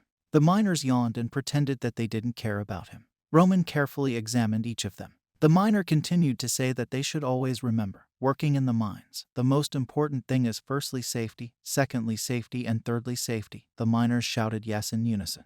Work began to boil. Someone shouted, "Come on, move faster." They were dismantling pickaxes and moving boxes. Roman, looking at them, thought that they were completely ignored, but he did not care about their behavior. City of Miners Dimitri. How Dimitri's people live, what power they have, and what he can do on this earth to implement the future plan. He must find out all the ins and outs of Dimitri. Work at the mine was in full swing. The miners shouted that no one should relax. The daily norm was still far from being reached. Roman was filling bags with iron. He looked around and thought that everything was systematized. He looked at the miner, who was swinging his pickaxe forcefully to strike, and thought that all the responsibilities were clearly distributed, and it was quite safe in the mine shaft. Why does the iron of Mount Dimitri attract everyone's attention? An elderly miner, wiping his face with a rag from sweat, answered Roman that the point is not only that iron lends itself well to processing in a forge. The iron ore itself is of the highest grade, which is why people recognize its real value. The extraction of iron ore in other regions incurs large losses in trade turnover, but Dimitri can carry out all stages of the process on his own territory. Hence such large profits. The miner looked at the puzzled Roman and continued that it's not for nothing that Dimitri is called a billionaire. Both the supply of materials and trade turnover are feasible within the boundaries of the domain. Bearing the title of the city of blacksmiths, Dimitri makes a premium, and the prices are higher compared to other hardware. This has been going on for decades, perhaps the wealth accumulated by Dimitri, much more impressive than he expected. Someone in the mine said that this place was not suitable for idle chatter. These words hurt Roman greatly. Roman turned around. A miner stood in front of him. He said that if Roman does not plan to work, then he should not interfere with others. Let him just leave. It was a pumped-up veteran miner, Morkan. Roman and Morkan locked eyes. And then Roman apologized to Morkan and said that they would focus on work. Morkan did not expect this. Roman turned, grabbed the bag and began to work. Morkan watched him closely. A week later, on the tray are 2 fresh breads and a hot bowl of soup. While Roman was having lunch, he thought that he had worked with the miners for a whole week, and they only talked to him when he asked questions. Is this really local hazing? Roman looked closely at the miners. Suddenly someone approached Roman. It was Morkan. He sat down opposite Roman and asked if he could ask him one question. Morkan continued to say, carefully examining Roman, that he had been watching him for a week and therefore could not understand. Why does Roman even work here? Even the obvious heir of the family is Dimitri, the second son of Rodval. Never once showed his nose in a mountain mine. And now the eldest son Roman has appeared, supposedly to give lessons to the heir. Naturally, he thought that Roman did not value the work of the miners. Therefore, he specially worked nearby to observe him, but he turned out to be the same as he expected. No, or rather, Roman worked even harder than other miners, fulfilling the quota allotted to him. One of the miners told his friend that he had heard from the servants of the estate that Lord Dimitri did not order the young master to work in the mountain mine. Then it turns out that this was his own decision. Morkan looked at his miner friend dumbfounded, not knowing what to answer. Morkan, sitting opposite Roman, was eager to hear the reason. Roman asked with a smile what Morkan wanted to hear, the ideal answer or the truthful one, which of the two? Morkan asked in surprise if it was possible to listen to both of them. Roman replied with a smile that then it would start off perfect. Dimitri is a mining city. The mountain mine feeds all its inhabitants. He wanted to understand the residents, not just by statistics, by observing them from afar, and personally try to live their lives. Morkan asked if this was necessary. Roman boldly replied that it was. And then Roman, wrinkling his eyebrows, continued to say that as long as his last name is Dimitri, he is obliged to do this. Morkan, looking at Roman, pursed his lips and thought that this was the ideal answer. These are the words that one would like to hear from the ruler, and this is the image of the nobility that they so dream of. Roman said that the real reason is that they are the owner, Dimitri. Dimitri may have accumulated a huge fortune, but it belongs to his father. So he came to the mountain mine to find out what he could do for Dimitri, in order to fairly ask for your share. Morkan smiled, and then, clutching his face, he laughed and shouted that that's what it was all about. Demanding his father's fair share of his property was something he had never even thought about. And then, looking at the calm Roman, Morkan continued to say that he believed that Roman came to the mine only to compete for the place of heir. Morkan thought that in order to lay the foundations, young Mr. Roman came not to the forge, but to the mountain mine. This means that Roman understands how important their work as miners is. Morkan clenched his fist and said that then. He smiled and then added that he would tell Roman about everything that interests him.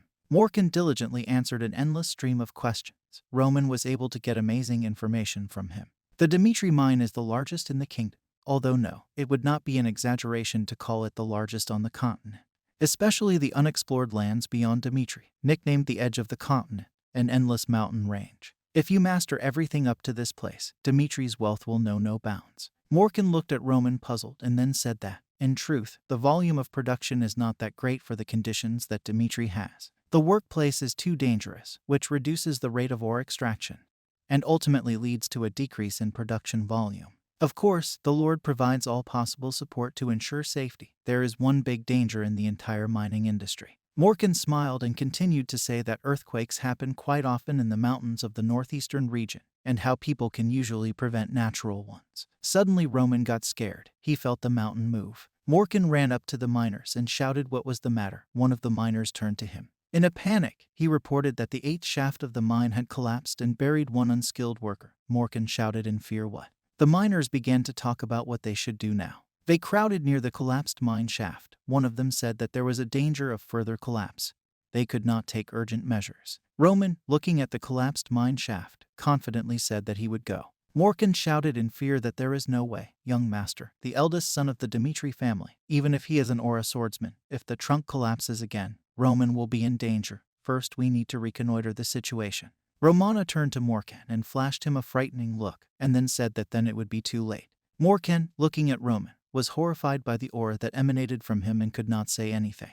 Roman continued to say that he had already answered that people named Dimitri should bear this responsibility. Roman looked deep into the mine and said that he had gone. Let the miners prepare to receive the wounded. Roman pushed off the ground with great force, and then, like ball lightning, pushing off the walls, it flew deep into the mine. Later, someone's hand came to the surface from behind the destroyed shaft. Morkan and the miners watched this while standing with their mouths open. Roman climbed out of the mine. There was one miner on his back. He shouted to bring the tires now. The miners shouted jubilantly that the young gentleman had saved the victim. Roman was bandaging the leg of an injured miner. Looking at the professional actions of Roman Morkan, I thought that treating injuries is not such an easy task, but even in this he is a master. Romana turned to Morkan and said that he had given him an ambulance. Let them take him to a doctor. If he needed an elixir for treatment, he would cover their cost. The miners shouted that they were listening. 2 miners were dragging the victim away on a stretcher. Roman watched this process. And then Roman sternly told everyone to listen. He is sure that they take the accident that happened today as the fate of the miner. The miners listened attentively to Roman, delving into his every word. Roman put his hands behind his back and continued to say that even without impeccable preparation, no one is immune from unexpected disasters. Roman proudly said that there is still a way to resist her, albeit a difficult one. He, as a person whose last name is Dimitri, uses all methods and means. Listening to him, Morkan stood in a stupor with his mouth open, to try to resolve the miner's difficulty, and perhaps it won't take that much time. The man asks that he is not wounded anywhere, and Roman replies that he is not. He asks him what he was thinking about when he went there, and even as an Aura swordsman, he cannot be immune from natural disasters. He looks at him with an incomprehensible face and says that this time he was unlucky and everything turned out fine.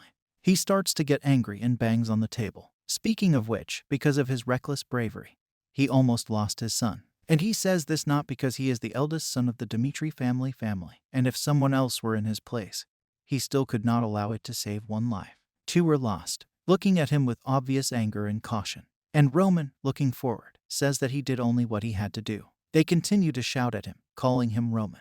Roman continues to say that even if he returned to the past, his decision would not change. And there was an accident in the mountain mine, and he believes that the name Dimitri is responsible. He made the right decision. To which the Baron says that at least now he should leave the mining business. He was not told to do such a thing and cannot understand why he made such a choice. He sees that it would be better if he said that he would do blacksmithing, and then he would not stop him, remembering how he himself did this, forging a sword. He tells his father that he believes that he should work in the mine in order to better understand the Dimitri family. And Dimitri became famous thanks to the technology of forging smelting, recalling how they created their forge. But most of the inhabitants of Dimitri's lands work in the mines to feed themselves. and therefore it is natural that his only path was not the forge, but the mines. After which the Baron was very surprised by this and said okay. He asks Roman what he realized, and to which he replies that he was able to understand the difficulties people endure. The Baron talks about what difficulties there may be and what he is talking about.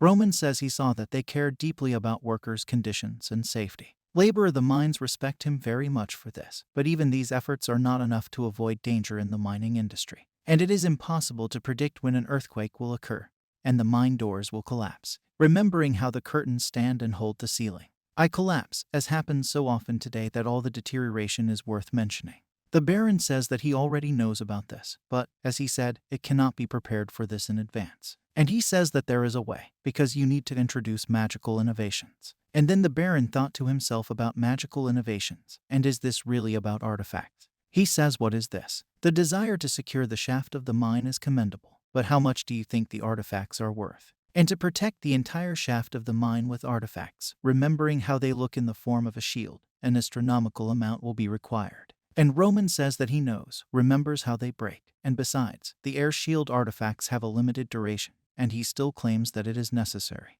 To which Roman says that with the installation of artifacts, the volume of iron ore production will increase. There will be no need to slow down the development of the untouched part of the mountain. And that's an opportunity cost. Let's remember how huge this mountain is. He says that if he spends an astronomical amount on equipping him with artifacts, while clenching his fist, he will earn a large sum. And this will no longer be regarded as losses. And after they introduce individual workers responsible for safety, thereby reducing the risk. Introducing these workers checking the design. Part of the increased profits can be used for the welfare of unskilled workers. And how does he like this idea? To which the Ram says that, judging by his speeches, he has already calculated everything. M says okay. How much should he invest? But he must be prepared in case his decision turns out to be hasty. In the world of Roman, where natural selection reigns, there are two organizations that have become famous for their ability to wield information. Caban and the Hao clan. They do not collect conversations overheard by vagabonds who are scattered throughout the world, showing him sitting on the floor and listening to many people in a bar talking to each other, while others use the socially vulnerable as ears, using waiters and labor to eavesdrop, using young men from entertainment establishments. And instead of a forge, he chose working mountain mines, and they create the whole of Dmitry with their help. And he will be able to get information about everything that is happening in the northeastern region. He is going to bring all this into this world with the help of his father's money, and a pressing reason. Lords of information. But this is not enough yet, after which he angrily looks at the map. He thinks to himself that he doesn't need an information guild limited to the northeastern region. He should go further and have informants for the entire continent. After which the workers, who specialize in extracting information, point with their hands on the map. They will have to filter the knowledge gained. And looking ahead, you need to establish contact with the Dmitriev Trade Guild and find a person. From some it will collect information. After which he smiles and thinks that there is only one person and he actually has one in mind. At the end of the war, the soldiers heard unimaginable words. Chris said that from now on he was going to teach them techniques, mana cultivation and fencing. And this was a gift to them from Mr. Roman, after which all the soldiers were very surprised by this. They stand in shock and he says that they must approach their training with passion and diligence. And this is unthinkable. What is mana cultivation technique? The way a person sits on his knees and collects energy near his torso. If we systematize the features of the way to manage mana, it ceases to be market trash, a pathetic parody of teachings, and it turns into an invaluable treasure, a chained book. And even the father will not pass on the mana cultivation technique to his son. And one of the soldiers thinks to himself that he is sure he will tell some nonsense from the books scattered on the ground in the market.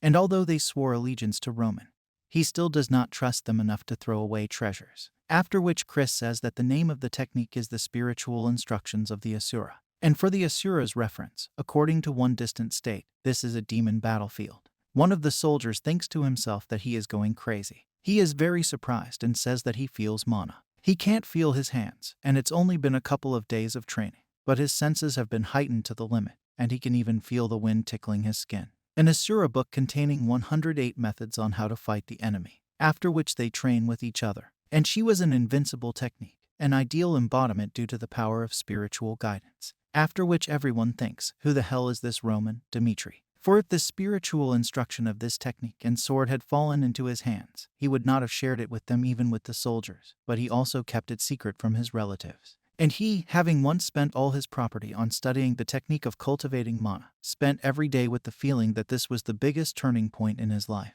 after which he continued to train and was already smiling. And Lucas was happy. He says he asks for forgiveness and says he wants to be by his side. He thinks to himself that he refuses and adapts with wide connections, having forgiven himself on the test and a veteran among the mercenaries, who has gone through fire and water. And it fits perfectly. After which he says that if he takes over the Information Guild, he will have to leave it. And they went through the war together, and he swore that he would devote his life to him, and asks not to send him away. After which Roman smiles and thinks to himself that this is a worthy acting game. And he says that he will ask only one thing. Why do you think he taught spiritual instructions and sword techniques? What does he say that he doesn't know? He says that he gave them a gift in return for their devotion. Then he says what does he think about him? A man named Ramana will give everything he has to thank the soldiers for their loyalty. After which the decree says what he really wants to say, and Roman, interrupting him, says that he does not need causeless devotion. This is only payment for putting his life on the line by following me to war. In any case, what will he give to a person whose value is higher than a soldier? After which he was very surprised and excited that this was something more than the spiritual instructions that he had given before. After which he bowed down and said that he would follow his order and create the best information guild on the continent. The team thinks to themselves that he is calculating and looks at things realistically. And he, as it is impossible, is better suited to the place of leader of the clan's information guild, seeing how Togo already had a green aura. After which Roman comes to the mine, and the miners saw this. They shout to him that he is a young master and wave their hands. They say they were very worried about their safety and thank him. One of the old men says that the young master is a hero. He can be calm for the life of my only son and begins to cry in the future, no matter what happens for his sake. He is willing to risk his own life to pay back. Kneeling down, Roman says that he is very grateful to this, and from that very day the faith of the Dmitriev people was chained to Roman. Everyone praised him and others like him. The situation plunged Romero's defense into deep thought. He sits in his office with his arms crossed and is very much thinking about something. At some point, a whole month passed from the end of the war with the Barco family. Regular meeting of the Dmitriev family. After which all the main members of this clan gather with the Baron and discuss the news. One of the men says that now with the fall of the family, the power capable of limiting the Dmitri family has disappeared. Even former influential henchmen expressed a desire to enter into an alliance with Dmitri. The gray-haired man said this, and as he ordered last time, they refused to talk to the authorities so that they were closely associated with that family, and they showed excessive hostility towards us, and what should be done with them further, transferring arrests, and with their messages. To be afraid with those who have inflicted unforgettable wounds on them is not condescension, but arrogance, the Baron said, and there is no reason for them to enter into an alliance with them.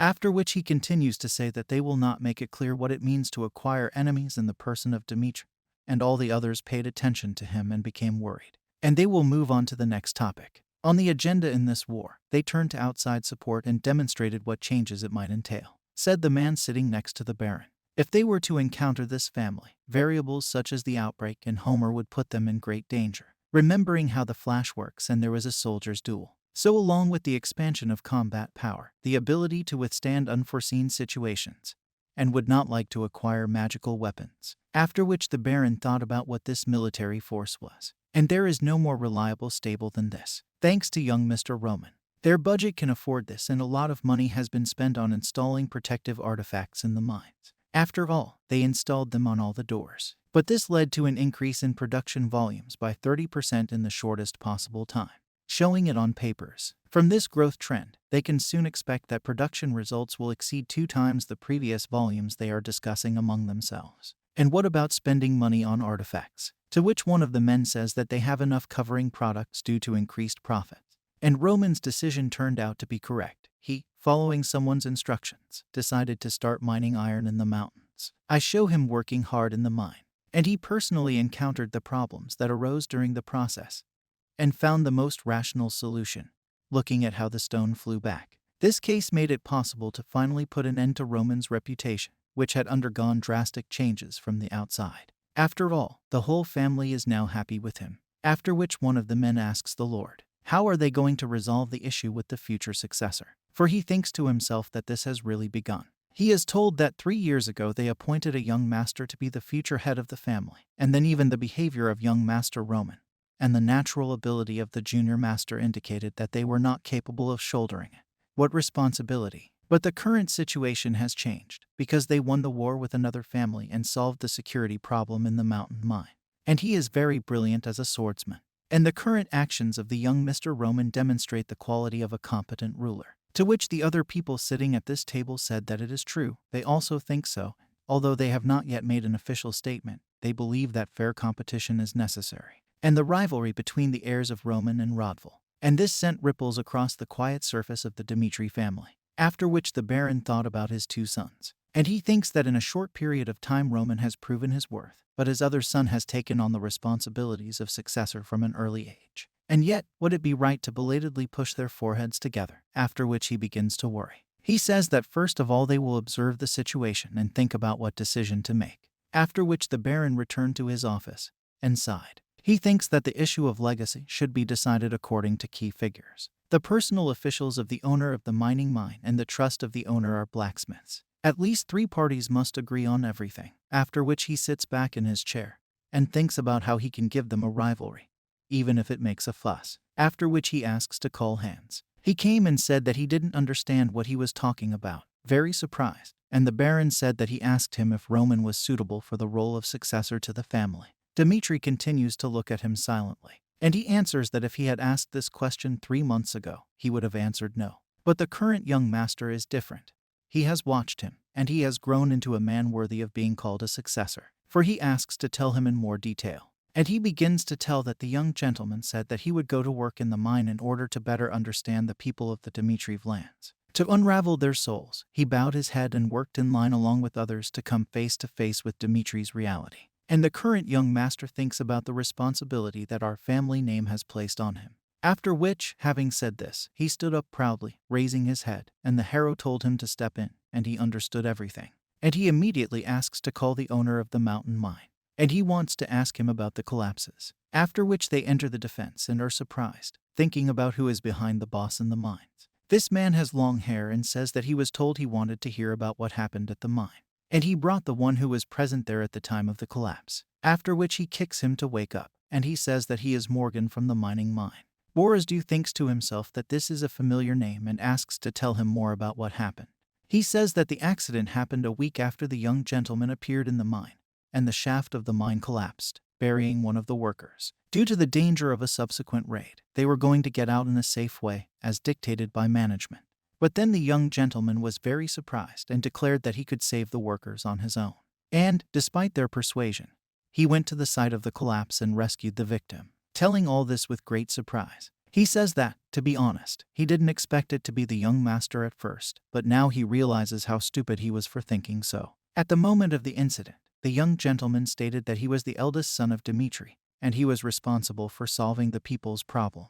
And the salvation of one of the workers was completely the young master's decision, remembering how he said he would go. If suddenly they asked how to evaluate the young master, then he would say that he is the true successor of Dmitri, whom he wants to follow faithfully. Bowing to the Baron, I think to myself that everyone is saying that he is suitable to be the successor, but even so he still cannot make a decision. And the most important opinion of the forge remained. After which the events are transferred to one of the forges. The guy comes up and asks the master whether they sent young Mr. Roman's uniform and what needs to be done with it. He tells him to accept it. He is surprised by this and asks the question, why? And the man says that his ears are really clogged, and he should accept them. This is the owner of the forge, Hendrik. He says that he obeys and runs away, and he thinks to himself that, frankly, he would gladly refuse. But, having listened to stories from the mine from Jacob, he felt guilty that he had been machinations in vain. After which he says that everything is in perfect order, as it was necessary to train to bring them to such a state.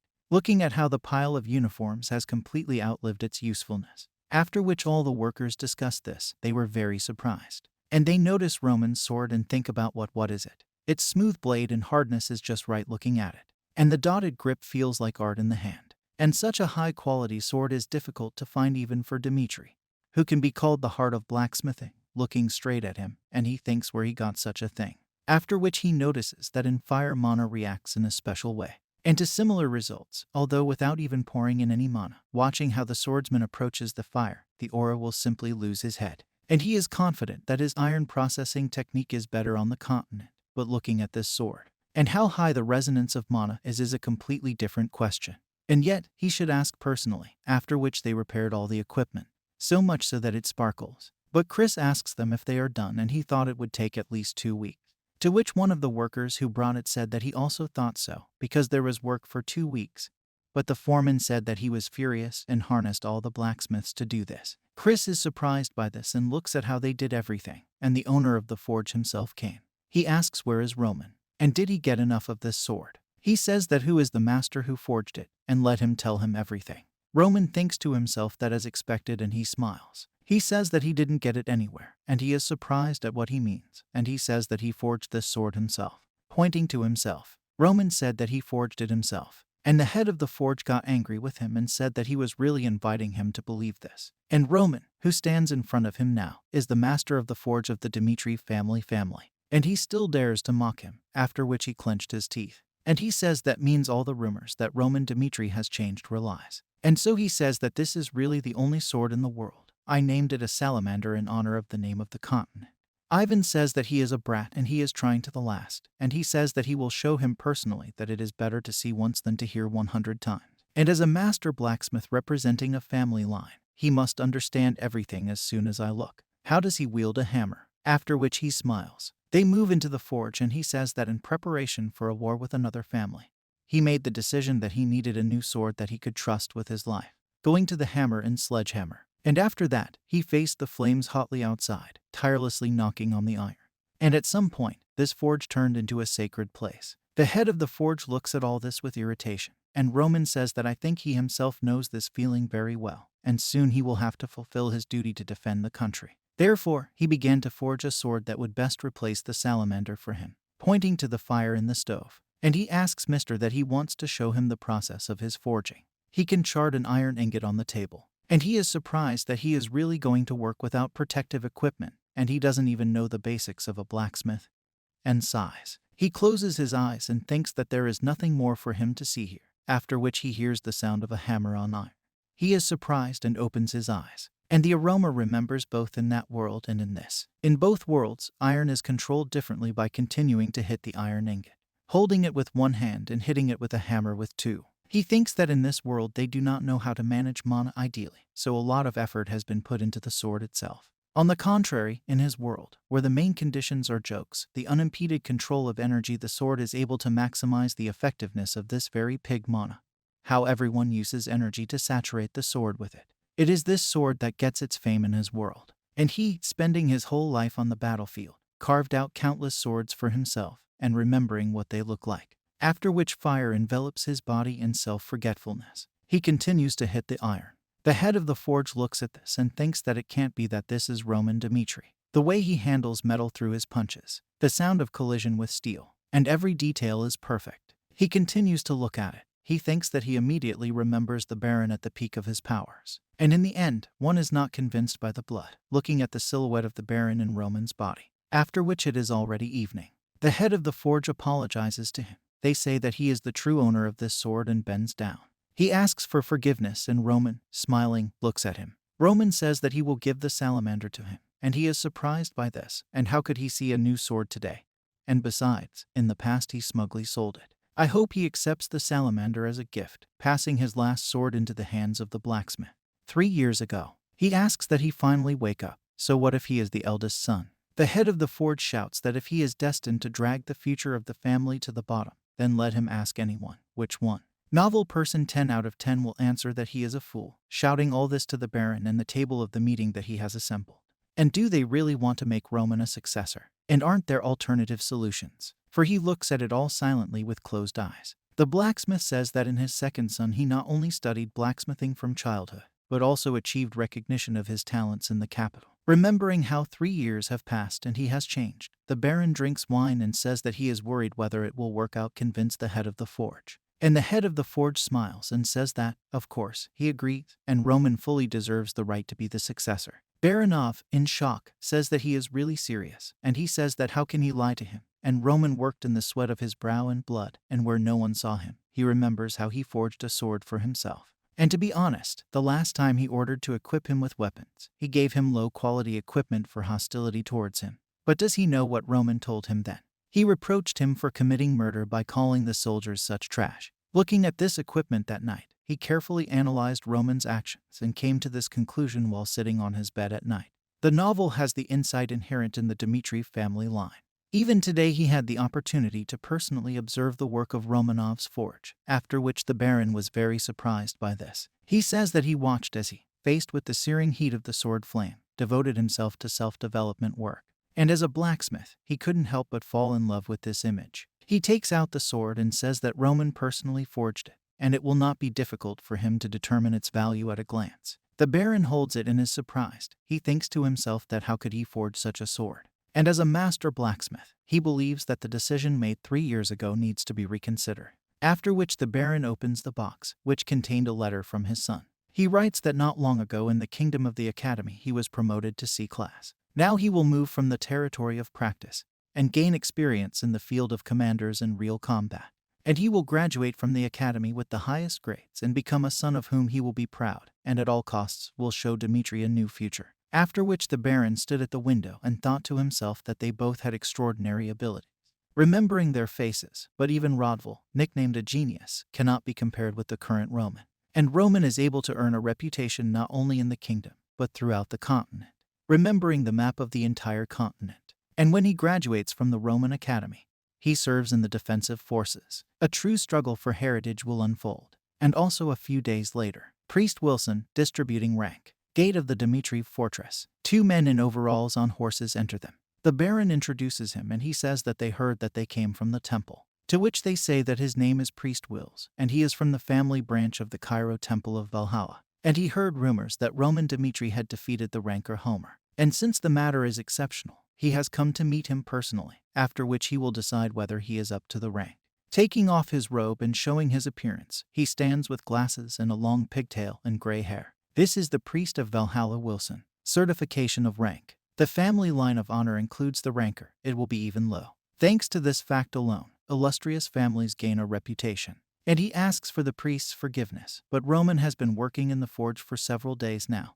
And why don't they rest from the road today and meet with Adobe tomorrow? At the same time, they will be able to look around the city, to which they agree and say that then they will provide them with a guide. The guide goes forward, showing them the place and telling them that it is Dmitri's family that owns the largest iron mountain in the kingdom and produces the most high-quality iron product, and they can notice for themselves. But all buildings are made mainly of iron. Even the fortress gates say that the land of the Dmitrievs is not easy to break. What does he pay attention to? Someone shouts 1, 2, 1, 2, and he sees at the gate that he can take a look at the training.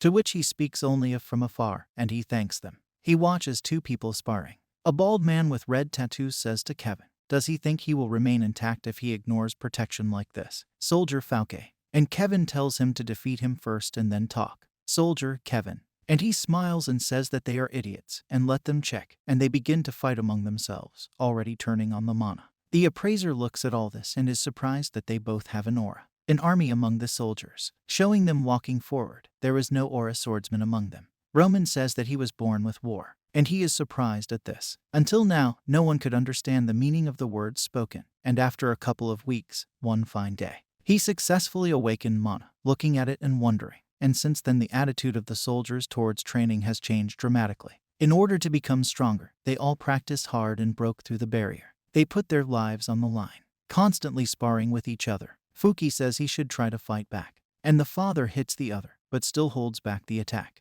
He looks with a serious face and says that he is a scoundrel, after which he creates even more mana and attacks Togo, and he, in turn, dodges and his class goes red mana. His sword is also shrouded in red mana, and he decides to attack. He realizes that he has just fallen into his trap and says what the hell, and they throw him back. He shouts at him whether it is necessary to go that far and says that he should take this more seriously, after which he continues to persist and attack.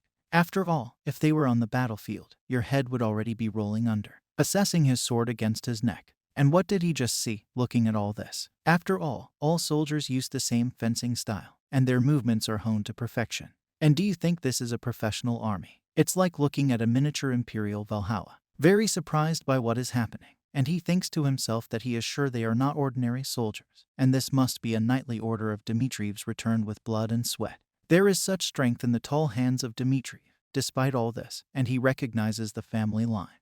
Dmitriev has influence in the northeastern lands, but nevertheless, this cannot be called an army of provincial lands, despite all this. To which a man standing nearby in a robe says that the Reverend, is he sure that the city of Dmitri is focused only on the mining industry? And he says that he himself has now begun to doubt what he saw, but one thing is clear to him, as if they are not easy soldiers. This must be the knightly order of Dmitri, subordinate to the Baron.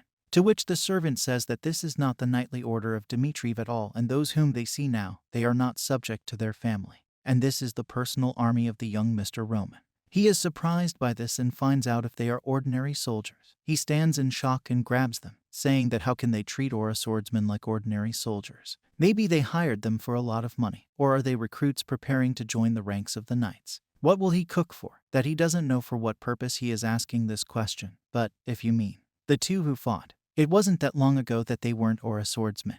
After all, they come from poor families that you, the young gentleman, personally sheltered. And the other, on the contrary, was a mercenary of low rank, and they simply became stronger after the young master's teachings. And it's incredible, isn't it? After all, as a future successor, young Mr. Roman has innate potential. Reveal other people's talents. And indeed he is a true blessing to their family. After which he is surprised and thinks to himself, who is he? The next day, they drink tea and say that they finally met Roman Dmitri. He thinks to himself that who is he? A genius who has not yet received a chance to prove himself, or a fake hero. The servant says that young Mr. Roman has arrived, and he enters the room. He notices that he has a firm step and a look that calmly looks down and a moderately relaxed face, trying to observe him, and this man is accustomed to the life of war. And Roman greets him, says that he is glad to meet you and introduces himself to him. He says that it's true. He defeated Homer in battle. And he says that it is true, and the man says that it seems that he still does not realize what he has done, because he was in 49th place. And he reached the 4-star level, preparing to rise in the rankings, and he, barely 25 years old, struck down such a one.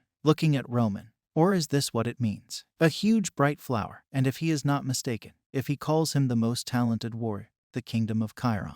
The tone will veil, but do not say that the deed he committed defies common sense. To which he says that let's skip this part and let him get straight to the point.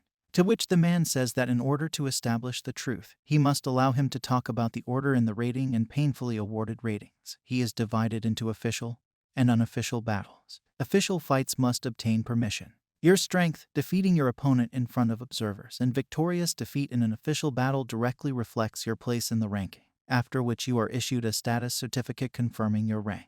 However, if someone unexpectedly defeats a ranker in an unofficial duel, the place of the defeated tanker is vacated, and a year later the main ranks of the era move up one level, showing how they fought. Winning an unofficial match will in no way assign the rating of the defeated ranker. But if you prove your qualifications, the winner of the unofficial fight will be awarded the consequences of a place in the ranking. And Roman, surprised by this, he thinks to himself that, in other words, he can rise to 100th place in the ranking if he proves his strength and smiles. The temple only believes what he can personally verify. And to confirm the qualifications of the winner of the unofficial duel, they use an aura meter by handing him a transparent ball. This method of proof is simple. If they measure the aura, confirm that he meets the established standards, they decide that he is worthy of getting the last place in the ranking, and at the same time, unlike the official fight, in case of 100th place, there is a high probability of going to defeat other contenders. That's why they give it time. And Roman asks him what is the reason for such a desire to get into the rating.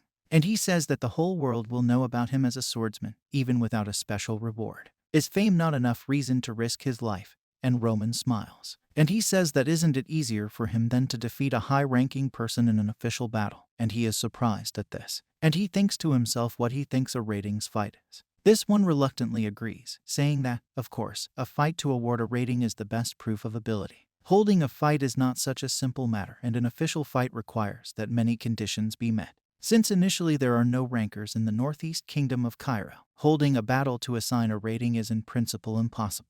To which Roman says that this is a shame, and then they will start checking. He says the way is to simply pour mana into the aura meter, and it will change the light. 1 star red, 2 stars are orange, 3 stars are yellow, and starting from 4 stars it will light up green. And since they defeated a 4-star aura swordsman, they must prove that they have at least 3 stars, and he agrees to it. He reaches out his hand and thinks to himself that unlike his world, this world is very advanced in magic and a device that can easily measure combat strength.